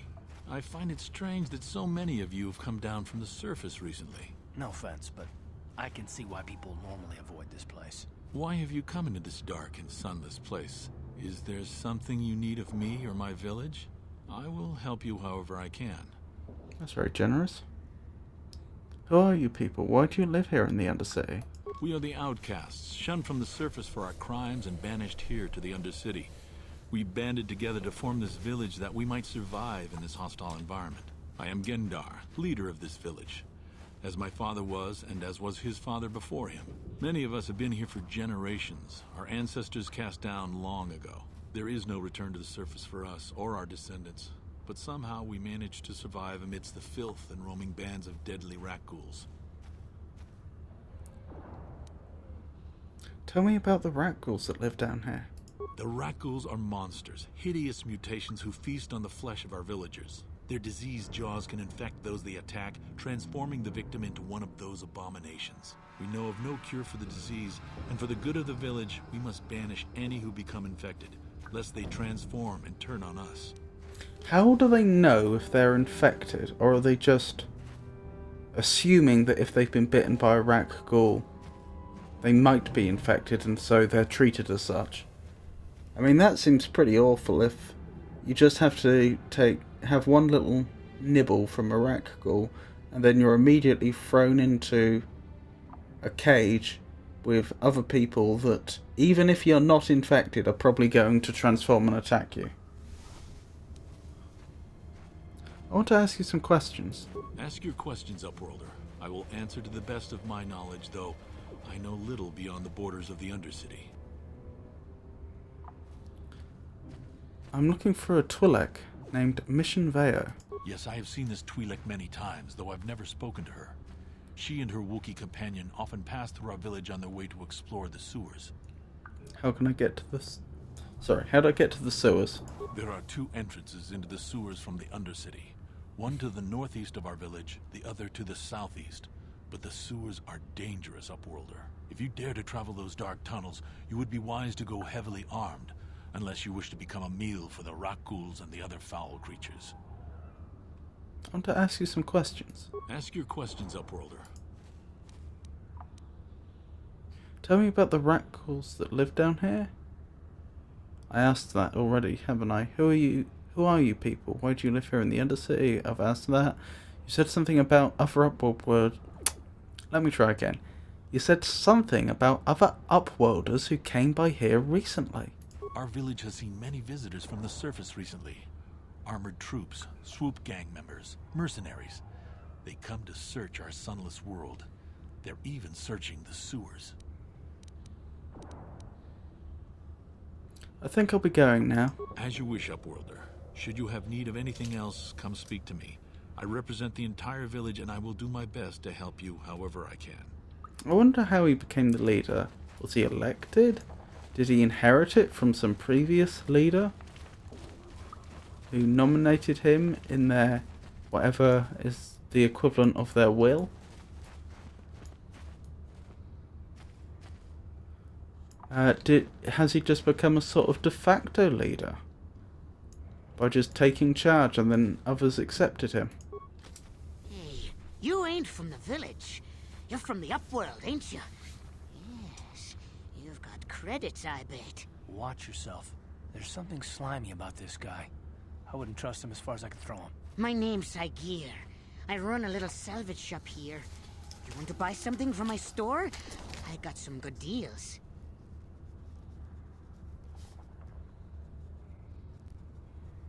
I guess salvage shop owner.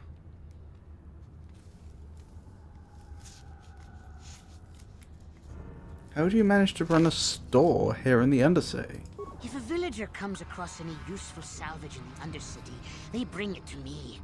Every so often, members from the lower city gangs come down to trade for the salvage. They'll exchange food and medicine for engine parts, old blasters and the like.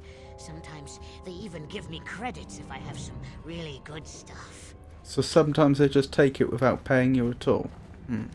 Let me see your inventory. It ain't the best stuff. Mostly salvage and such, but the prices are right. Antidote kit, med pack, repair kit, computer spike, Akani battle armor. Item cost. Oh my goodness. That is nice armor though. This armor provides solid defense at the cost of some flexibility, although it is still an Akani product and is therefore well suited to quick moving combat. Oh, if only we could afford it. That is nice.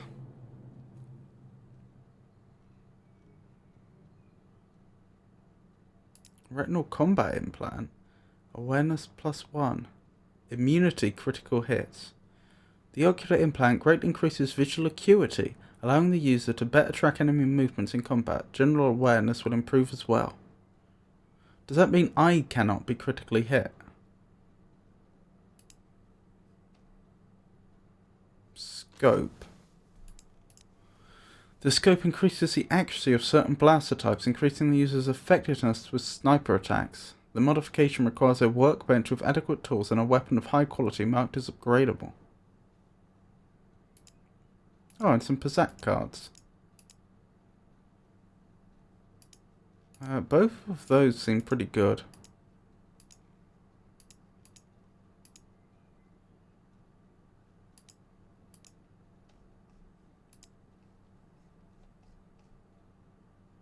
Oh, infinite med packs. That's very good to know. Unfortunately, we have sufficiently little credits that I don't think I can justify the buying of Pazak cards right now. I'll risk it with the med packs we've got, but it's very good to know I only have to go back to the village to buy more.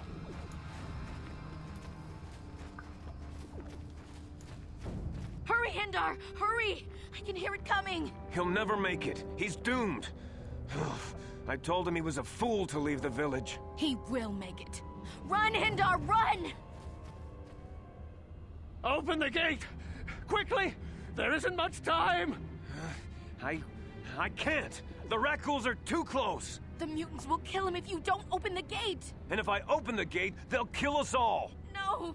You can't do this! It isn't fair! Please, make him open the gate. Hindar will die if he doesn't. I can't open the gate. Not while the rat ghouls are so near. Open the gate. I will kill the rat ghouls. You'd risk your life for a stranger? You're brave, Upworlder. I'll open the gate for you, but you gotta be quick. In a few seconds, I must close and lock it again. In that time, he should be able to get out. Right, he should be out now and the gate should be back up. Oops.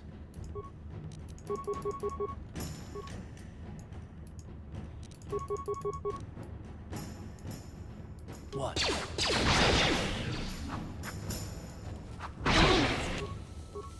Oh no. Am I infected? What? Now that must hurt. Oh.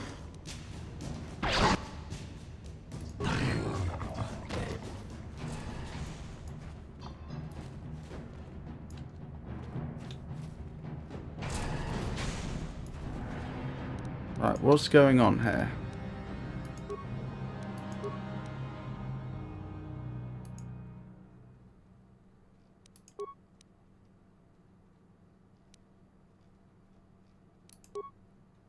How do I even check?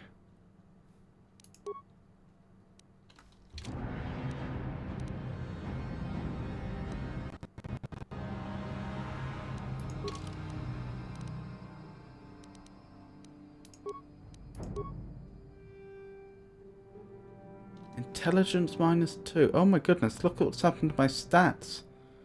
All my stats have been damaged badly. I used to have 16 strength. I think it's -4 to all of them.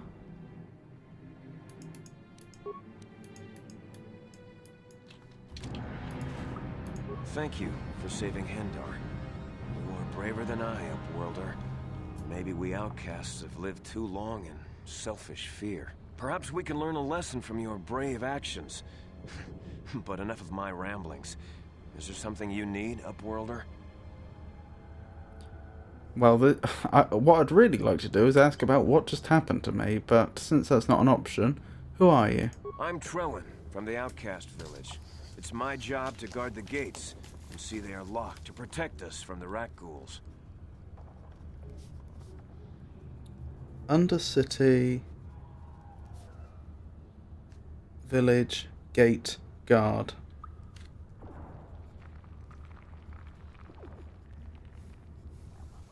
I want to ask you some questions. I just guard the gates. Gendar is the leader of the village, Upworlder. You should speak to him if you have any questions. Goodbye. Goodbye, Upworlder. What about these two? I can't thank you enough for saving me, Upworlder. If I had anything but these rags on my back, it would be yours. But we have nothing. I still have you, Hindar. That's all I need. Let's go back to the village. Oh. My health bar's no longer green. What about my stats? They're back. Okay, so that was a temporary debuff. I have no reason to believe I'm infected. I must say, in all that excitement, I didn't notice whether I was bit or whether I was clawed.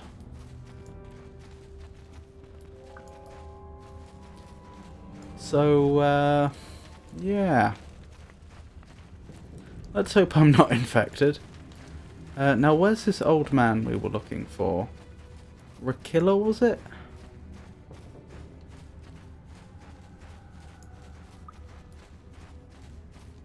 Probably walked past him already.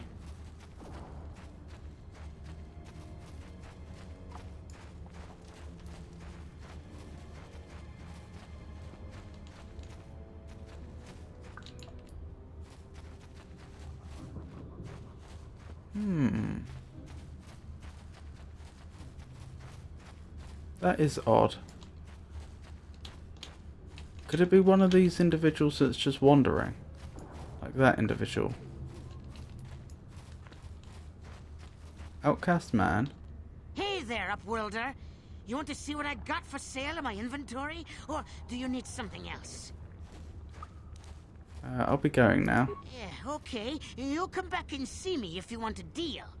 That's strange. I didn't think I'd clicked on him.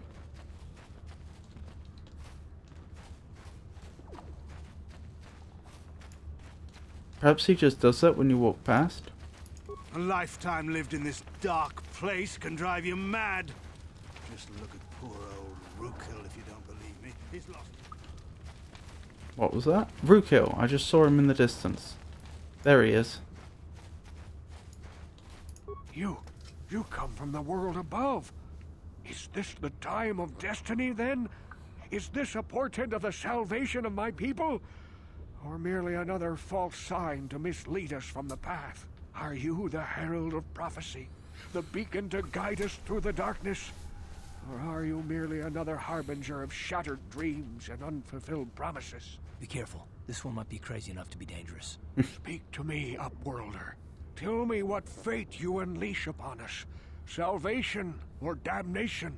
Speak, Upworlder. I beg you. What are you talking about, old man? Question. You are uncertain, bewildered, perplexed. Understandable, I suppose. Even after 100 years of life, I myself still become confused at times. Perhaps I can make things more clear. Some things, at least. My name is Rookhill, the oldest outcast here in the village. Rookhill Wrinkleskin, the children call me sometimes. If he's the oldest outcast here, then it's reasonable to assume that he's probably not the descendant of another outcast, unless this village is much older than the things we've heard suggest. So he probably did commit a crime a very long time ago. I'm Navarra Sana. What do you want from me, old man? What do you want from me, Rookhill? Yeah, a crime bad enough that the punishment was banishment. Once I was honored for my wisdom. Over time, the villagers fell away from the true path. Eventually, there was only a single apprentice who followed me. And now she is gone too. The true path? What does that mean? No, not yet. I must be wary. Careful. You may be a false savior. Dare I share my secrets with you? No. Not until you prove yourself. Prove myself? How can I do that? My apprentice is lost. I sent her out into the Undercity to find... Well, I cannot tell you. Not yet. Sadly, my apprentice has not returned. Please, Upworlder, will you help an old man? Will you seek out my apprentice in the Undercity? Her name is Malia. I must know of her fate, whatever it may be. I must know what she found.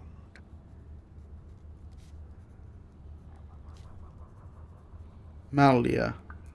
Rookhill's lost apprentice.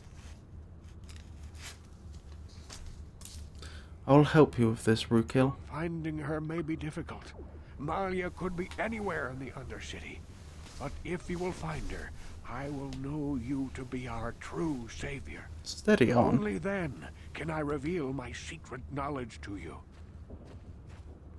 I'll be back if I find anything out. I wish you luck, Upworlder. Come speak to me again once you have discovered the fate of my apprentice. Right, I think that settles it then. We just need to enter the sewers, and we're looking for 2 people. We're looking for Mission Veo, and we're looking for Malia. Yes, Upworlder? Is something you need? I just got... I want to go through the gate. Can I just do that at will? I can. Okay. Goodness me, that used to be human.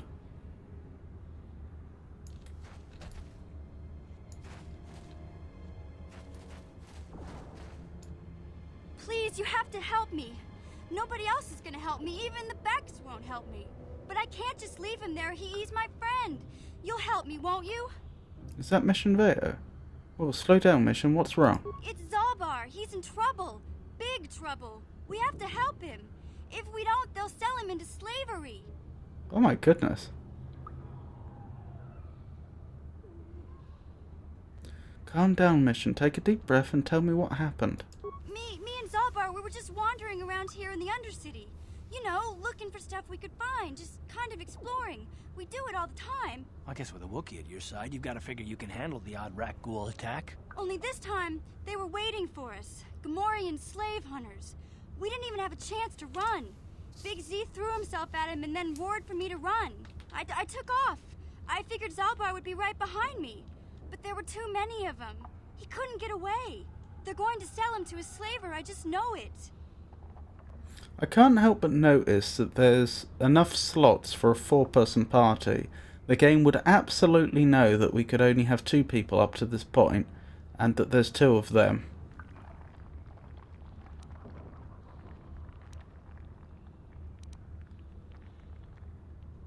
Do you know where they took him? I don't know for sure, but those Gamorreans like to hang out in the sewers. The stink reminds them of home, I guess. That's probably where they took Big Z. Interesting.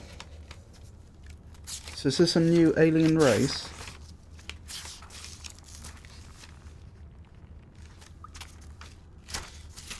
Oh, where was my list of alien races?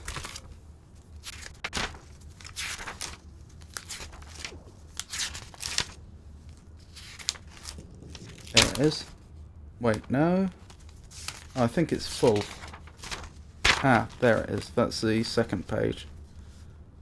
It's not contiguous, unfortunately. Gamorrean. Sewer dwelling. Alien species.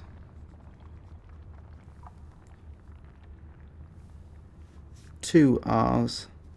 There we go.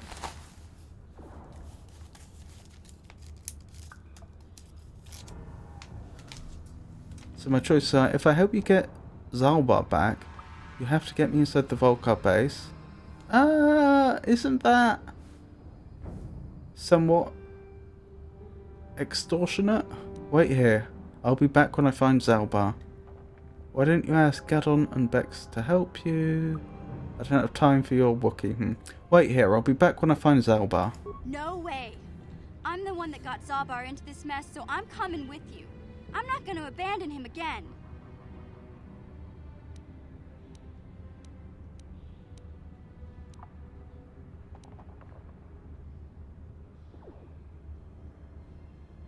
Why didn't you ask Gadon and the Becks to help you? Doesn't seem relevant. Do you know where they took him? Presumably I have to choose. If I help you get Zalbar back, you have to get me inside the Volcar base, which is not what I would say in that situation. Save him first, then worry about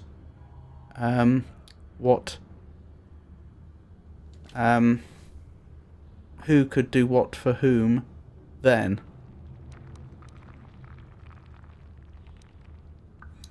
But it seems like it's my only choice. If I help you get Zalbar back, you have to get me inside the Volcar base. It's a deal.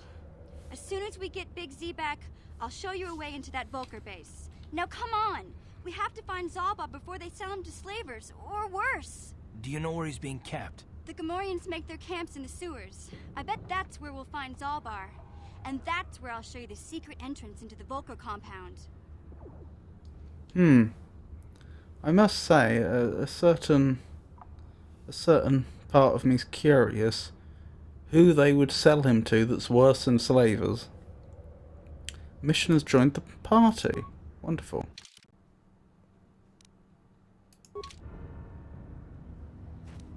Right. Wonderful. What?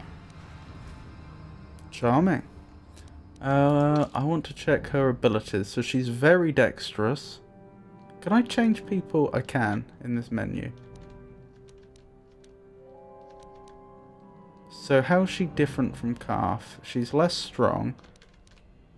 Much more intelligence though. Slightly more wise. Not as good with charisma or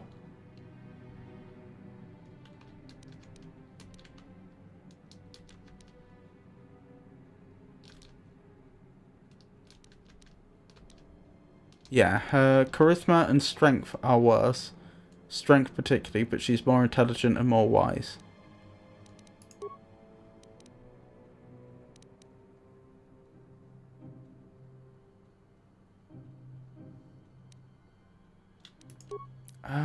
What does dexterity govern? That's ranged weapons, isn't it? So she probably should have the blaster pistol. I do have more blaster rifles.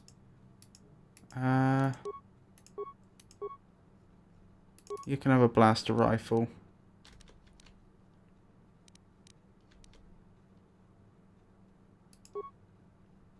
Out of curiosity, if we go back to blaster pistol, she actually has a greater 2 hit bonus with the pistol.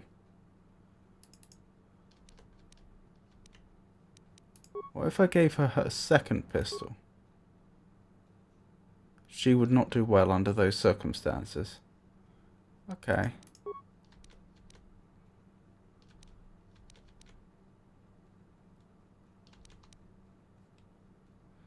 So the question is she better off with a higher damage or higher to hit bonus?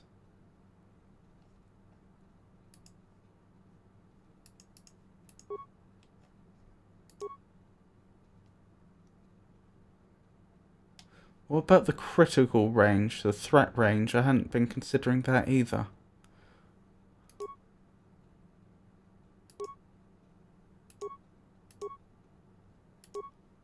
The blaster rifle has twice the threat range. I think she's better off with the blaster rifle. It's a close thing.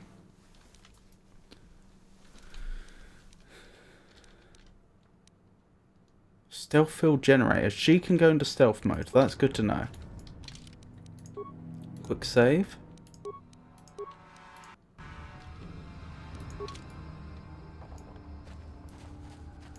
Right, who are these individuals? Sith Patrol Leader. I mean, it would be rude not to. You there, civilian. This is a restricted area. What are you doing down here?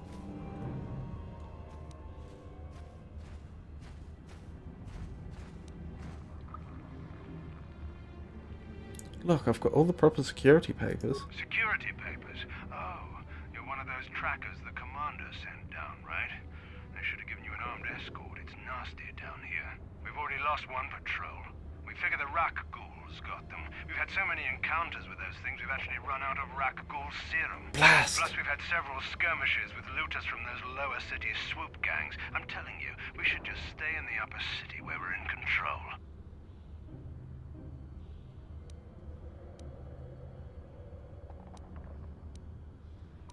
You said you lost one patrol already? Oh, is that why you're down here? Search and rescue?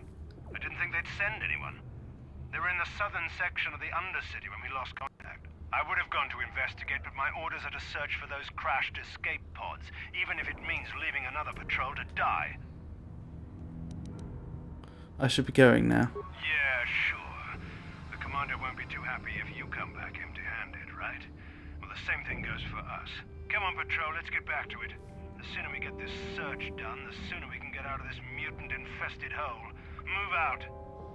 Good thing we were forced into a conversation there, because I was tempted to just open fire and take any serum off of them, but now we know that that would have been a terrible idea. Right, so we should search for the lost patrol, because it's quite likely they have serum on their bodies. But we've also got to find the Wookiee I keep forgetting the name of. Zealbar, was it?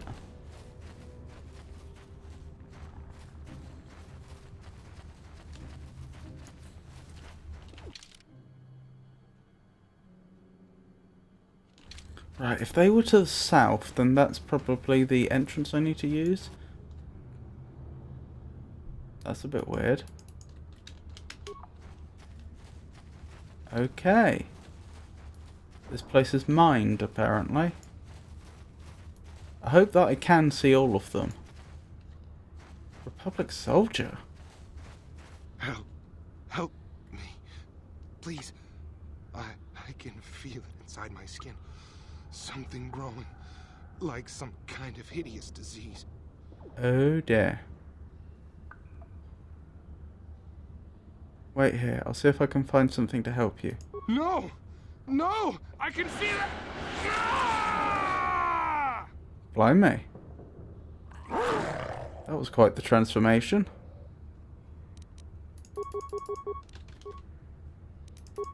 I hope we can take it out before it manages to... Ooh, sniper shot, eh? What does sniper shot actually do? How do I check?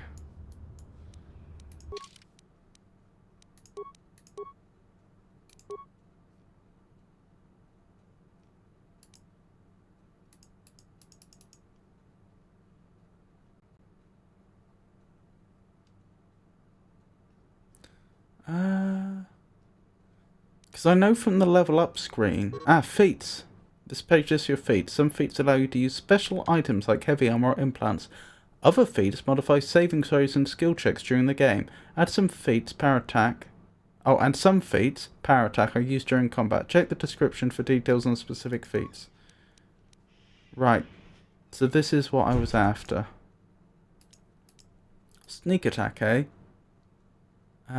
Sneak attack 1 adds 1 to 6 points of extra damage to attacks when the target can't respond to the attacker. The extra damage is applied to attacks made from behind the target, attacks against stunned or otherwise immobilized targets, and any attacks made while in stealth mode. Combat cancels stealth mode, but the first attack receives the bonus. Stealth attacks only work if the target is within 10 meters. The extra damage is not multiplied in the case of a critical hit. 2 to 6, blimey. So that's interesting. Because as far as I can tell, I can't move people around during combat, as strange as it sounds. I can change their target, and they may then choose to move so that they can create a line of fire, such as if someone's, say, behind a corner. But I don't think I can walk people around the way I can outside of combat. So how I would guarantee she's behind someone, I'm not sure. Sniper shot. This feat doubles the critical threat range of ranged weapons. Usually if a weapon made a roll of 20, a critical hit will result on a 19 or 20. If the attack hits, the target is also stunned for 6 seconds. This feat lowers defense by -5 when used. Okay, so we will always want to use sniper shot, provided she is not in danger of being attacked herself. I also noticed that when we were looking at her weapon, she appeared to have ×2 next to her threat range. I'm not sure why. I assume it's some feature she has.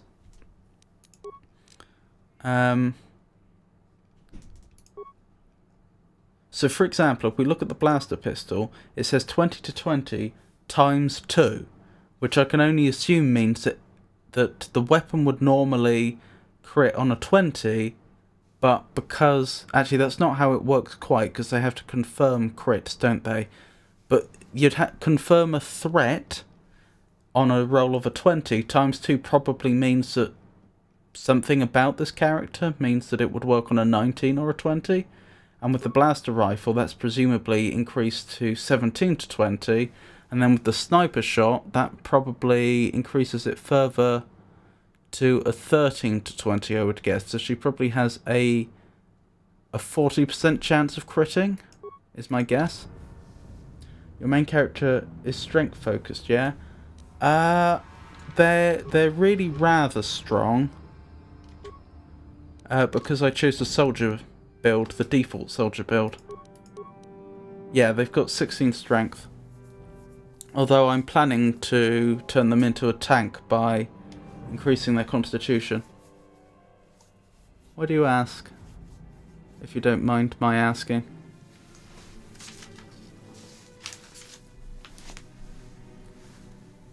Are you thinking I should be using a melee weapon instead?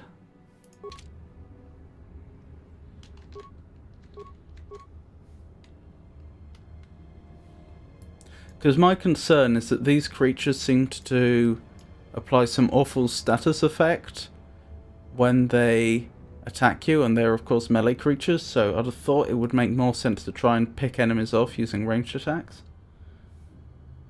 Ready.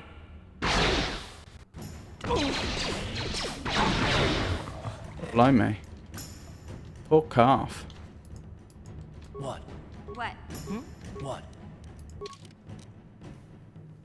Was curious, since you have a blaster equipped, you'll likely have a higher to hit and damage with melee. They inflict poison specifically. Ready. Yeah? What? I need to heal Karth up. There's a medkit. He's still not doing great, is he?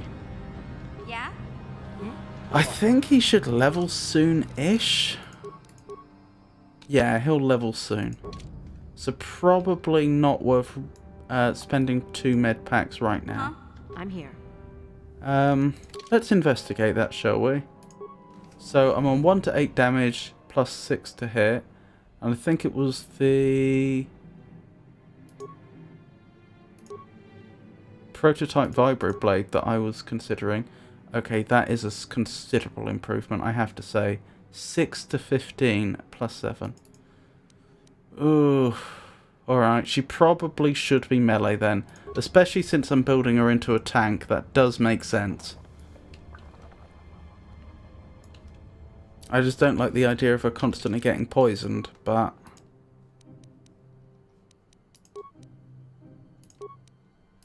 that's such a colossal improvement. Good spot, Caterpie.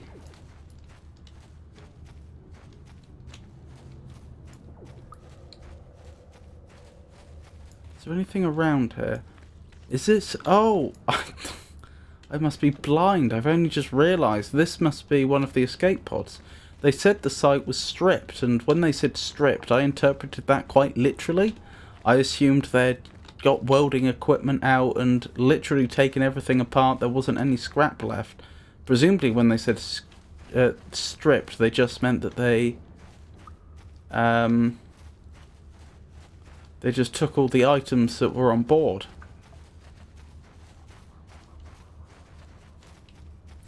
Alrighty, so what I would like to do now is go to the south and search for this lost... hello, rebel.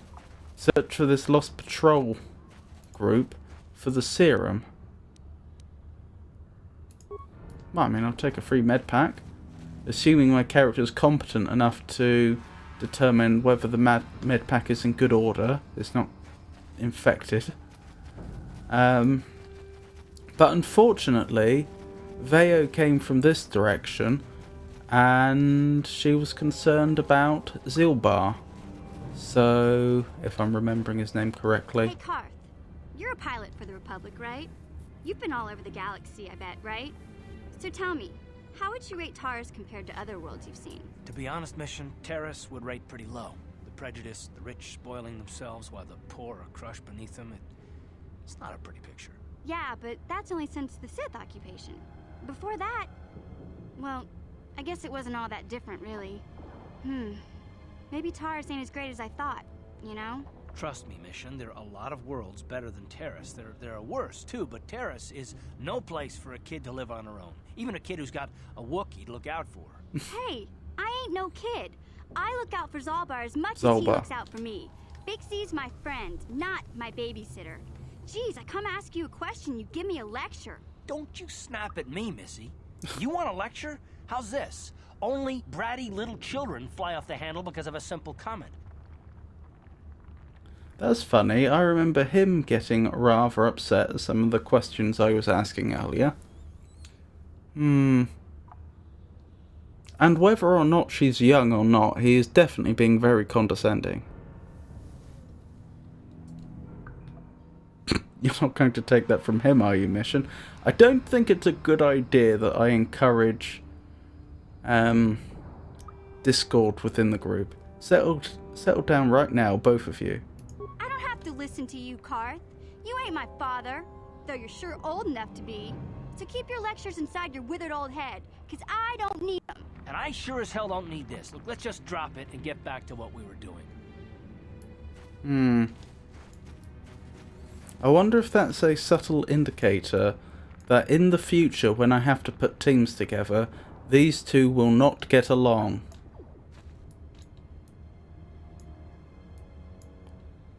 Oh, can I... This is where it gets really annoying that I don't seem to have the ability to control people. What I would like to do right now is tell Navarra to stand still. Just wait here for them to come to you while these two fire on them. But I don't think that's an option. Huh? Oh, I can cause a conversation. Okay, have it your way. Interesting that I can speak to the main character, though.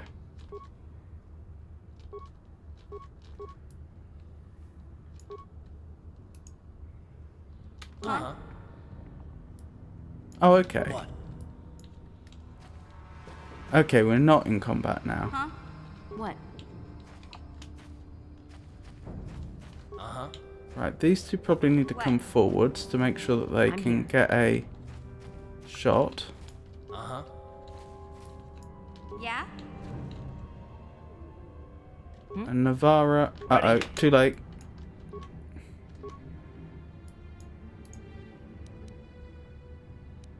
Power attack was the equivalent of power blast, wasn't it? So that's the one we want to do with enemies that are easy to hit.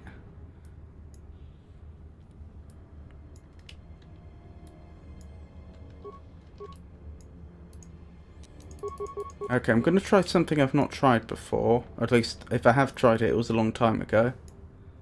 I'm going to unpause and see if I can control a character. I can. Good.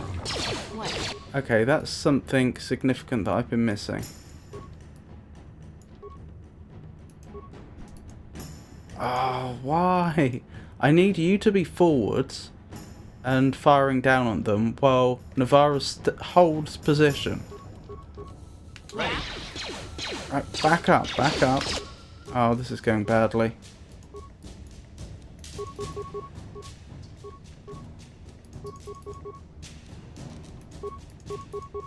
This game has quite a good combat interface, but I feel like it's just... It falls just slightly short of being...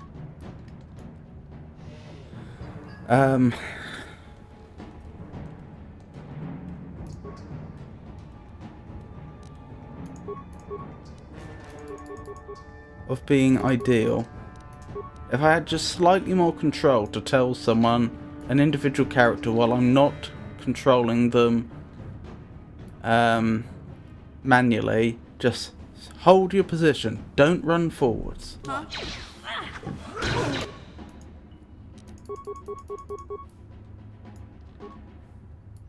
Yeah, I can change character behaviour a bit, can't I? I can tell them to be a grenadier, and I can tell them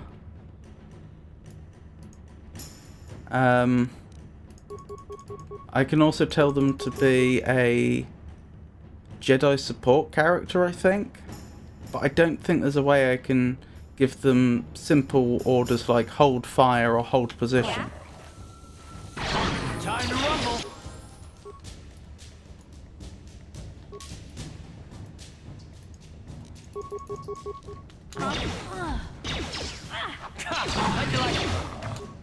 To be honest, this could be going a lot worse.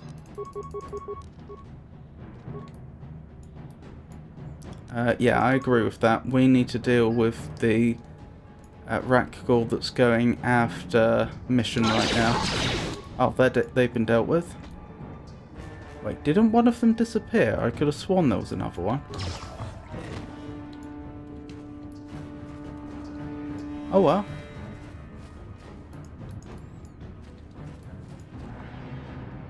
Even though I felt like I wasn't as in control of that situation as I wanted to be, the result was certainly in our favour.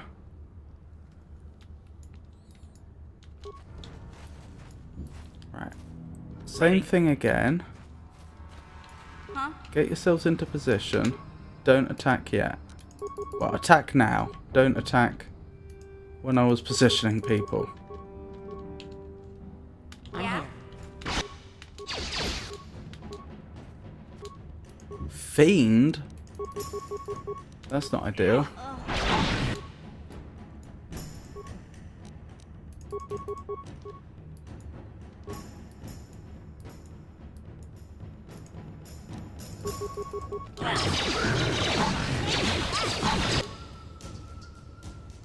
Oh no, mission's been poisoned. Let's see if leveling will heal poison. Level up. Attributes. What would you recommend? Dexterity. Probably a very good idea.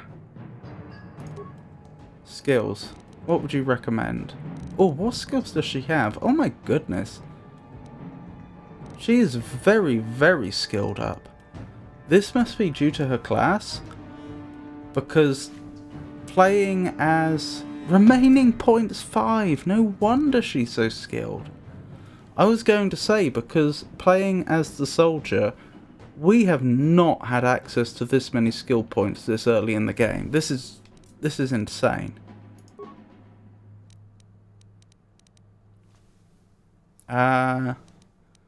I see nothing wrong with that.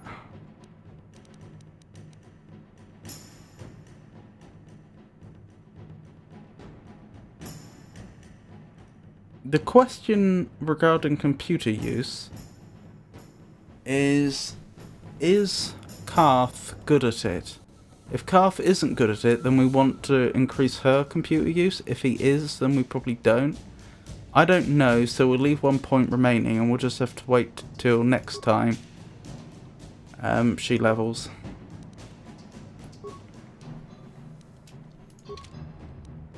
It did not heal poisoned. Oops, didn't mean to turn on solo mode. Ready. Let's level Karth while we're here. He is not good at computer use. Treat injury. I think that's a mistake because... Oh, then again, you can only heal yourself, can't you? So that will mean that he's better at healing himself. I still think we're better off improving his security. Oh, but we don't have enough points. Oh, that's a cross-check for him. Wait, wasn't... I think security may have been one of the ones that... I think security may have been one of the ones that Mission was really good at. In which case it's between treat injury and awareness.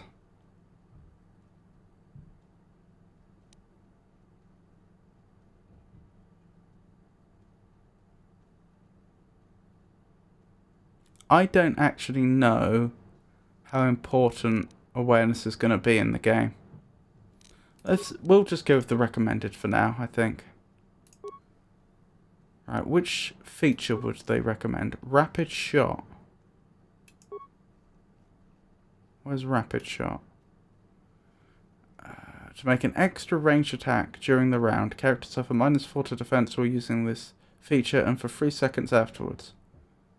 They suffer a -4 penalty to all attacks that round.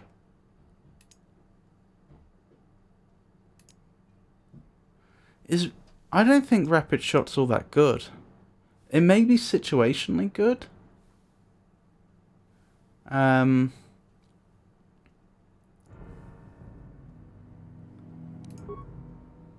There may be a particular occasion when you would really, really want to use it, but it seems like in most situations Power Blast is just going to be better. A straightforward +5. I suppose late in the game when you have access to really, really good weapons that might no longer be the case.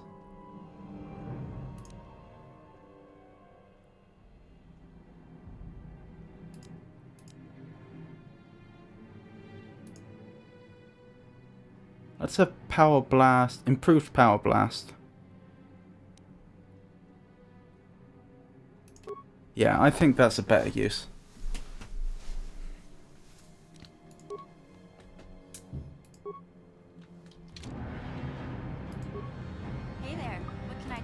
Oops, didn't mean to do that. Have it your... I meant to double check. Yeah, I can't spend that remaining skill point now. I will have to wait till she levels again. That's a shame. But never mind. Right, let's keep going. What? A corpse. Credits parts. Doesn't appear to be anything else about here. Okie dokie. Let's press on then. No sign of Zalbar. Oh, this must be the patrol, presumably. Antidote beam splitter. Heavy combat suit. Blaster rifle. Ragdoll serum. Oh my goodness. That is very good news. What are we doing here again? I'm trying to remember all the missions we're doing here. We've got to return the serum, obviously. We've got to look for the apprentice of Rukil, was it? Malia, I think. We also need to locate Zalbar. Is that everything? I think that's everything, because I think the next job after that is breaking into the Volcar base.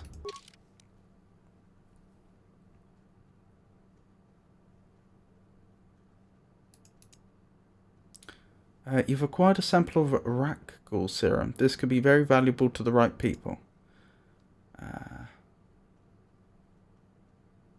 Right, we need to recover the stolen swoop accelerator, but that's not what we're doing right now. That's the next thing. Rukil's apprentice. Infected outcasts have been infected with Ragdoll disease. They have been placed in quarantine away from the others so that when they transform into Ragdolls, they won't ravage the rest of the village. The only thing I can think of is maybe the doctor, after we've given him the Ragdoll serum, might be able to reverse the process. But they did say strangely, that Ragdoll serum wouldn't work. Or did they? Did they say Ragdoll serum wouldn't work or antidote wouldn't work? Maybe in the very early stages you can get away with just using antidote. Worth investigating. Still, priorities right now: save Zalbar, save the apprentice. Those are the two things that we're focused on right now. Blimey. I take it as soon as I open this door we're going to be under attack. That's a Gamorrean, is it?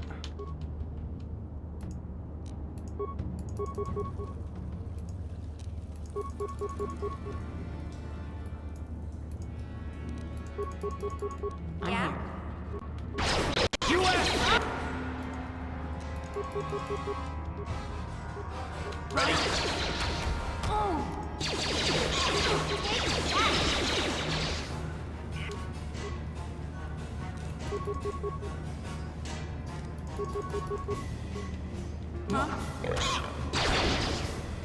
I think Navarra took a bit of damage there, but otherwise that went well. Oh, I think we've got the bug where we can't move. Nope, we're good.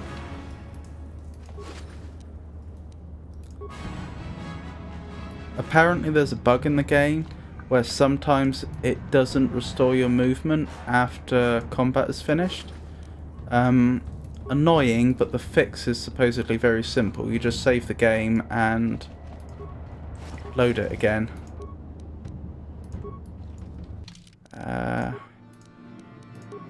Let's have a quick save anyway.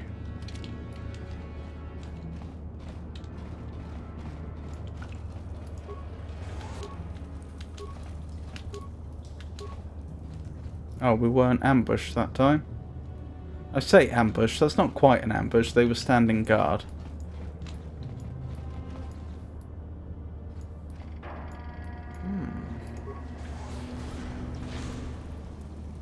Okay.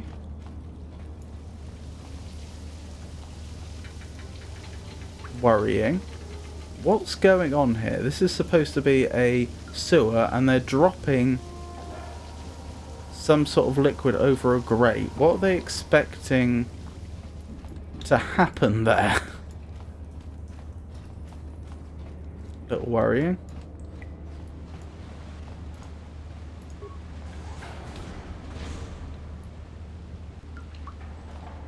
Right, we may be going in there very shortly. Yeah. You know what I completely forgot? To check my inventory. We got access to heavy armor, didn't we? Heavy combat armor. Oh, okay, I forgot.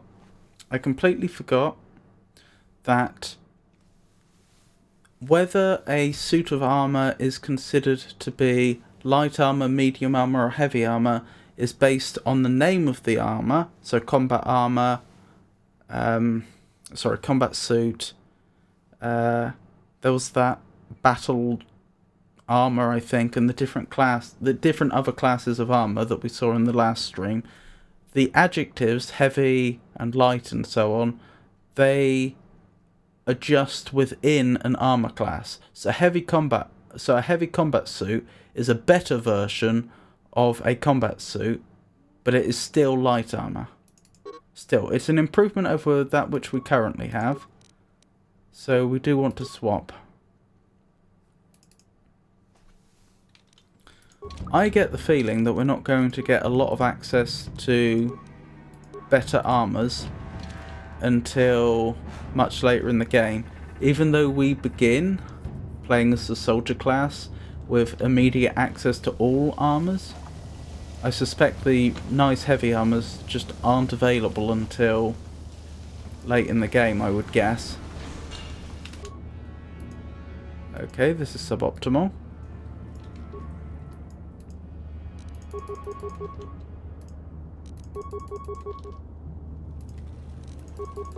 Ready?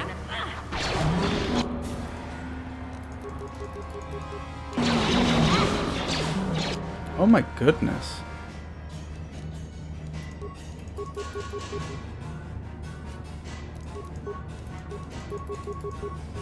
Ready?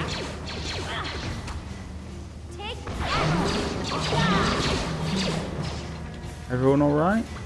That went very well.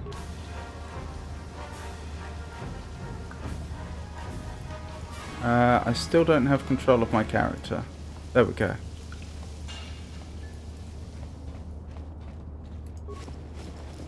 They must have dragged this body down here. Promised Land Journal. Oh no, that must be his apprentice.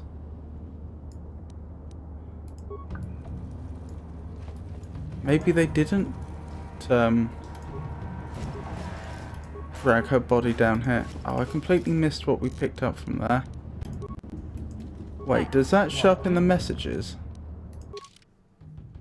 No. Maybe.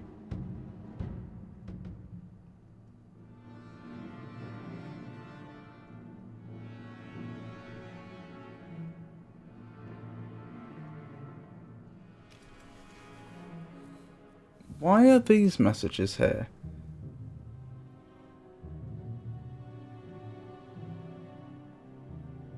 Even if they don't speak it, most aliens understand Galactic Basic as a Republic trade language. That is something that Mission has told us before, but not recently. Swoop racing is very popular despite the roots it has in the underworld culture of many planets. When travelling between worlds, it's worth taking the time to talk to your party members. You might be surprised what you'll find out. Good to know. Although, again, why is this in messages? A creature must make a saving throw to avoid the harmful effects of force powers and grenades. The end of the Mandalorian War came 4 years ago and should have brought an age of peace. It didn't.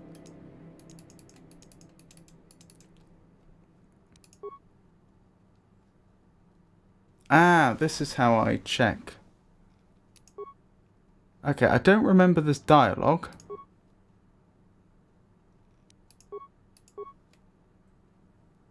but this does seem to be telling me the most recent things I've picked up. What's strange about that is I'm sure I picked something up from the skeletal corpse, and yet that didn't show up in the messages. Yeah? Ready? So I suggest she came down here looking for something, and then got attacked by too many rat ghouls at once. Where's my inventory? Here. Can I read the Promised Land journal?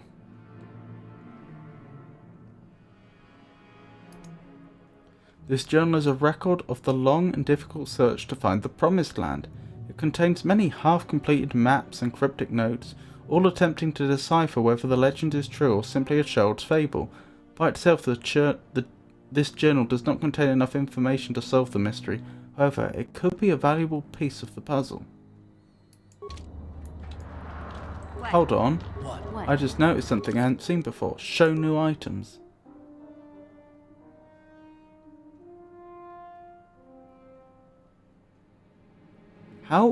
What is it classing as a new item? Maybe these are the items that I've picked up since... No, this can't be the items I picked up since the last loading screen. Since I'm sure I haven't picked up a blaster rifle since entering the sewer. Perhaps it's... items since the last... not loading screen, but major area change, such as from the lower city to the Undercity? Perhaps? Or perhaps new items are items that I've only had for a certain period of time. Like the last hour or something, I don't know.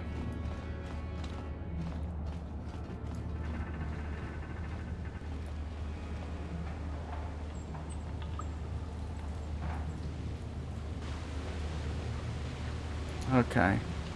What? Uh-huh. What?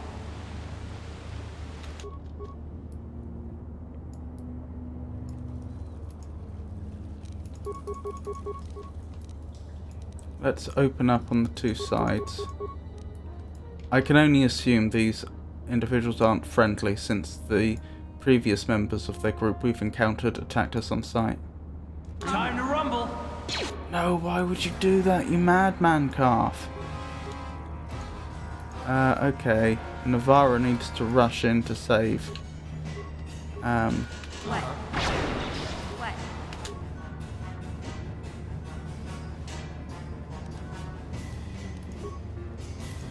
Okay, this is going poorly.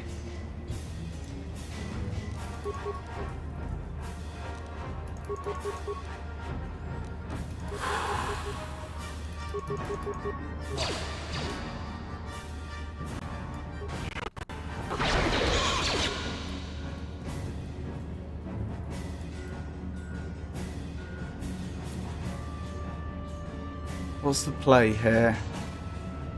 I kind of want a body block for mission, but there are two of them. Maybe the play here is attack this Gamorrean.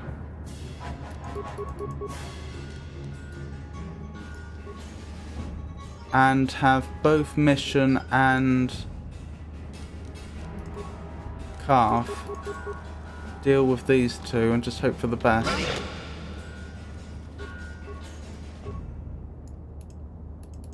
That's strange. Why can't I target that enemy? Oh, that's why.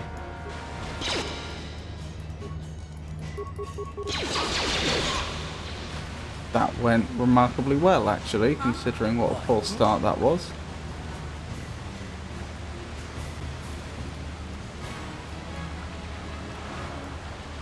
Still waiting for character control.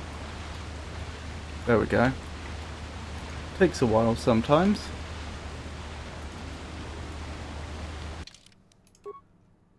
Right. Quick save. Oops.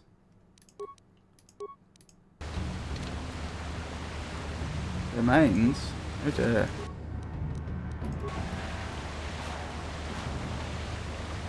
And now we have a choice of directions.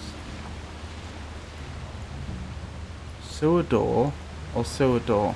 Okay, I was hoping one of them might be secure, since that might be an indicator where they'd keep prisoners, but apparently not. I take it the map... No, the map's not much help. Just try it and see, I guess.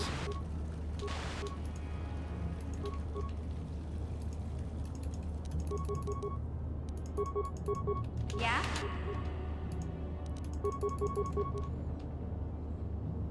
What? How'd you like that? Just die already! Okay, good. Question is, do we go this way or the other way? Well, let's poke our head round the corner at least. You never know, we might open the door and be face to face with Zalbar.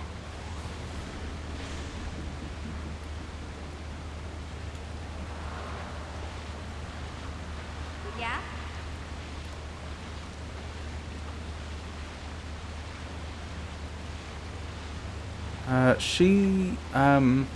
Mission's really good with demolitions, isn't she? Let's have her disable the mines. Good.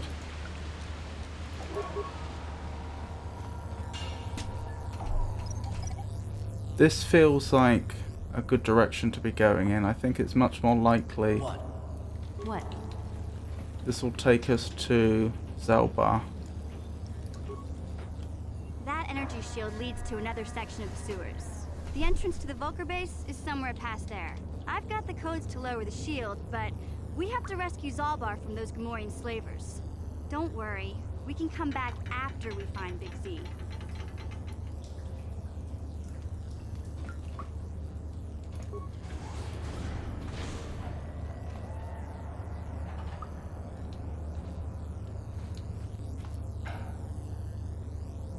That goes to the Vulcar base, sorry.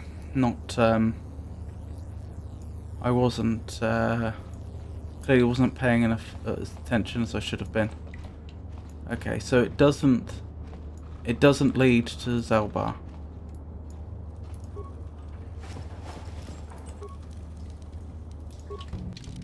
Quick save.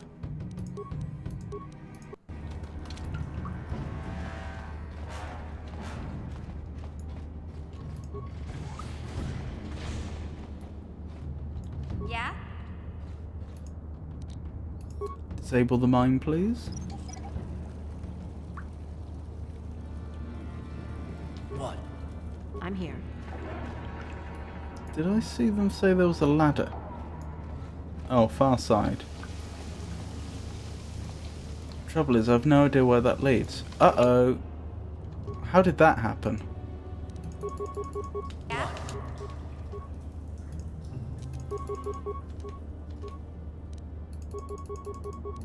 Ready.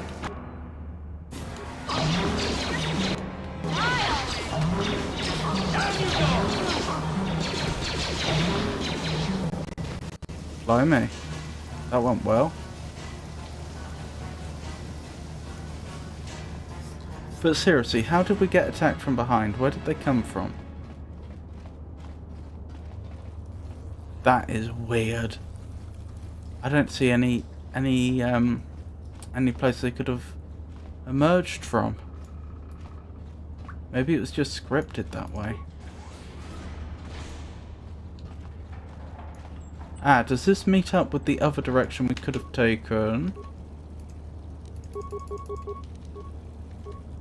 When we had the choice of two doors before. Ready. Take that! Oh my goodness. The firing squad was not kind to that man.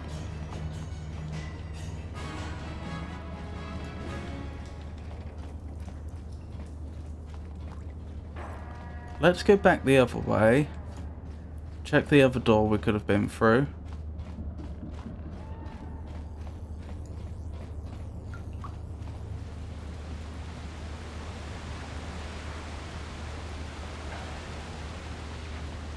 See if they meet up.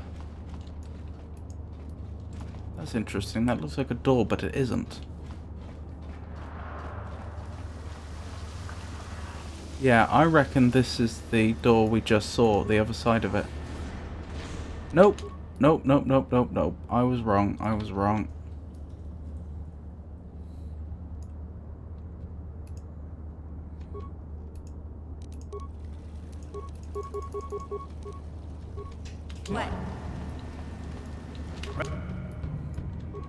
Okay, this has gone badly.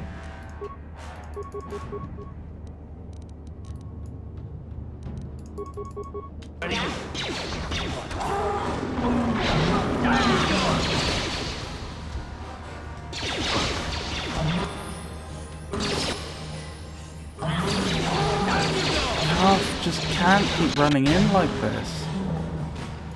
I don't know why he does it.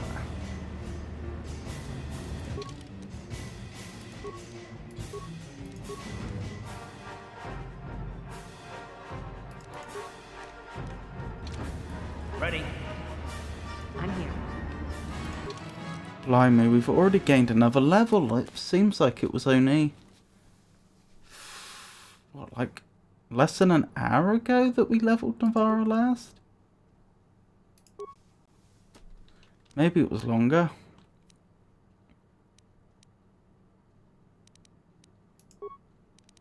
Yeah, treat injury probably is the right call. Just because she has so much health that we really do need to maximise the amount she heals herself. Right, if she's going to be using melee attacks a lot, then we need improved power attack, I would suggest.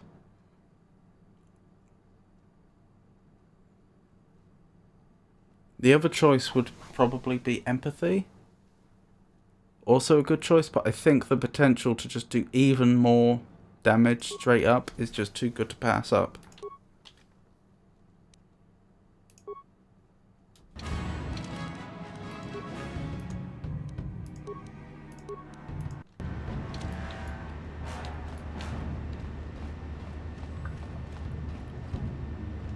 Does this meet up with where we were before?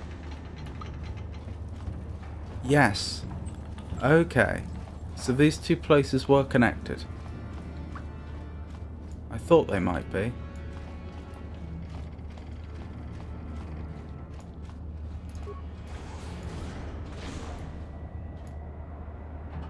What are we looking at here before we walk in? That looks like an outcast body. That looks like a droid body, and there's just a mine. Ah, could this be where they're keeping the prisoners? Not this room specifically, but this area.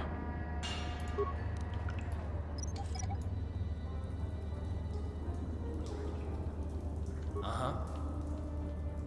Hello, Jenny. I'm here. It's lovely to see you again.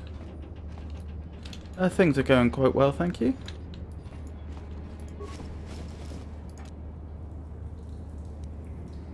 Another Promised Land journal. I really thought that the body we found before must have been his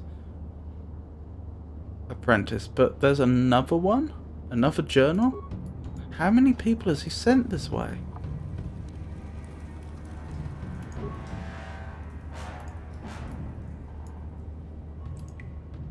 Rusted droid.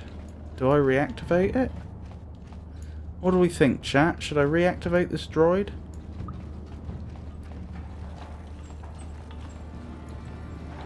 I have no idea what the possible dangers or rewards are for doing so.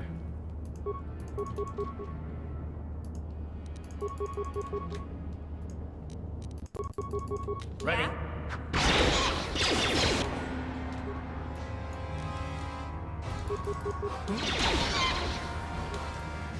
Uh-oh.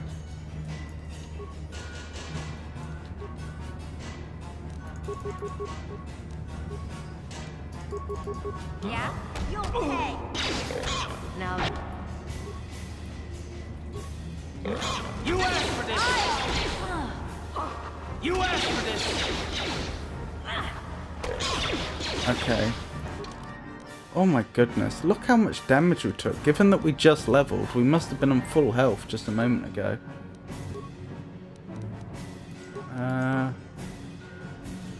Right, med pack. We're going to need to use 2 med packs. The currently selected character cannot use the item in this combat round. Oh, because it thinks we're still in combat.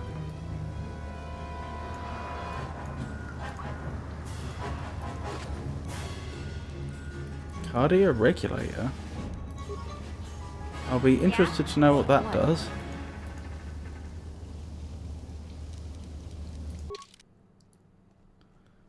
what does a cardio regulator do?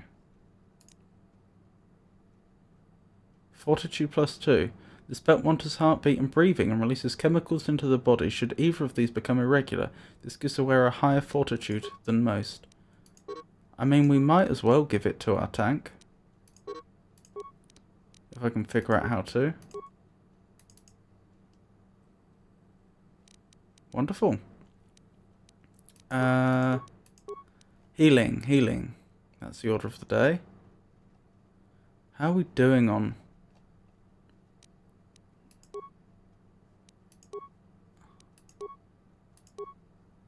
Show all items. Blimey. How are we doing on med packs? So. What? Cartha also needs a heal, sadly. Oh my goodness. Look how heroic he looks with his light point so high.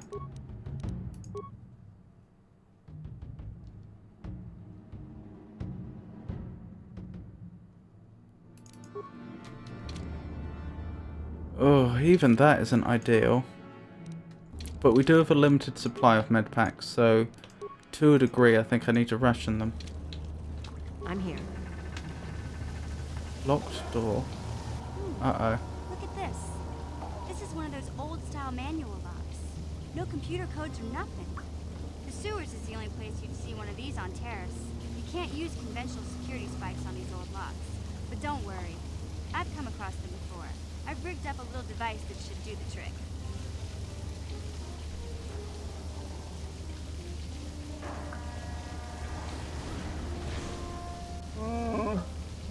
You're a sight for sore eyes, Mission. What's going on with that door back there? I'm glad to see you too, Big Z. You didn't think I'd forget about you. Mission and Zalbar, together forever. Who's that with you? These are my new friends, Big Z. Without them, I could never have got you out.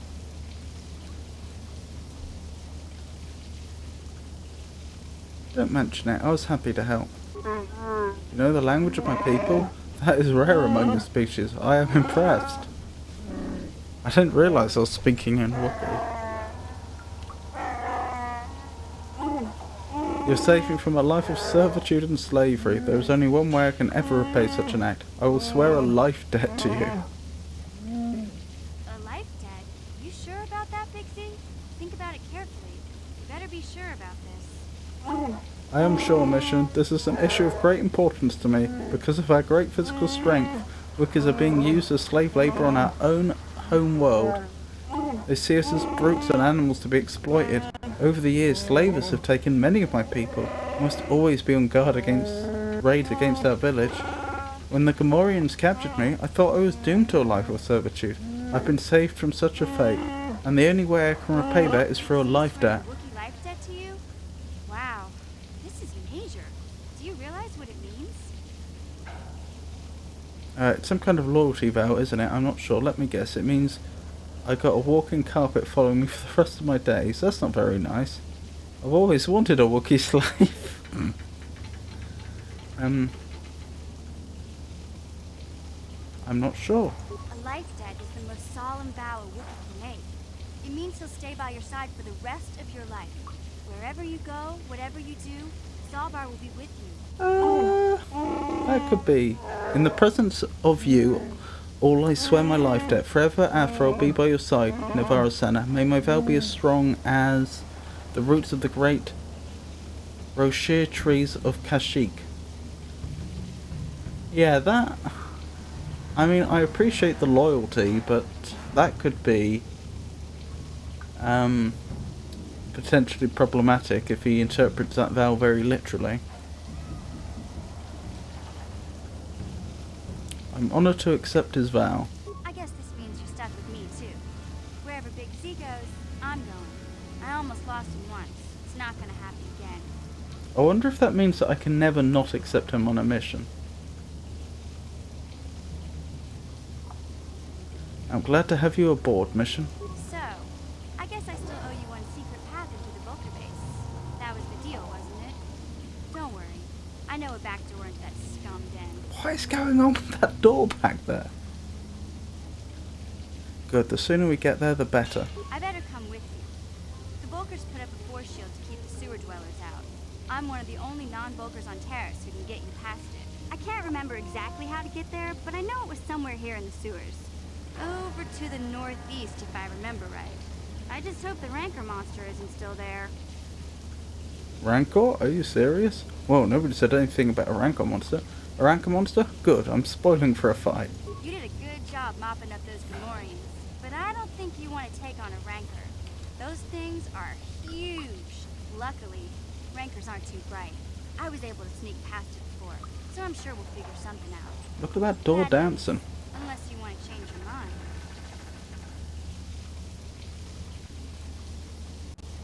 That's not really an option. Let's go.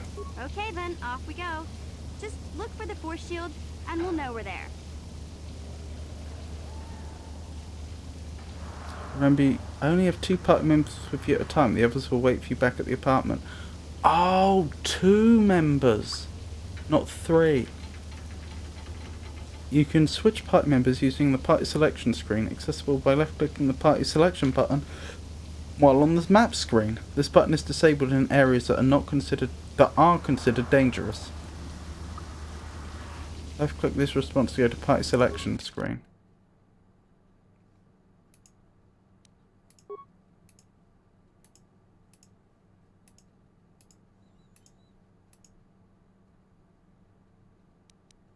Yeah, I'm happy with the team we already had, I think.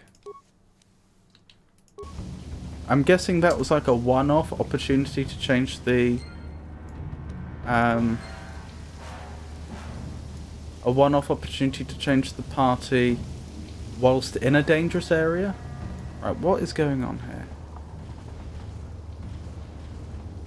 This is just strange. Although we have a mission, I am tempted to scour the rest of the area.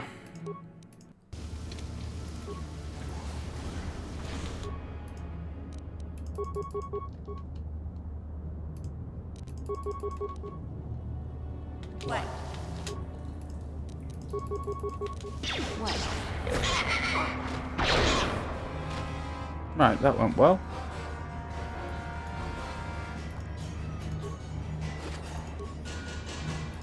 Oh, a med pack.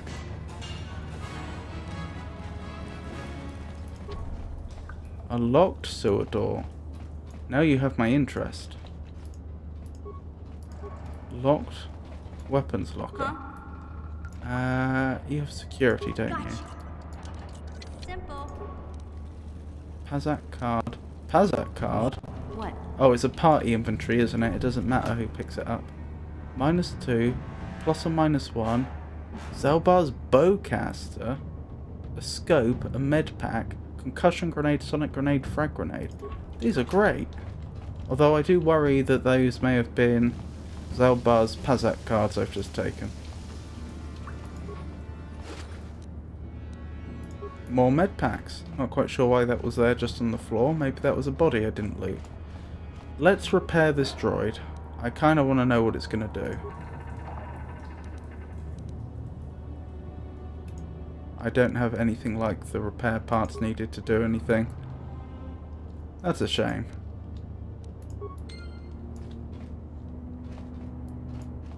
That probably wasn't worthwhile then. Still, now we know. So yeah, I do want to investigate the area, I think, before we head to the next one. Yeah? We'll come back for the locked door, but because I'm expecting that to be potentially the area that concludes this part of the sewers, we'll probably leave that for last. Oh my goodness. There's a lot here, isn't there? Ready? What?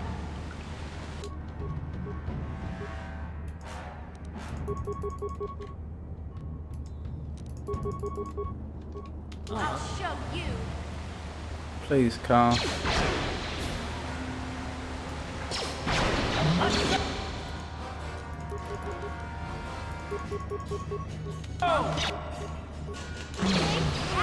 Oh no, I've been hit. That's not good.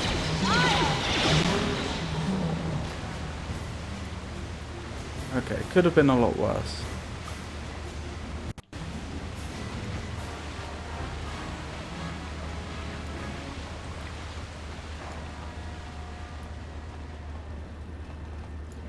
And this door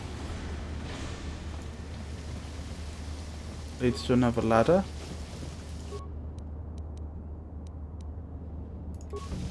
Are these all different ways I could have entered the sewer?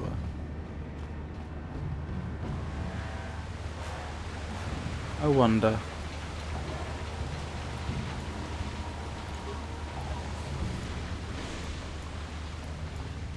Oh, of course, one very good reason to keep searching is because we're looking for the apprentice. I missed that. Yeah. Last. Ready? What?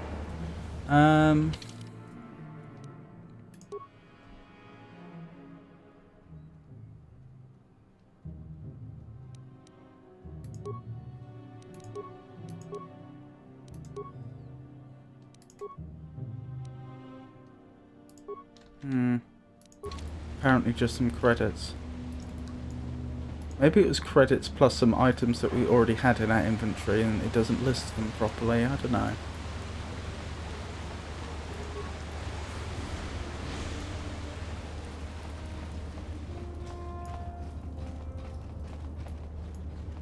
Interesting. Ah, that's the same door. So the reason they probably made this door so energetic is so that the player couldn't take a shortcut through here, but they would recognise when they were on the other side. Uh-oh.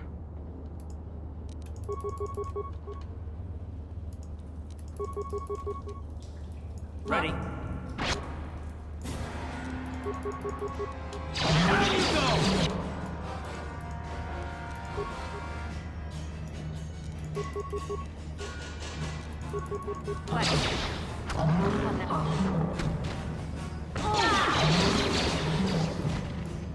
Okay.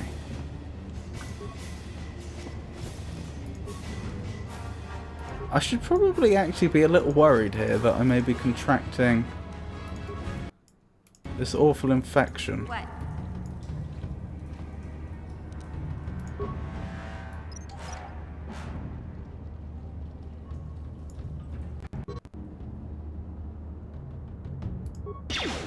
Oops, no, not blast. I didn't mean to do that. What? Oh, I know how that happened. I must have accidentally clicked 1. So I've an MMORPG mouse. I think I accidentally clicked 1 and the game interpreted that as choose option 1. I think this is the other side of the door that we were at previously. Hey Karth, can I talk to you for a second? Are you ready to have a civil chat?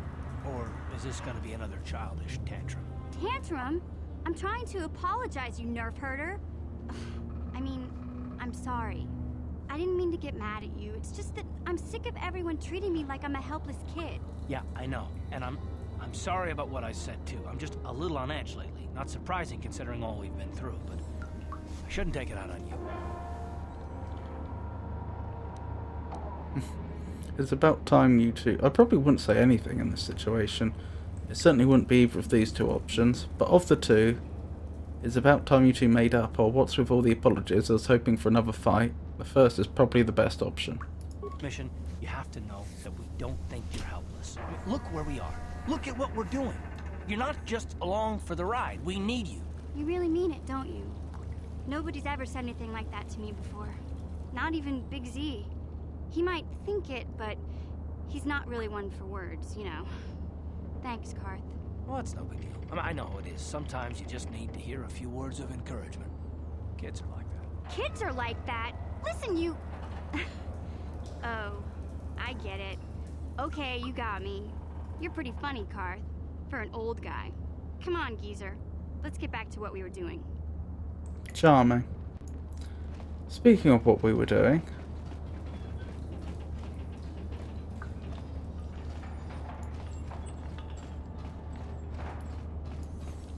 Where's my map, actually?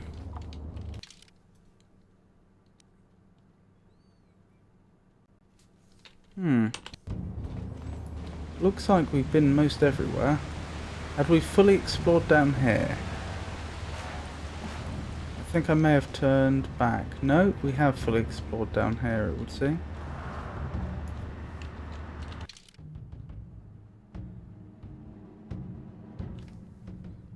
Looks that way, doesn't it? Force field. Note to map. Map note to Undercity. To Undercity. To Gamorrean compound.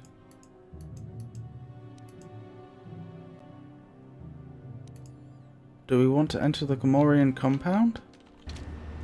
Let's check the mission. Rukil of the outcast village has asked you to discover the fate of his missing apprentice, a young woman named Malia. She never returned from a mission Rukil sent her on some time ago, though he refused to tell you what she was searching for when she left the village.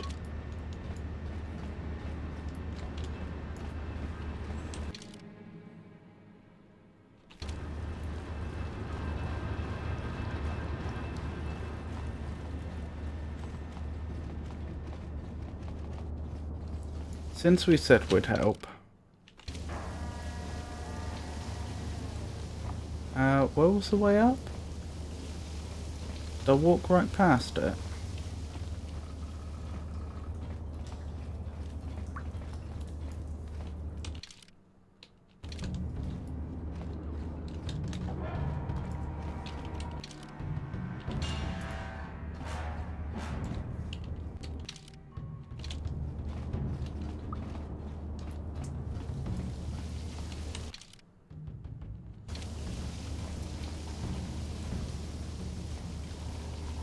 Oh, this must be it.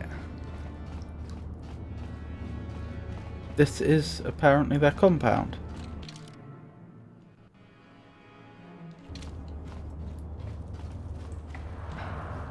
So absolutely no sign of the apprentice. Blimey.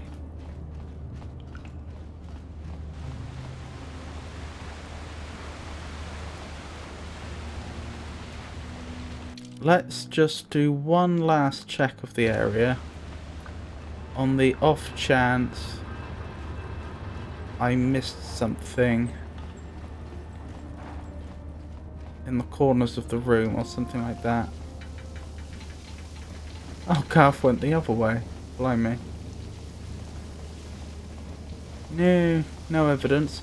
I suppose that's the Gamorrean compound. Because that's where Zalbar was. And I imagine the reason why we could have come from either side was probably so that the player could choose between a more frontal assault or going around the back. And going around the back meant encountering more Rak ghouls. That would be my guess.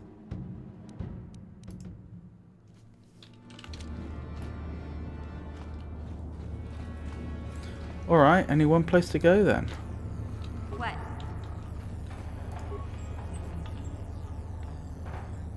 You won't be able to get that computer to lower the energy fields unless you know the proper codes. Lucky for you, I've got them. I picked them off the pocket of a black Volker who had a little too much to drink in the cantina one night. Here, let me get that energy field down for you. Oh, I see, and they were probably too embarrassed to tell their superior, so the codes never got changed.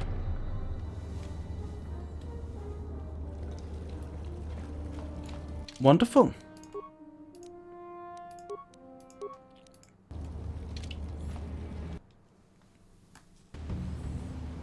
Blimey, a loading screen.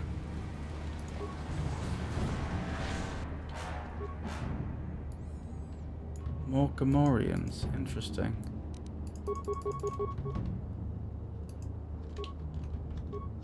I'm here.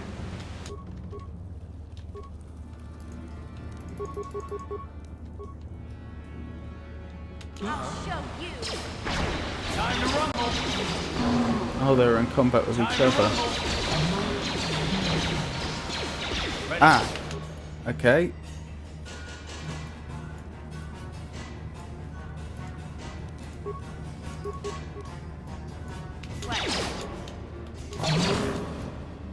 Why can I not move her? There we go.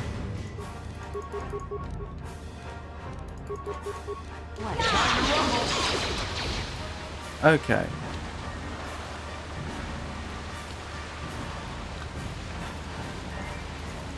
Not too smooth, but we made it through nevertheless. Oh, I wonder if now I've given the cardio regulator to Navarra, if that means it's much more difficult for her to get poisoned due to the higher fortitude.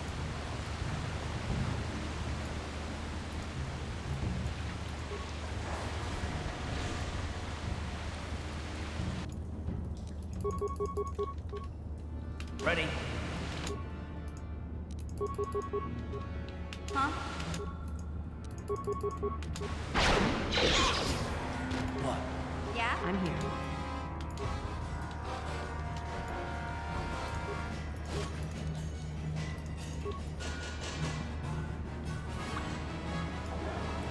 And if I'd gone the other way?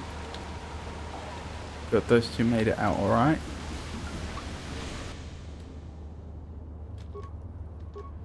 Yeah? Why is it behaving like we're in combat? Wait, we shouldn't be. What? There's no enemies there. Huh? Ready? Huh? I'm here. Ready? What? What? Oh, I can move Navarra. What? There we go. I don't know what went wrong there. Disable the mine, please. That's a Sith.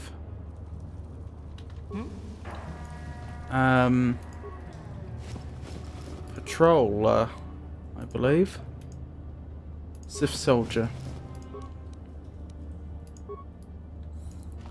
What? Well, I mean, I don't mind the. I don't mind that loot.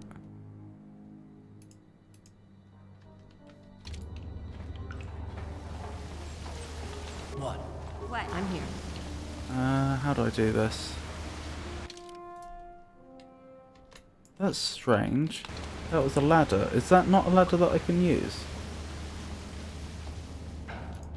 I can use that ladder. I'm trying to determine where it goes to, but the game's not telling me. Very strange.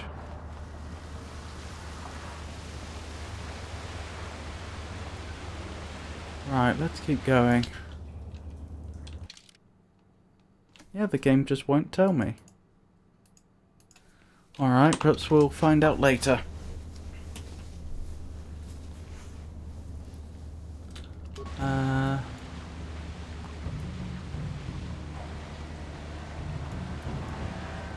He didn't seem particularly bothered about his colleagues, did he?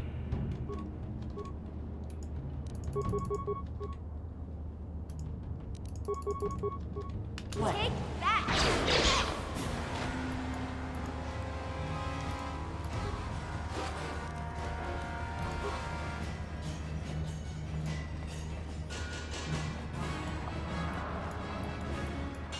Interesting. Lots of doors we can't get through.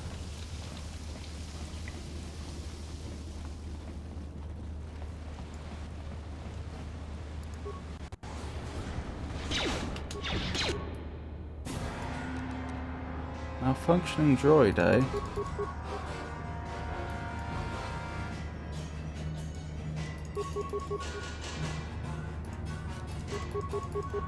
Yeah? What?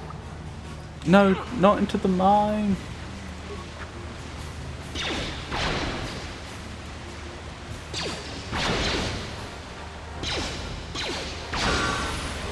Okay. Yeah? That didn't go well.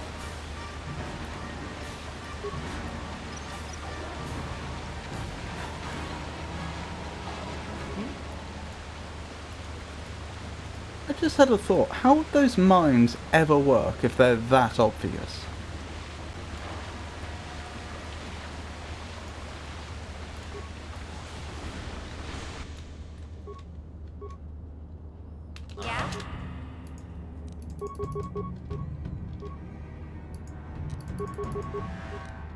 Ready.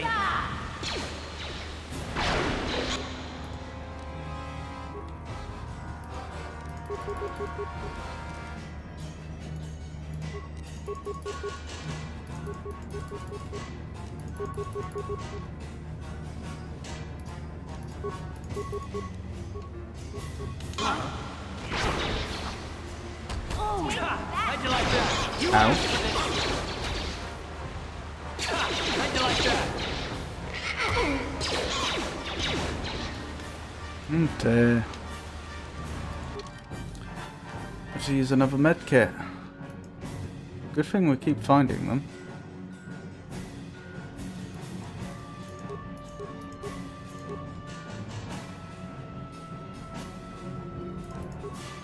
A med pack. I keep calling them med kits for some reason. Ready? Yeah?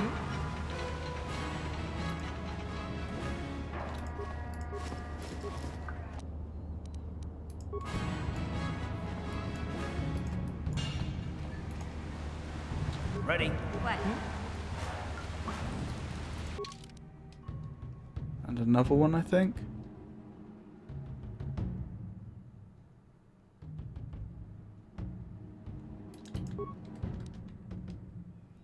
And let's make sure Karth gets a bit of a heal as well. Wait, wasn't one of them ready to level? Oh, it was Mission that was. Ooh, that's a good point. Depending upon who I take on the missions, different ones of them will level. So if I don't take one of the possible party missions on missions ever, then when I actually need them, they may be too low level. What? Goodness me, we're leveling quickly, aren't we? Where would you recommend I spend the skill points? Yep, fair enough, I guess. Won't be improving her computer, of course. But all the other skills are very useful, other than maybe awareness. You've been granted the following feats this level. That's very nice. Gearhead. What would Gearhead do? To repair security and computer use. That's actually a good choice, I think.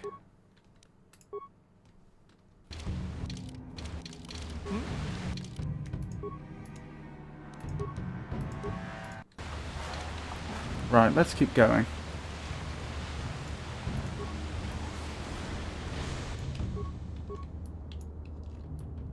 Ready?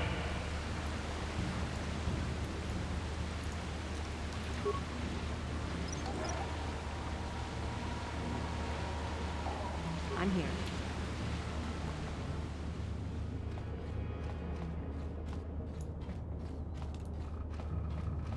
Severed arm. Oh my goodness.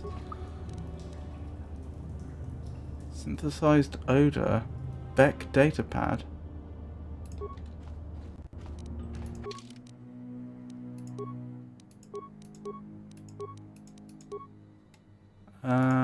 Where would that be? New items.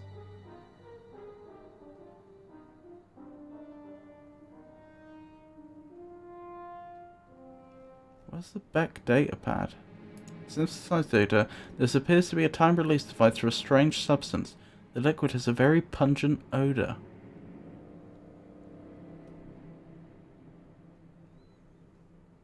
Beck datapad. This datapad seems to detail plans the hidden Beck had to get into the Black Volca base. Of note is the following. We have synthesized a substance with an odor that resembles a favourite prey of rancors. If we place the bait properly, we can lure the rancor into eating something lethal enough to kill it.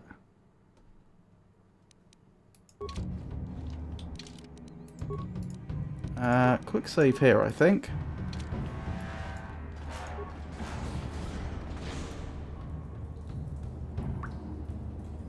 I don't like the look of this.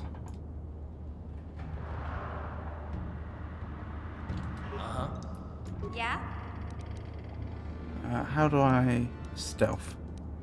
Use stealth mode, you must turn solo mode on. Do you wish to turn solo mode on? Yes. One's gonna see this mission.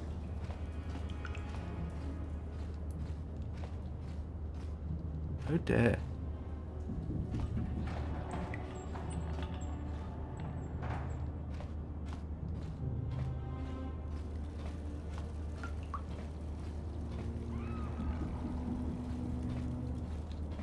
I mean, I could put it on the corpse pile. No, you are not going to attack that creature.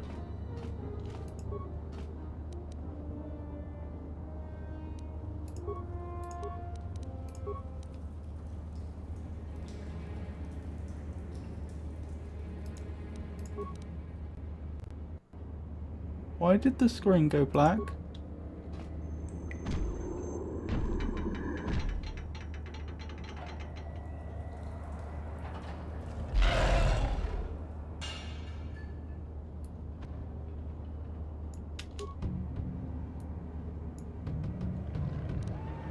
Oh, it wanted me to put a frag grenade in there, I think. No one's gonna see this mission. That's why it has 3 of the odor things.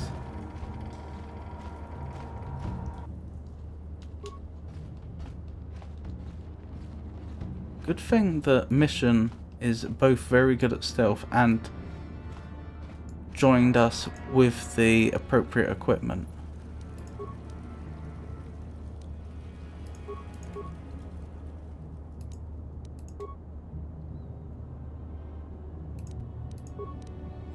Right, 2 frag grenades and a poison grenade. Surely that'll be enough.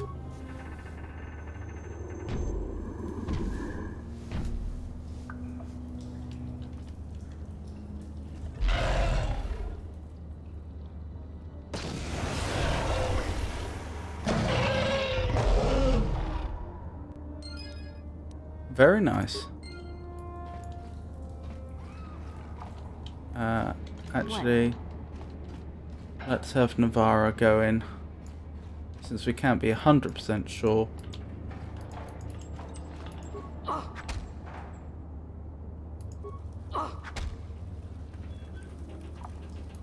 Interesting. Huh. I mean, when I clicked on the remains, I thought I'd get the chance to look at their inventory, not take a few free hits, but there we go. Still, we're through this section at least.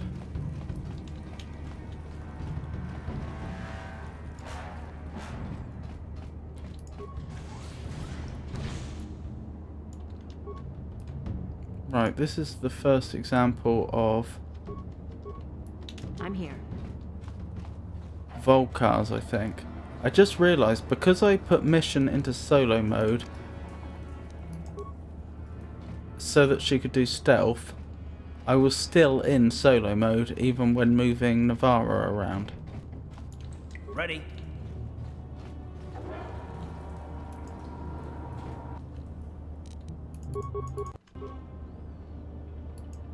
Yeah?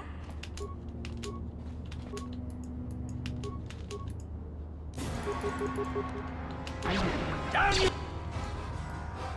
go!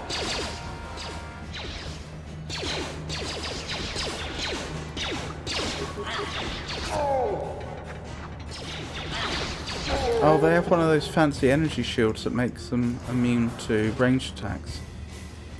So I had to run in with a melee weapon.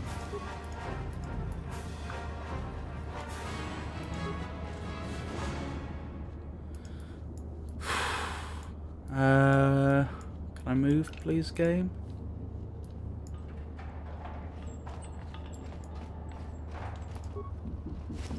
Shoot corpse, oh dare.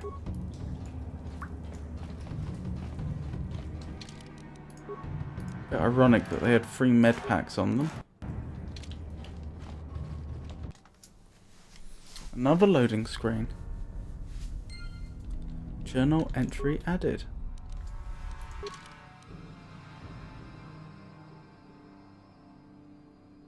Inside the Volcar base. You're inside the Volcar base, but you still have to locate the prototype accelerator.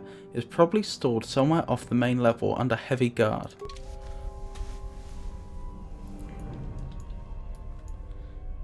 Did I ever find any sign of the apprentice?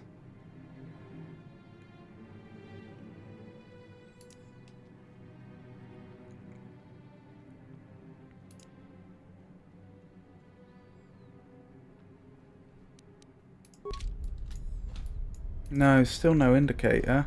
We searched the area thoroughly though. Perhaps she was on the outside but on the other side because there were 2 gates out?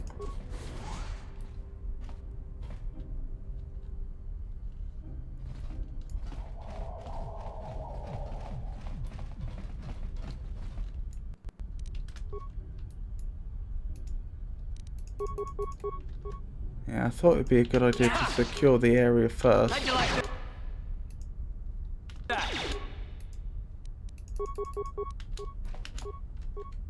I'm here. Why would you use your sniper shot from point blank? Madness. Security panel. That could be useful. Ready? Yeah?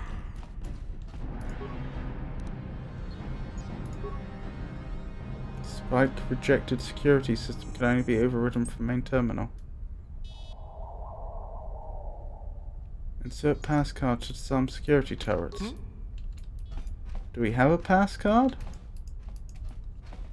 I don't think we do. Oh, I guess we'll just have to make our way through one door at a time.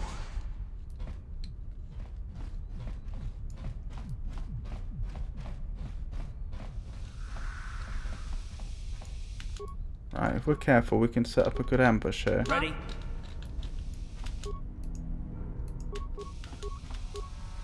No, not right now.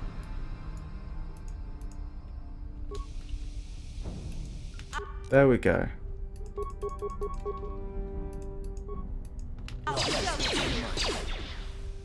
Not now.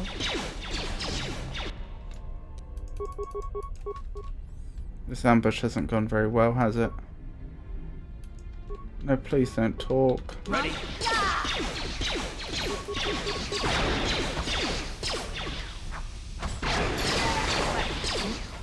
Right.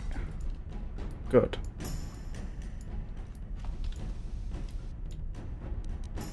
Oh my goodness. Actually, maybe it's better if you don't attack. What? Huh?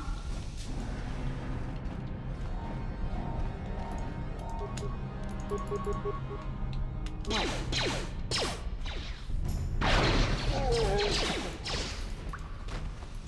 I think they just did so much damage it went through the protective shield.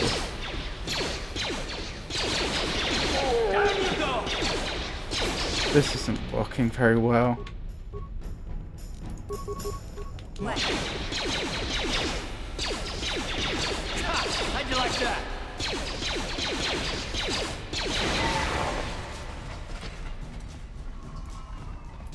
The characters got stuck on each other, unfortunately.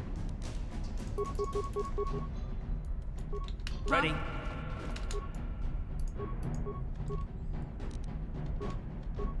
I'm here.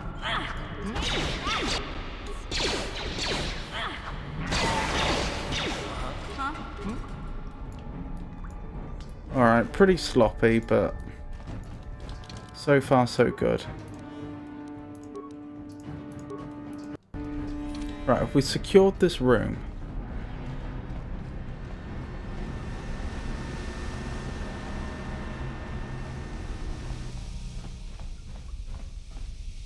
yes. Looks like a large area.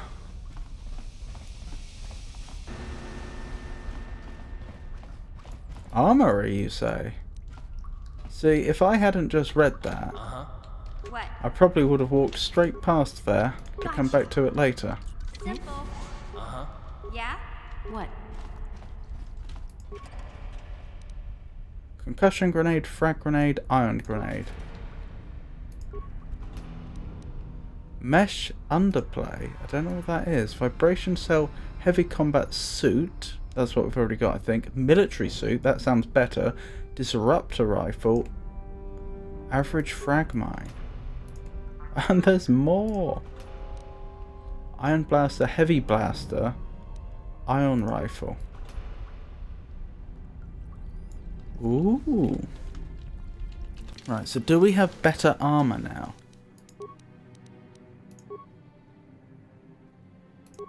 Yes. Does reduce our dexterity bonus, but we do get much higher defense. Okie doke. Are you better off with the blaster rifle or the heavy blaster? Heavy blaster, it looks like. Oh, but you're... No, because it would seriously reduce your threat range.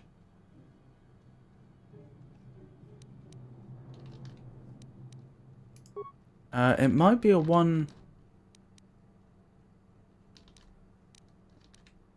It might be a one-handed weapon, though.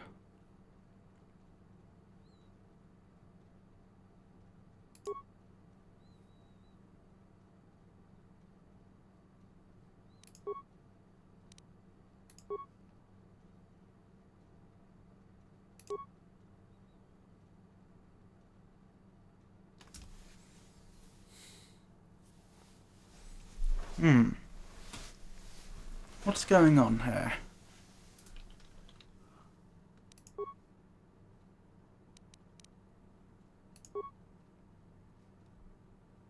Blaster pistol.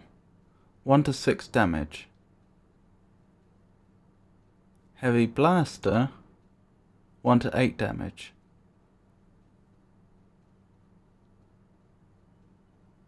Yeah, I think that's what we want then.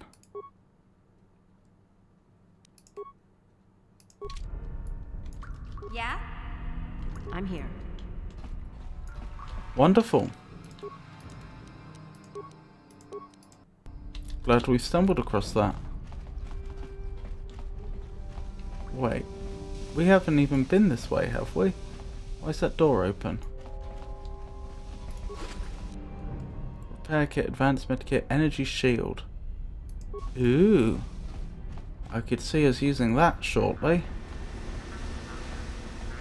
Right, let's head back the way we were before. Since this was just the first door of many.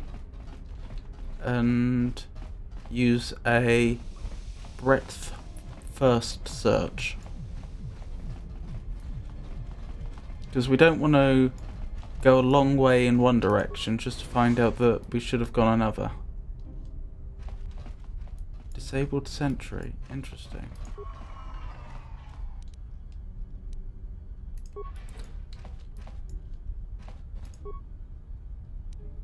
Right, if we had more repair parts, we might be able to do something with that, but we don't. So we can't. It's worth remembering, though, that Mission's really good with... Actually, she's not really good with computers. She's quite good with computers.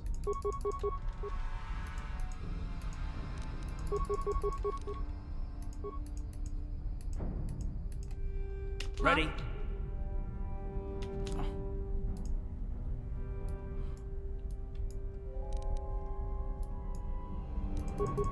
Oh, that teleported.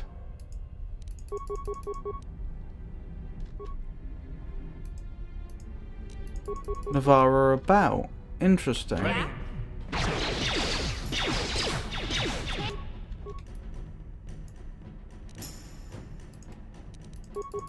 I'm here. What was all that shiny stuff coming off of us?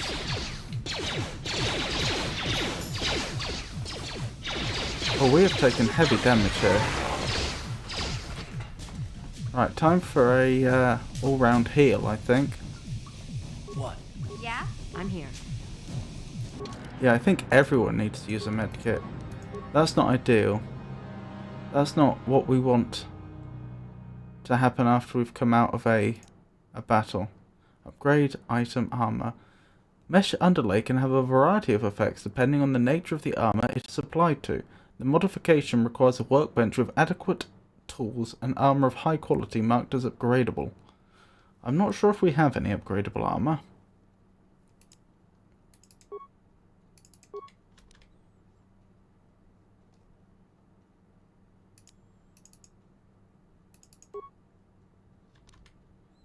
Oh dear, poor mission.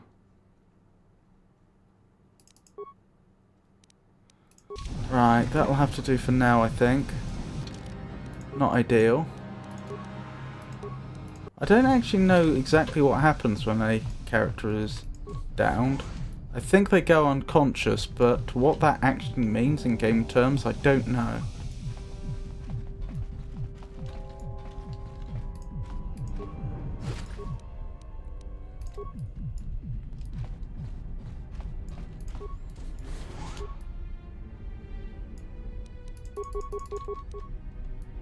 Ready?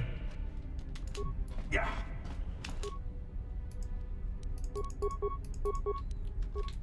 Huh?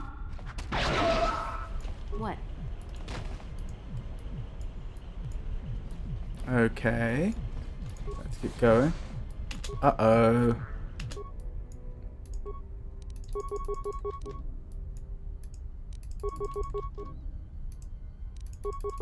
Huh? I'm here. Ready? Yeah? What? I don't currently have control of the character. There we go. Waitress. Please don't hurt me. I just serve the food here, that's all. I'm not like these others. I'm not even a Black Vulker. Please don't kill me. How did you end up here in the Volker base? My name is Ada. My father owed Davik some money, but he couldn't pay. Davik killed my father and sold me into slavery here at the Volker compound to pay off the debt. Ada. Waitress. And a Volker slave, assuming we believe her.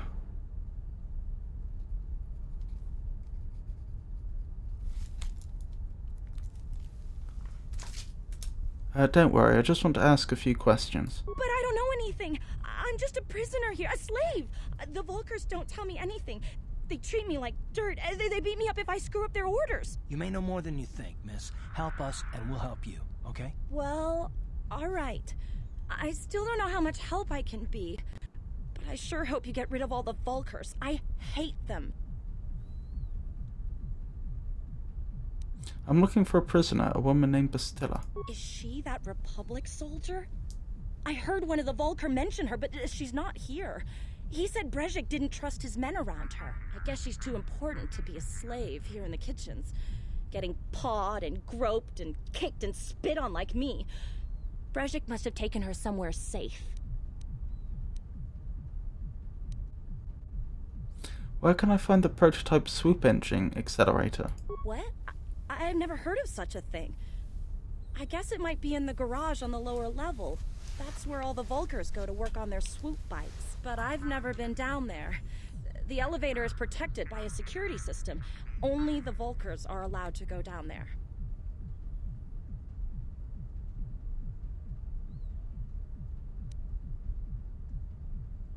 If I let you go, can you find your way out of here? Now that you've killed the guards who were supposed to watch me, I think I could find my way out of here. Hurry then, get out of here. I'm free to go? You're not gonna kill me? I don't know how I can ever repay you. Thank you. Thank you. I have to get out of here before any of the Volkers see me.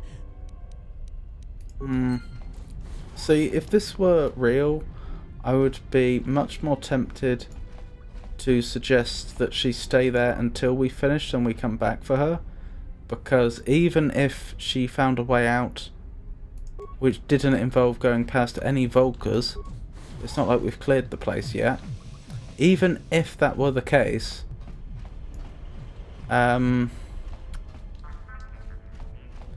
what happens once she reaches the sewers? What if a Rakghoul attacks her? Or is she taking a different way out entirely? Straight to the... That's the point. Is there another entrance to this place? Oh, I can see the games playing up at the top of the screen again. I don't know what to do about that, I'm afraid.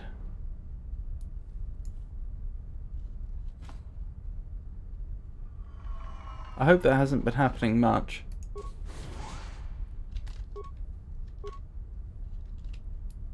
Uh-huh.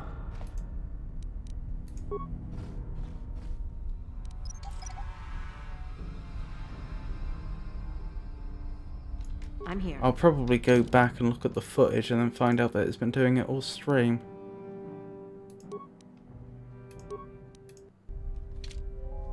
Ready? What? I'm here.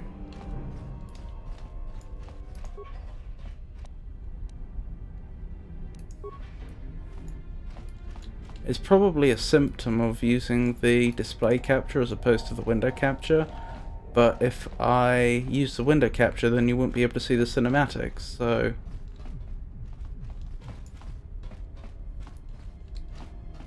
Doesn't seem like there's any good solution. Right, what happens if I click off and click back on again? That might have done it. I don't know why. But that's one to try and remember. Right, let's keep looking. We're hoping to find a security card, was it? Something like that.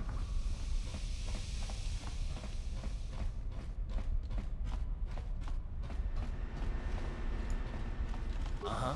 Yeah?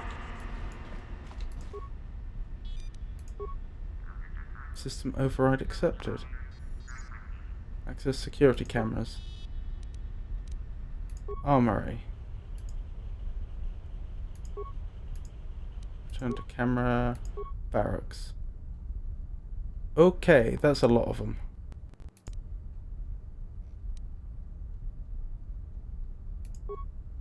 Do we have enough spikes? We do have enough spikes to cause an explosion in the barracks. Rec room. That's been dealt with. Pool. Not been there. It doesn't look particularly hostile. Does say press enter to cancel live feed and return to interface. Garage elevator. Looks pretty empty. Shut down garage elevator security system. Ah, that may be more important than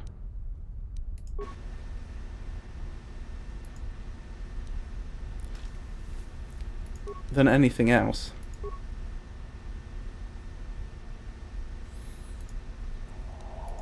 Which room was that? Sorry, control room. Right. We won't do anything right now. Oh, hold on.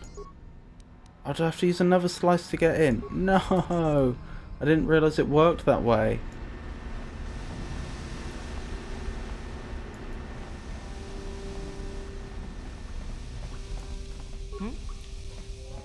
Oh well, let's hope we can find another slice somewhere.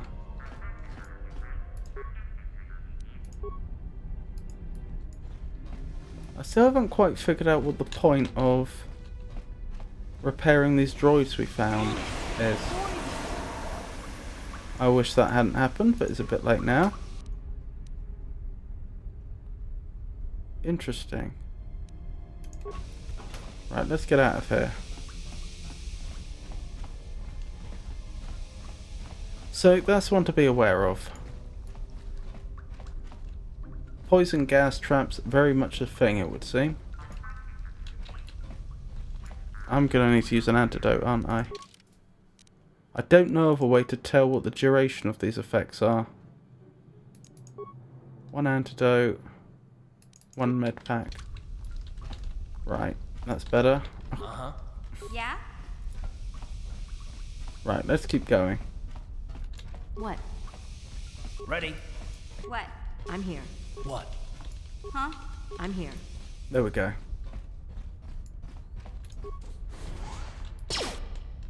Well, so much for the plan with the barracks.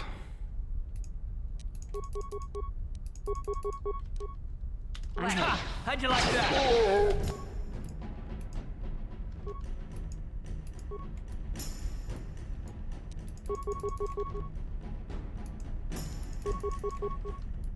Huh?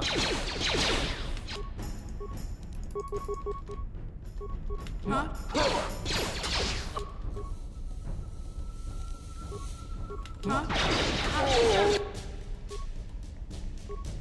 So far, so good.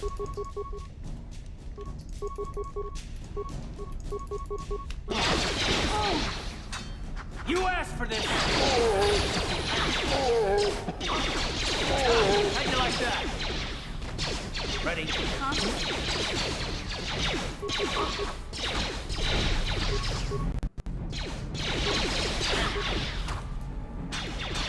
Ready?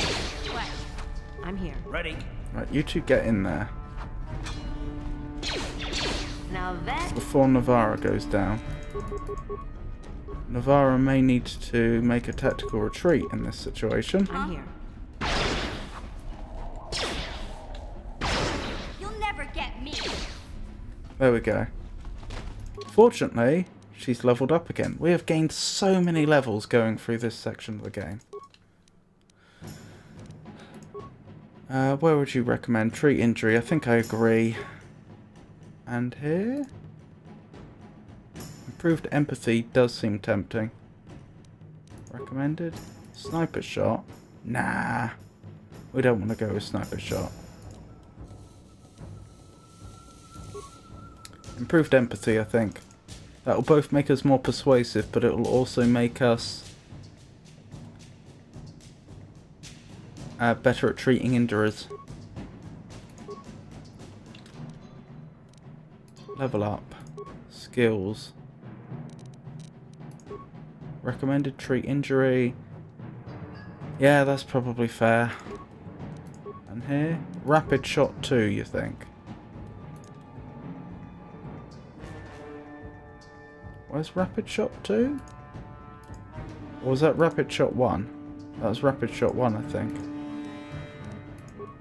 I'm not convinced. The game suggested it before, and it didn't seem like such a great suggestion then either. I think toughness. Keep that vitality high.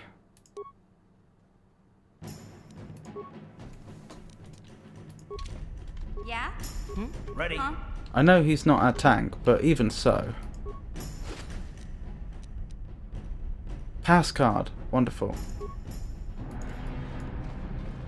Hopefully that means we can get past the security system safely. What? Huh?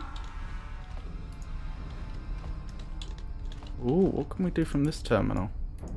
If anything. Nothing. I'm here. Ready? Never mind. I guess it was just a prop.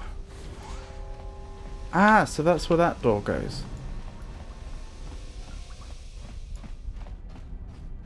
And here? This doesn't open. Okay.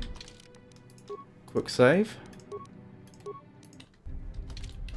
Right. If I'm right, I think there's only one door we haven't been through yet. No, there must be two. That probably opens up to the left then, down to the garage. Wasn't there another door around here we hadn't been through? There was. I thought so. Let's see what's behind here then. That goes to the garage. Back up, back up. Uh-huh.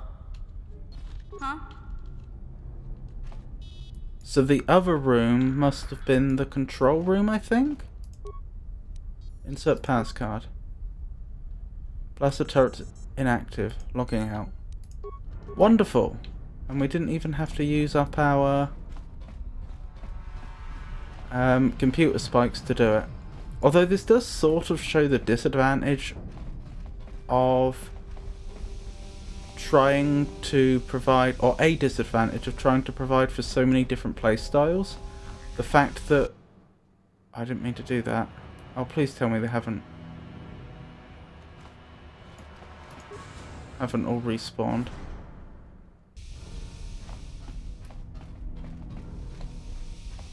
I think we're good. Yeah, that it does show... Well, it's not even play styles per se. The problem with trying to provide lots of different options to players, because I could have spent my computer spikes then, but imagine how irritated I'd have been if I had then found out if I'd then taken out one of the individuals in the... oh, what was it even called? It wasn't the armory, it was the other one, the barracks. Imagine I'd taken out an individual in the barracks, then found the pass card and realised that I hadn't had to spend my computer spikes at all. It would have been different had I known in advance where I could have found a pass card and how heavily guarded it was, because in that case I'd have had a choice between combat leading to a cheaper solution or paying to skip the combat. Ready? Yeah? Gotcha. To be clear, I'm not against player choice, I'm just saying it's not necessarily that easy to implement in a fair and balanced way. Right, wish me luck.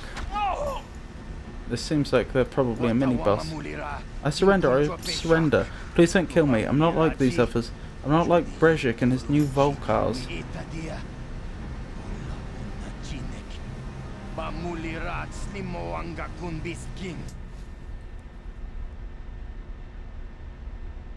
What are you talking about? You're a Volcar, aren't you? Oh, sorry, I only fight to the death. Well, of the two, the top one's probably the best. I'm a Volcar, but I was here long before Brezhik took over.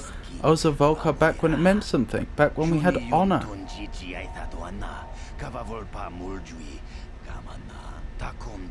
Then Brezhik and his followers took over and turned our gang into a bunch of violent thugs and bloodthirsty punks.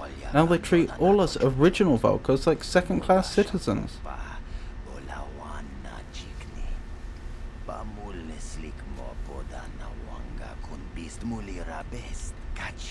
Take me, for example. I used to be one of the highest-ranking Volcars in the gang. Now I'm stuck on guard duty here in the back, all thanks to Brezhik. I mean, I would sympathise with him, but how do we know we can trust him? If you hate Brezhik so much, why don't you leave the gang? I've been trying to work up the courage to leave, but it's not that easy. Brezhik's followers will try to hunt down anyone who leaves the Volcar gang. He says he won't let traitors live. Ha!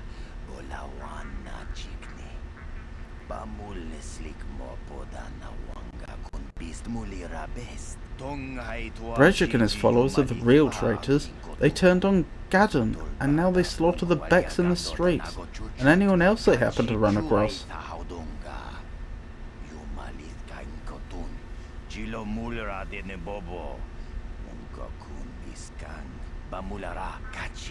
Brezhik knows anyone with character will never willingly follow a leader like him, so he uses brutality and violence to stay in power.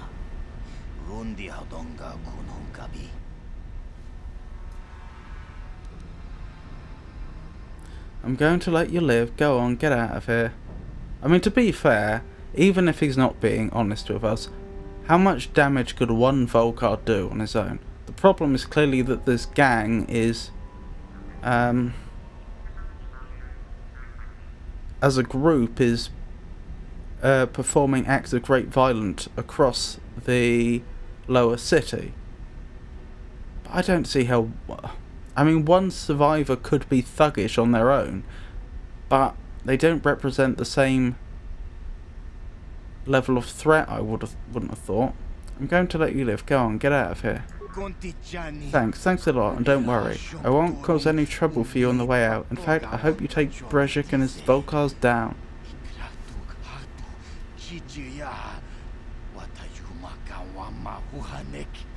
The only way this makes any sense, incidentally, is if he's assuming that when the other Volcars come back, assuming they come back, and that we don't get all of them, that they will...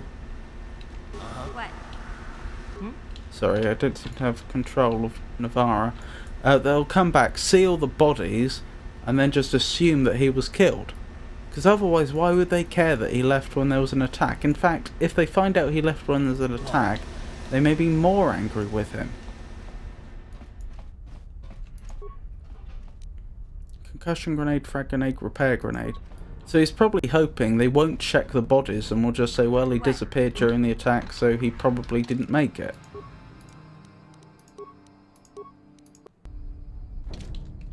And then go into hiding or something. Yeah, the game seems bugged. Let's reload. There we go. First instance of that bug. Yes, we'd been round here, hadn't we? This was the barracks. Right. We didn't search in here, though. Or presumably here. Okie doke. I think... Interesting. I was just looking at the little design of these remains, these little packs that get left on the ground. Yes, I think the only thing left is to take the lift down and go to the garage.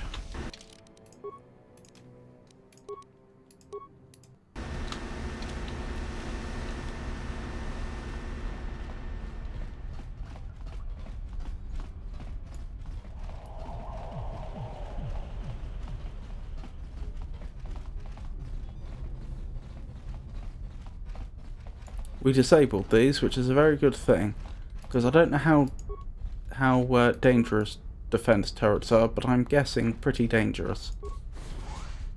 Right, down we go.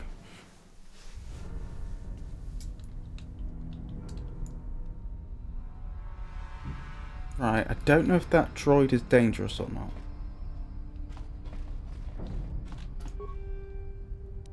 Right, that droid isn't on. Now that we have mission in the party, we may want to invest in a lot of computer spikes and the other one, the repair parts.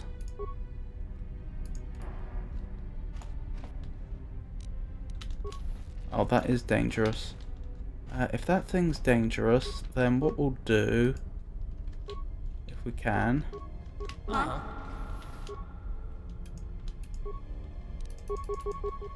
is snipe it from a long way away. Right, please don't run in there. Hold on, let's get that right. Yeah?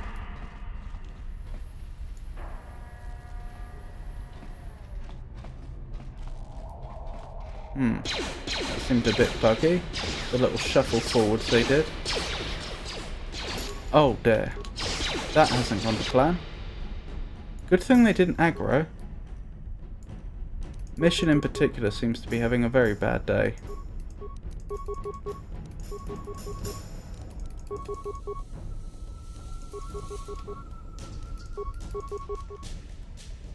This might be a good occasion for a frag grenade, I think. Oh my goodness. I wasn't expecting them to survive so well. One of the party's down. Party members who go down in combat will be revived at the end of battle. If your entire party goes down, the game is over. Okay, this is bad. Okay, there's only the 3 of them. I think we'll almost certainly win this.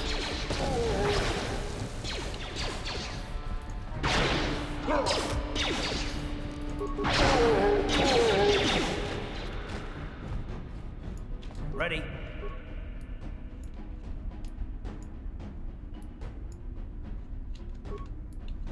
What? Okay, we're good. Is she on 1 health by any chance? Oh, look at the animation, because she's injured. That's attention to detail.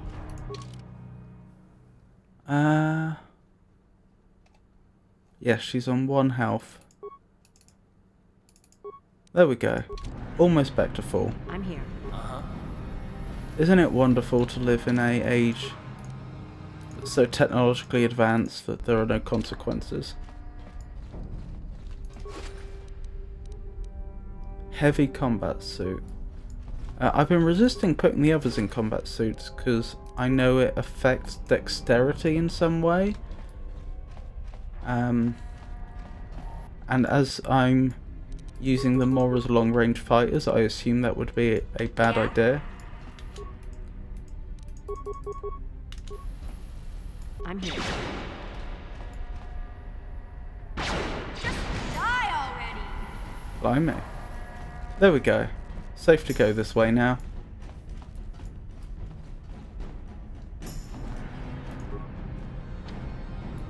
Interesting. I don't know what way we're supposed to go. That presumably would take us back up, but up where is an important question, since that's not the way we came down. Yeah, the game won't tell us either. Ready? Let's see if she can slice through the door. Security slicing, that is. Darn it. Ready? Huh? Wait, did you fail? Darn it. Impossible. Okay. So presumably we're not supposed to go through there yet. Perhaps that's the way we escape?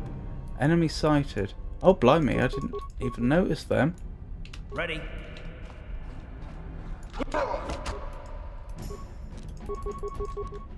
Yeah?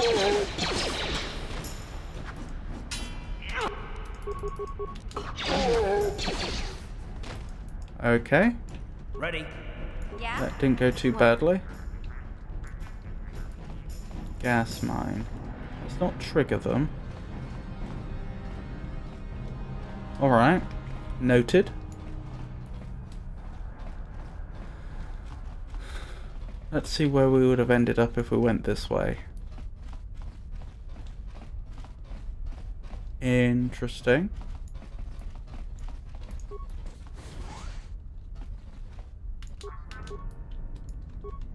What?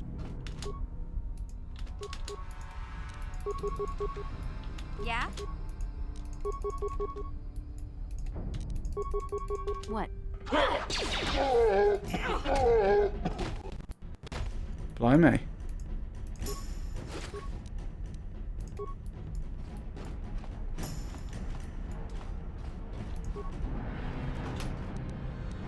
How are we even doing on credits now? I haven't checked in a long time.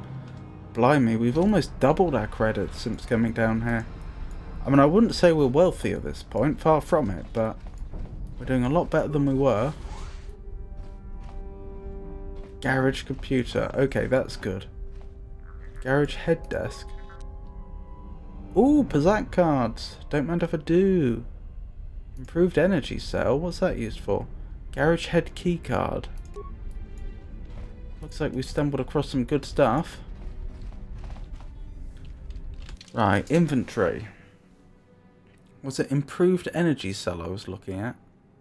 Improved energy cell. Upgrade item range. So increases the energy output of certain blaster types, allowing skilled users to better deliver powerful attacks. The modifications require a workbench with adequate tools and a weapon of high quality marked as upgradable. Good to know. What? Yeah?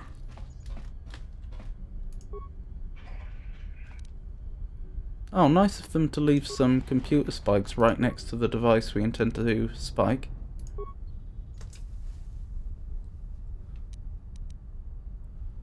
Security cameras. Garage clear. Overload swoop bike in garage bay. That's odd. Why would we have the option to presumably create an explosion in the garage when we'd have had to have mostly cleared the garage to have got to get to this computer in the first place? And the same with the garage office. Interesting. Loading bay. Engine lab. Engine lab's presumably where we need to go to. That's probably where the swoop bike accelerator is. Interesting. Loading bay and engine lab, the only two areas that we wouldn't have had to have travelled through to get here, and the only two areas which in fact we haven't gone to yet are the only two that don't have options for creating explosions. Open all security doors, spikes. Upload area schematics. Open all security doors.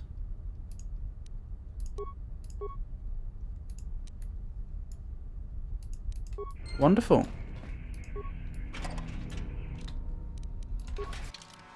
Right, I'd say this is going well. All things considered. Everyone's reasonably healthy as well, which we like to see. Nothing in here I missed, is there? Did I look in here? Yep. Right, let's move out.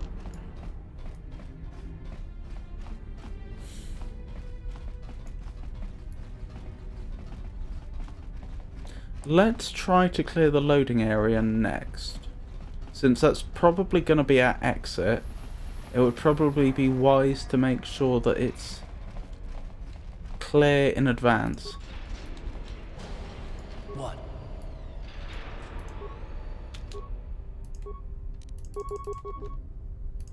Right, let's hope this goes well. Yeah?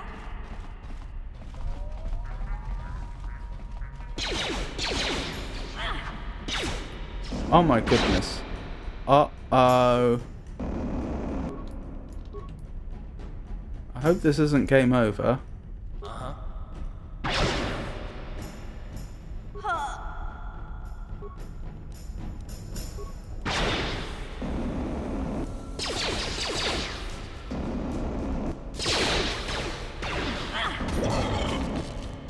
Oh dear.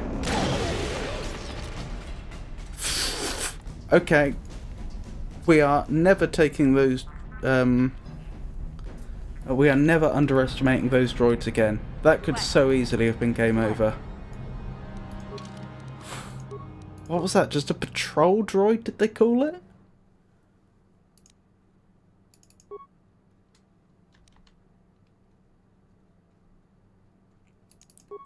Heal everyone up as best we can.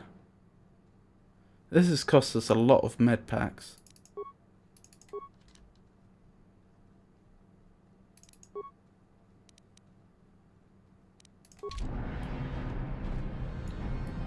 There we go. What? Yeah? What? How many med packs do we have left? 8. So be it. Oh, we've got some advanced med packs in here at least. Huh? This one's locked. Let's use our security skill. Gotcha. Simple. Wait, 2,000 credits? 2,000 credits?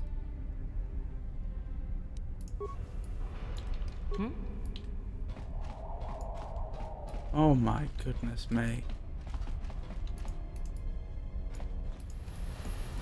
Good thing we made this little detour. I thought this would be our way out, but apparently it's not. This must be the air equivalent of a treasury, I would guess. Even if it's only a local one. That is to say that they may have a more well-stocked treasury for the organisation as a whole, but this is possibly the treasury for this specific base. What? Huh? All the money they think they may need at short notice for the base itself. I probably only needed to remove one of those, but I may as well remove both. What? Right, let's keep going. Oh dear.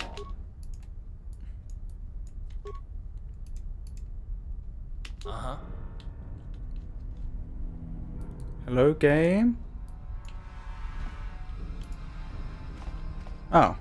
Yeah? What? I guess it was nothing.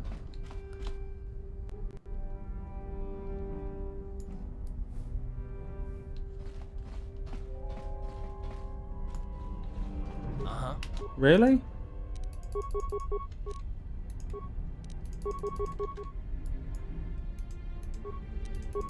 I wonder if this will cause the others to hear us. No, astonishingly.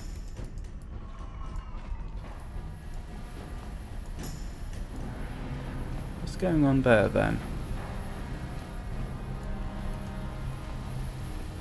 Radiation shields? I mean, I'll take an energy shield. Maybe I should have used the energy shield before engaging that patrol robot in retrospect. I don't know if it would have helped with whatever that freezing beam was. Ready? I'm here. Ready? What? Doesn't she have sneak attack? This will be fun. I don't think we've done this before. Why would you do it that way? I'm here. Never mind.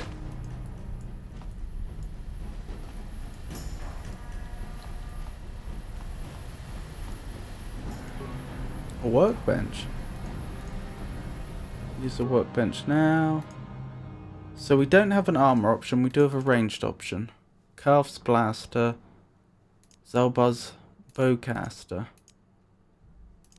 Supposing I wanted to improve Calf's Blaster, what do we even have? A scope? Improved energy cell, beam splitter, hair trigger, damage bonus energy. I mean, we may as well put them all on, mightn't we? I see no reason not to. So that all leads to a +2 energy damage bonus and a +2 attack bonus.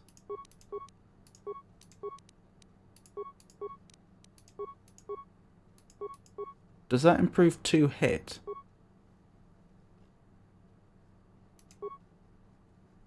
Yes, I think so. So +2 damage and +2... Yes, damage bonus energy 1 and attack bonus 1. Okay.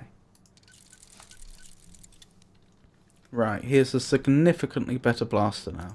Of course, he uses 2 blasters at a time, so it's not quite the same as the equivalent improvement to another character's main weapon, since his total damage is going to be averaged between the 2 blasters, I assume. Or at least the damage from each blaster is going to be lower than, say, a single 2-handed rifle.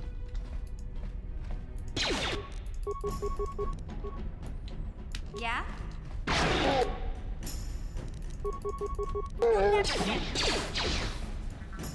You'll never get me.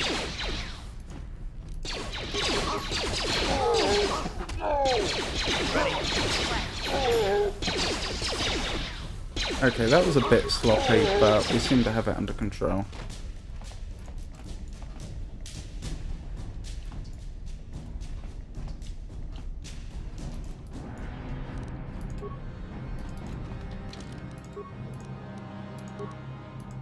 For some reason the game didn't want to exit combat mode then. I had to do it manually. So what could be behind here?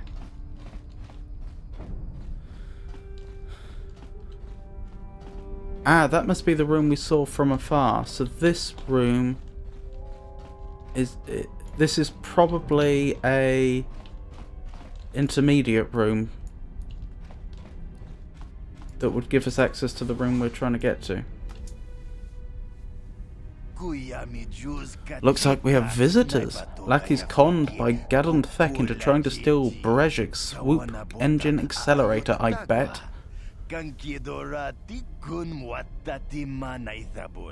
Brezhik stole that engine from Gadon. It was never yours to begin with. Well, I didn't go to all the trouble of acquiring this prototype just so you could steal it back for that old fool.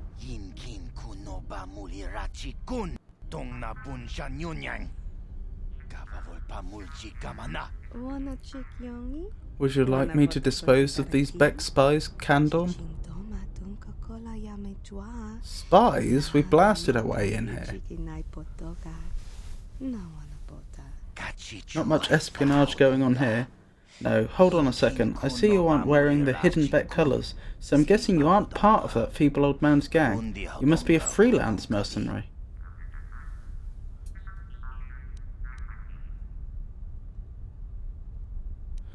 enough yapping. Hand over that accelerator. Instead of stealing the prototype for the Becks, why don't you come work for us? The Black Vulkars could use someone like you.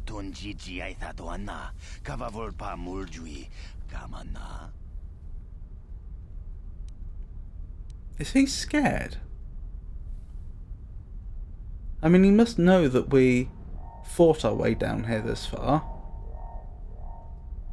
Why is he trying to recruit us? Is he just thinking that an extra... If he's not scared, then he must think that he could... that 2 against 3, he would win in that combat. If he's that capable, then why does he want to recruit us so badly? Is it just, you know, extra pairs of hands? Or is he scared? Is he trying to avoid combat? Forget it. I know all about you Black Vulkars. Know all about them. Be smart. Gadon Thek is never old news. He's a blind fool in more ways than one. Brejik is a visionary. Soon he'll control the entire lower city. Don't shackle yourself to a losing team. Oh, sorry.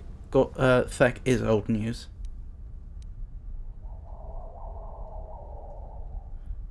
Forget it. I'm not going to betray Gadon. Sai, I can see there's not much chance of convincing you to come work for us after all. Most unfortunate. Is this going to be our first boss fight? Other than arguably the Rancor beast, which we got round through a scripted event. Now can I kill them, Kandon? Kinda wish that I had used... Yes, darling, kill them. Kill them all. Kind of wish I'd used the medkits before this now. Journal entry added. Whoa, whoa, whoa, whoa, whoa, whoa, whoa. Right. Items. What do we have in terms of combat enhancements? Adrenal elasticity. Increased dexterity, movement speed bonus. Constitution, strength, battle stimulant, hyper battle stimulant. Use that item, please. Let's focus on Canton's bodyguard. That's not the attack I want.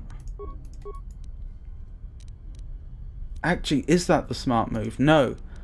She's going to have a lot of health. She's not going to go down quickly.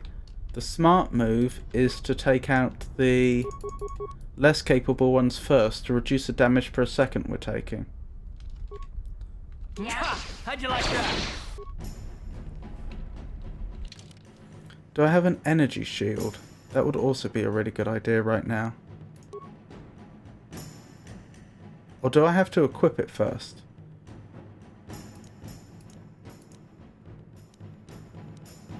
Why can I not use it? You cannot equip items. Can I do so now? Apparently. I'm surprised. Mid-combat, but there you go. Right, despite what I just said, I'll probably have Navarra take on the bodyguard because she's our tank. At least I'm guessing that the bodyguard probably can do considerable amounts of damage, so let's have her tied up with the melee character, while the 2 ranged characters take out the less powerful enemies scattered about.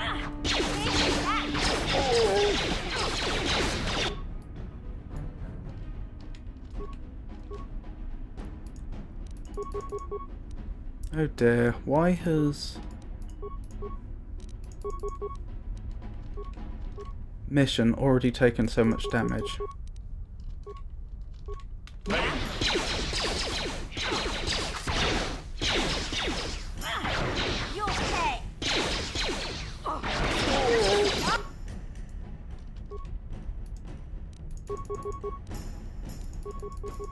Right, this isn't looking... It's looking like we're going to take some heavy damage from this.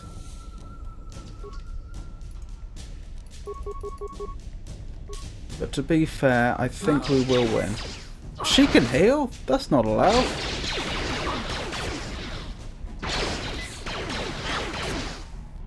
Okay. I should probably instruct the others to heal up then, mid-combat.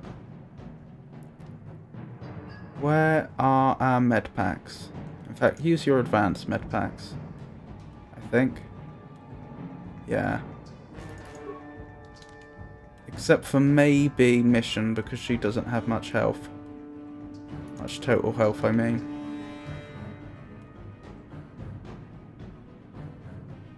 Alright, so spend a round healing up everybody. That's probably worth it in the long term.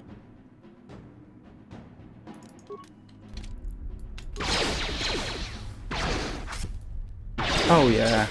Now that they've healed up, I just don't see how...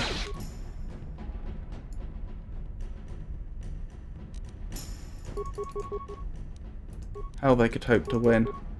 Interestingly though, I get the impression that Camden might actually be more capable combat-wise than his bodyguard, which raises certain questions.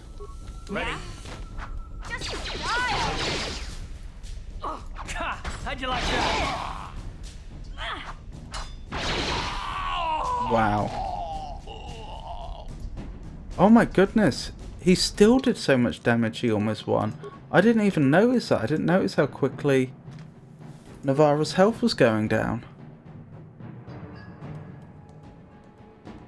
How are we doing? Probably use an advanced medkit and... sorry, med pack. An advanced med pack and a normal med pack.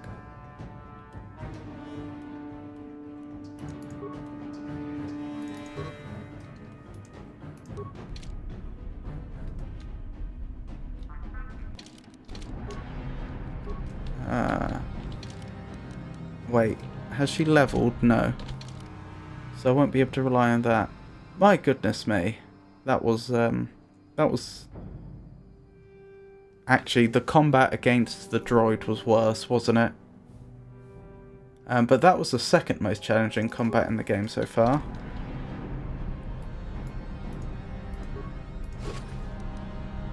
Hair trigger, disruptor, pistol, response package, Sith energy shield, military suit, Verpine headband,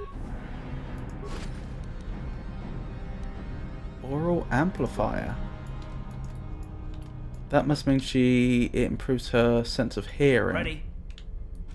Oh, we've got the same bug again where we can't move one of our characters. Hold on. Save the game, load the game. There we go.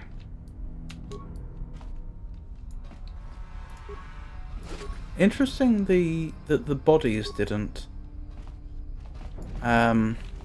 weren't saved when we reloaded. They disappeared and where applicable were replaced with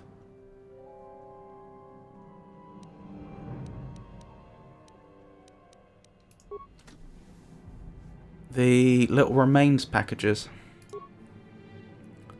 Will +3, skills awareness +2, not usable by Wookiees. Awareness +2.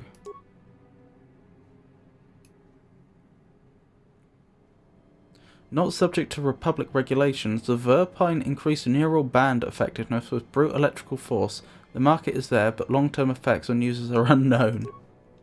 With this item, Turkish Corporation abandoned visual detection in favour of oral, citing that most creatures breathe and even camouflage fields can't blend the sound of that away.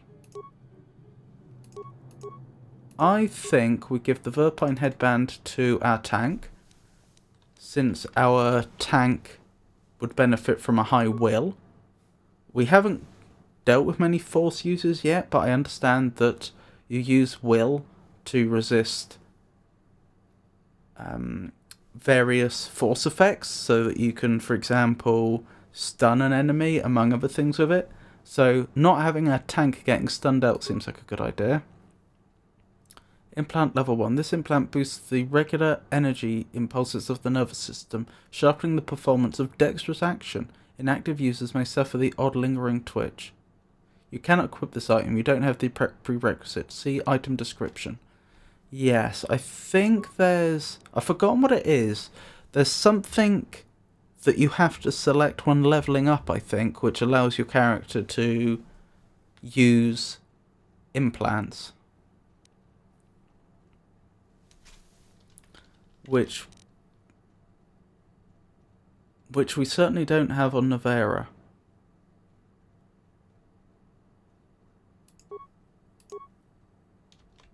We don't have it on Karth either. We don't have it on any of them. Okay. Ready? Huh?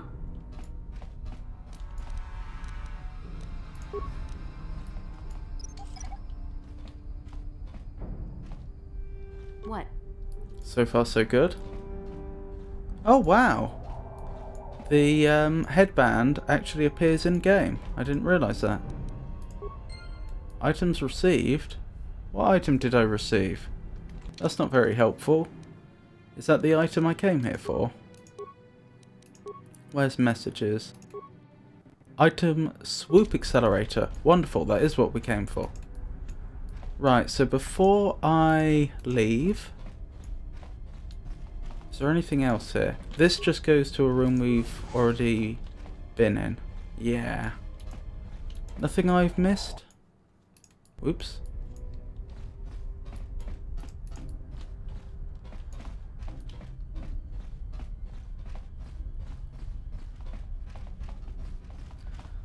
Right, we can leave now, but we never found out what happened to Rakul's apprentice. We did find a few journals, though, that we could ask him about.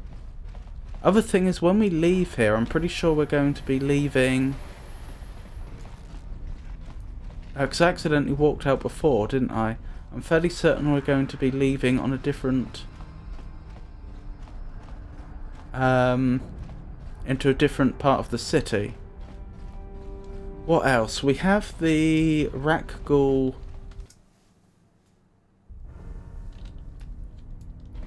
cure formula. It's not... Was it a cure or a vaccine? Something like that. The serum. We have that, so we can give that to the doctor when we're next there.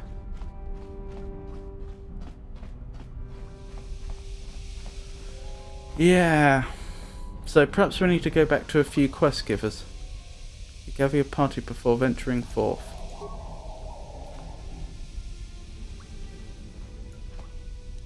Okay.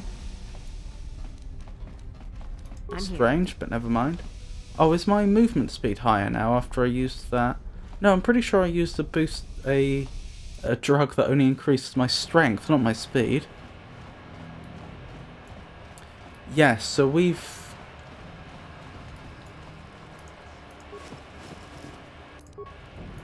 gone up to the Undercity from... Sorry, we've gone up to the lower city from the Undercity. Oh, I know where we are. Did we ever go through this way? No, I don't think. Nope, not been here.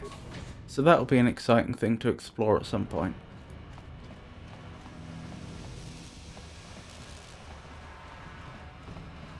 Implants are a feature, yes. Ah.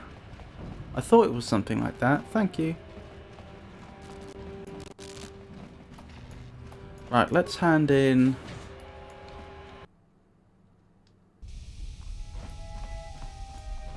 this... this quest, if that's how it works. And hopefully... we won't immediately be forced onto the next section, because we have other quests we also want to hand in. You have returned. You have the prototype swoop engine accelerator with you?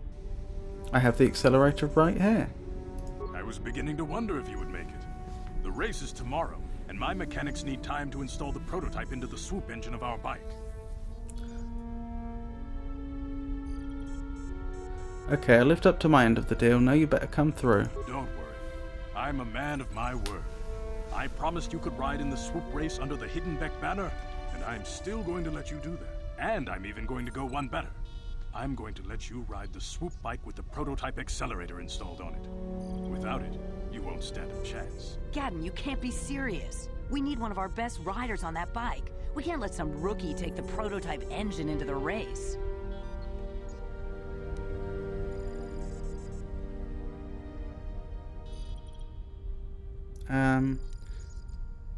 Ziadra's right. Gadon, one of your own riders should get that swoop bike. I have to be honest with you. There's a reason I'm letting you take the prototype engine. The accelerator is unstable. There's a good chance it could explode during the race. Oh, lovely. Are you crazy? Why would we risk riding that thing then? I can't ask one of my own riders to take the risk. But you can They'll ask be running me. unmodified swoops in the race. You'll be the only one using the prototype. If you can complete the track before the accelerator overheats, then you'll win for the Bex. If you die, then one of my other riders could still come through for me. Oh, wonderful. I'm happy for you.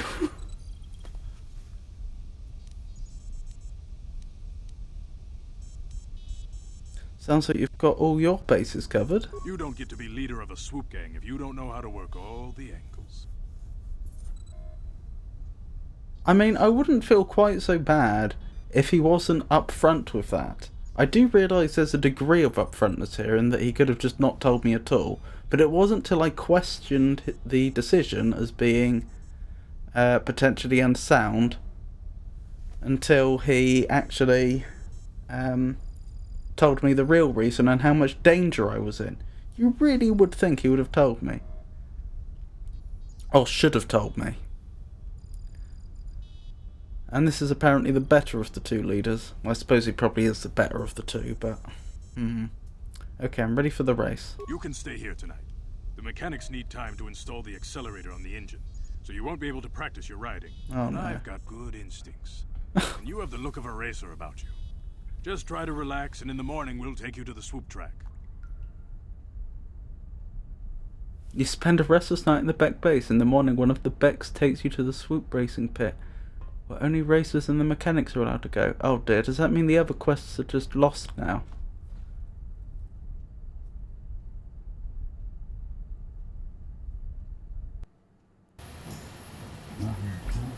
So you're the one who's going to ride the swoop bike, eh?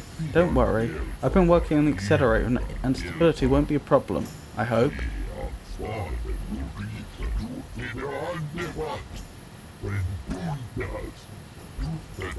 Gadon mentioned that you've never done this before. You want me to run over the basics of handling a swoop bike for you? I mean, can you imagine? Imagine it was a motorbike rake and they're like, oh, don't worry that you've never ridden a motorbike before. You'll be fine. We've got this special souped up motorbike which is extra fast, but also might explode if you overdo it. You'll be fine. Sure, tell me how it's done. It's pretty simple really. First, try not to crash into anything. There's debris and obstacles scattered all over the course, so watch out.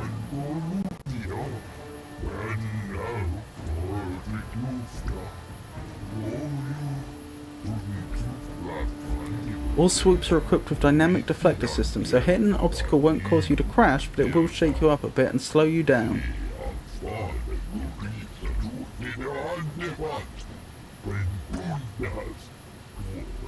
The track also has accelerator panels built into its surface. If you fly over one, it will give you your swoop a boost of speed, so try to hit them when you see them.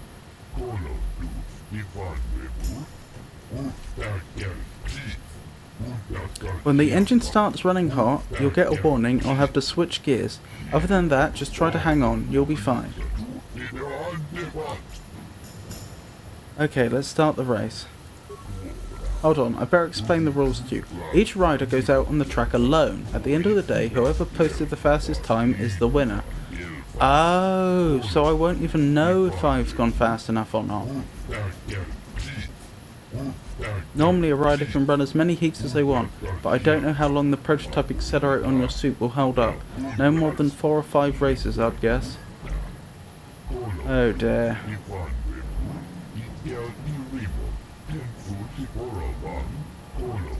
So make your runs count. Gadon's put his trust in you. We need to win this race, or Brejik's Volkers will get a whole bunch of new recruits. If that happens, we're finished. I won't let you down. Sounds like you're ready. Go talk to the race announcer over by the counter. He'll give you the time to beat. and get you out on the course. Wait, so am I the very last racer participating? Has everyone else already been? I'll be waiting for you here after the run so I can make any tweaks or repairs to your swoop in case you want to go out for another heat. Yeah, if racers can just go for as many heats as they want, how do they know that everybody's finished? How do they know someone won't come back and want to go for another heat, get a faster time? Good luck, and don't worry about the prototype overheating and exploding while you're out on the track. That probably won't happen.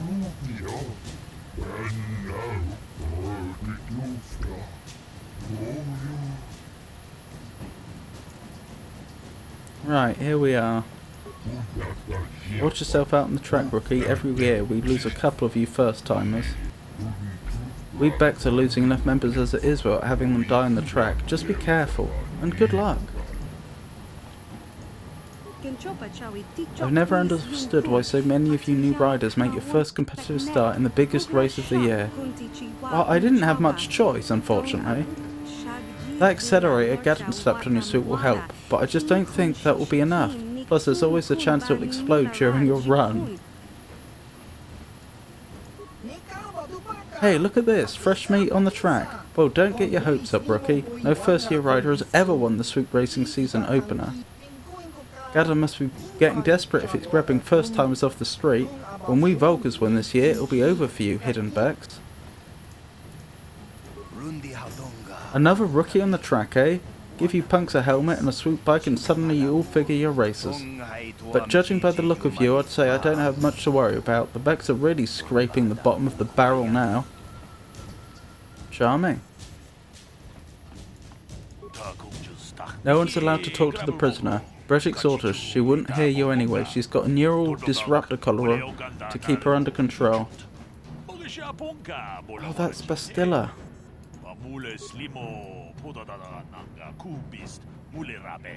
That's not ideal. You're here to race, right? Okay, let's see who your sponsor is. Ah, you're riding for the Hidden Becks seat. Always liked them. I hope they can show these Volkers a thing or two, but I digress. Okay, you're registered now. Good luck, and try not to get yourself killed. We only lost one rider today, and we want to keep it that way. Whenever you're ready, you can hit the track. What's the time to beat? Well, Redross says the best time so far. Is that 38 minutes? But not the best I've seen. I don't know if it will stand up. What happened to the rider you lost? Same as usual, he was pushing himself beyond his limits and he hit some debris on the track. The deflectors kept him from crashing, but the force of the impact jarred him from his swoop. Don't worry, they scraped what was left of him off the track already. Just remember to hang on and you should be okay. You can hit the track whenever you're ready. I want to race one of my heats. Okay, let's get you out on the track.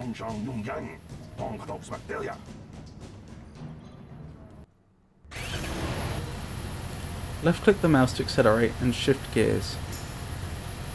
Interesting. Use the movement keys F and S to avoid obstacles and hit the accelerator pads. Right, so I can go side to side and I can accelerate and that's it, I think. I don't have a mouse, how do I... Okay.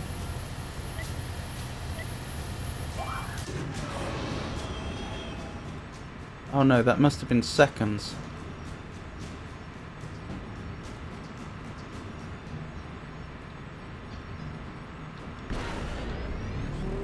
Let's not try and beat the time on this occasion.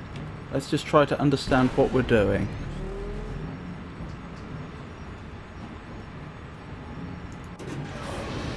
Oh, I see.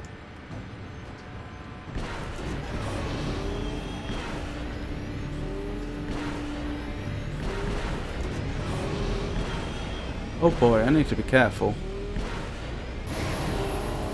That wasn't bad, given that I have never done that before and misunderstood how the acceleration works. I was only a few seconds off the best time.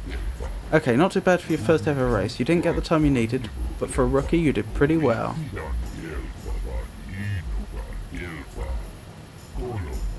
That prototype accelerator held up okay too. It's running a little hot, but nothing to worry about. Not yet, anyway.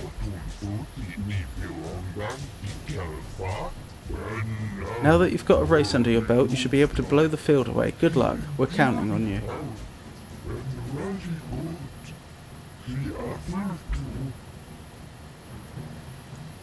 Yeah, let's try it again. Back again, I see. So you're ready to hit the track? Not literally, of course. We already lost one rider that way today. I want to race one of my heats. Okay, let's get you out on the track.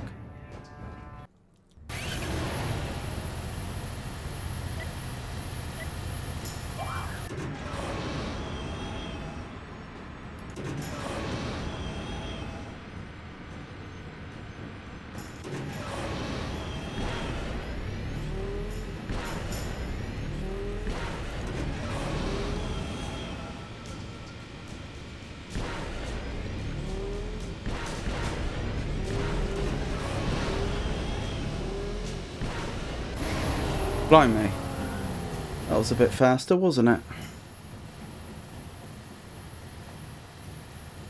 You did it. You got the top time. You just beat racers who've been doing this for 20 years. This is amazing. Well, it's obviously the accelerator.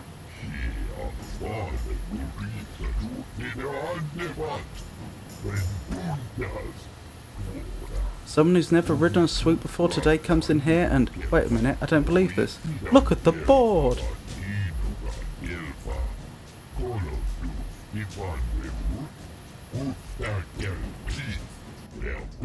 One of the Volkers just beat your time. Who? Ah, it was Redros. I should have known. That's okay. The day ain't over yet and Accelerator's still holding together. You just have to get out there again and show them how it's done. Really? So no matter how well I did in that race just then, the game would have already created a better time. Would have always created a better time.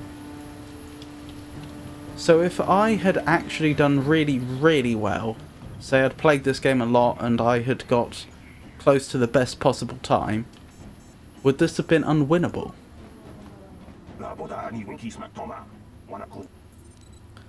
What's the time to be? Oh, I don't know what my time was, but it wasn't much slower than that. I'm pretty sure it was 26 seconds something.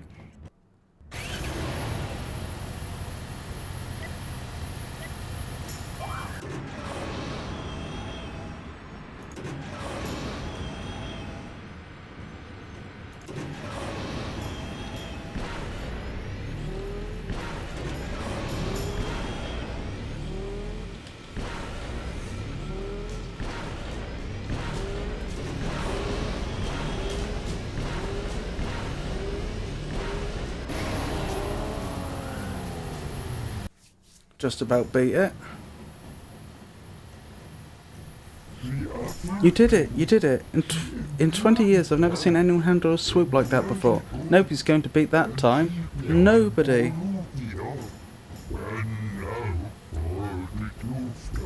I don't believe it! Look at the scoreboard! I guess Gadon knew what he was doing. He picked you to ride for us. I think that should be when he picked you to ride for us. Now the only thing is to wait for the time to become official and go collect your prize. Oh right, is there going to be some fiddling with these scores? Ladies and gentlemen, I present you the winner of the race. Put your hands together and show your appreciation for one of the most daring riders the swoop track has ever seen. For your skill and courage, you've proven yourself the premier swoop rider on Taros and brought great glory to the Hidden Beck gang.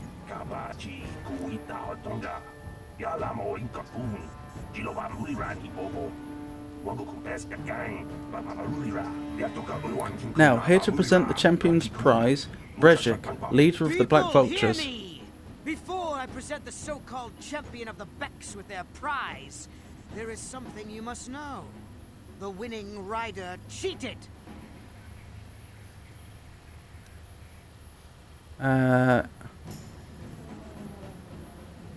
Yeah, you better not be trying to cheat me, Brejik. Is probably the best response there. Your swoop bike was using a prototype accelerator. Clearly an unfair advantage. Because of this hidden Beck treachery, I'm withdrawing the Vulca's share of the victory prize. You can't do this, Breshik. You know the rules. Nobody's allowed to withdraw a victory prize after the race. They go against all our most sacred traditions. Yeah, if he had a problem with it, he should have raised it before the race. You fool. Your traditions are nothing to me. I am the wave of the future. If I want to withdraw the prize and sell this woman on the slave market myself, nobody can stop me. I might have something to say about that, Brejik.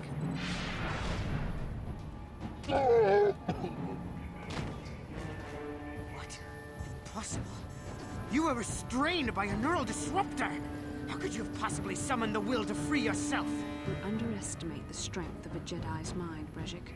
A mistake you won't live to regret. Vulcus, to me! Kill this woman! Kill the swoop rider! Kill them all! Oh no.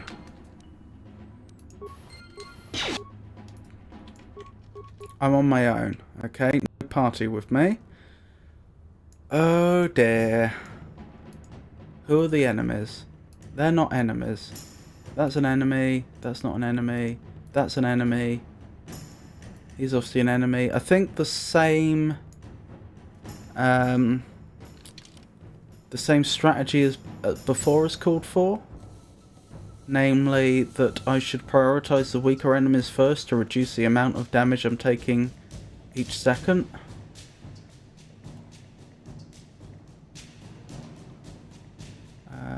Where are my adrenal strength? I think that's the one we want.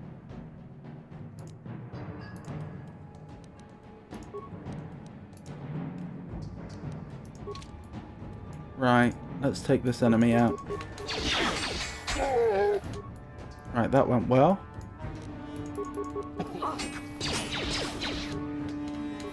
Oh, there's another one here.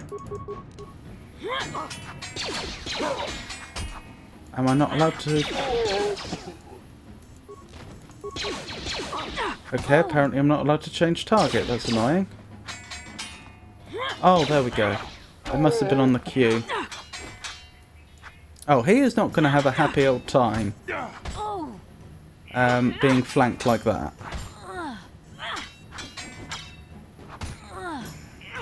Oh, stop hitting me.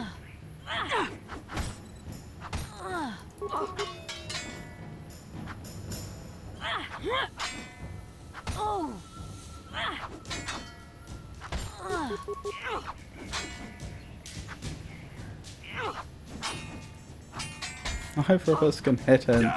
There we go. Got there in the end. I mean, double-bladed lightsaber. Ooh.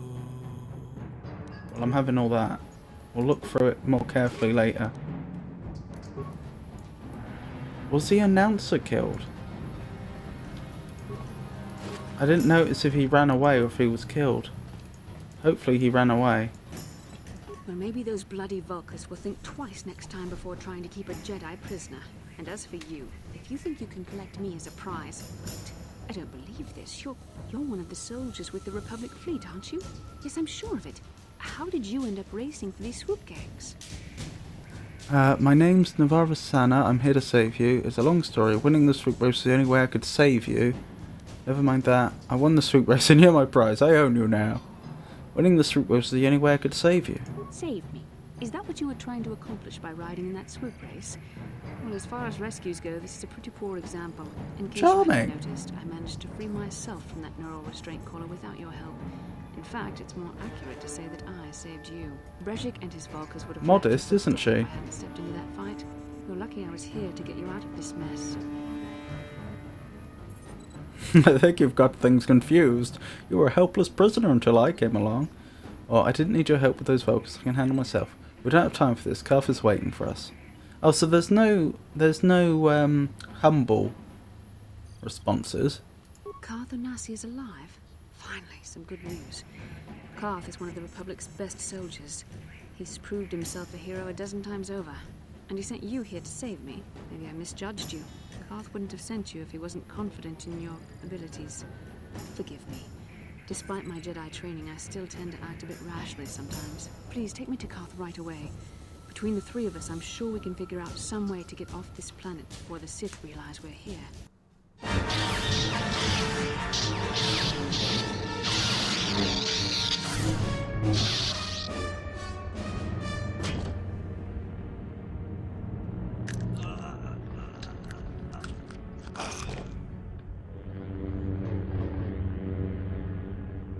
You cannot win, Revan.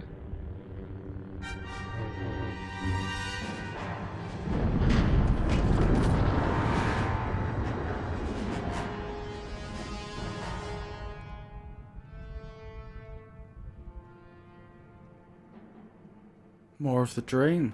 Bastila, you're alive! Finally things are looking up. Now we just need to figure out a way to get off this planet. You mean you don't have a plan to get off Taurus yet? What have you been doing all this time? We were trying to find you, remember? I see. Now that I'm back in charge of this mission, perhaps we can start doing things properly. Hopefully our escape from Taurus will go more smoothly than when you rescued me from Brejik. I know you're new at this, Bastila, but a leader doesn't berate her troops just because things aren't going as planned. Don't let your ego get in the way of the real issues here. That hardly strikes me as an appropriate way of addressing your commander, Karth. I am a member of the Jedi Order, and this is my mission. Don't forget that. My battle meditation ability has helped the Republic many times in this war, and it will serve us well here, I am sure. Your talents might win us a few battles, but that doesn't make you a good leader. A good leader would at least listen to the advice of those who have seen more combat than she ever will.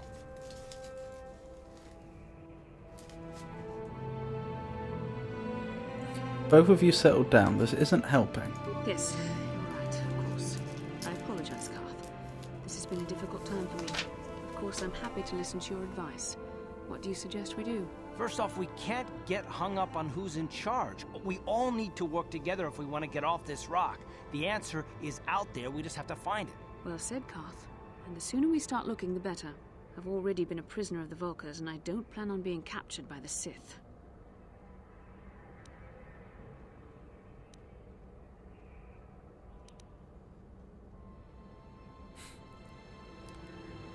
Don't worry, I won't let that happen. I think we'll need some help getting off Taurus.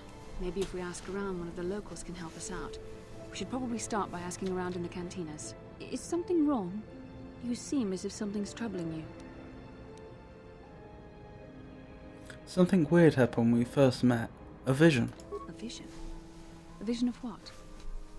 Of you fighting a dark Jedi. Revan, I guess. This is a bit strange. Such visions are often a sign of Force sensitivity.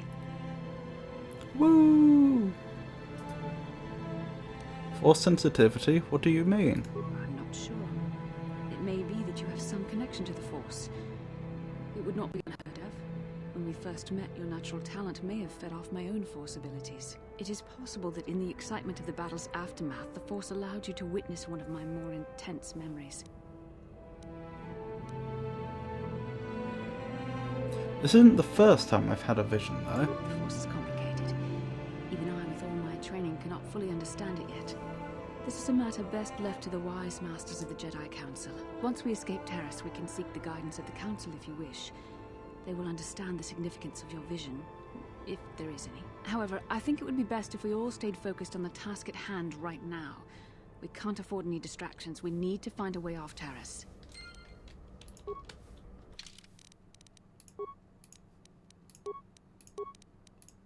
Quick save. Right. Ah, we're back in the apartment. In the upper city. Looking at the time, this would be a good time to stop. So once again, thank you for coming, everyone. And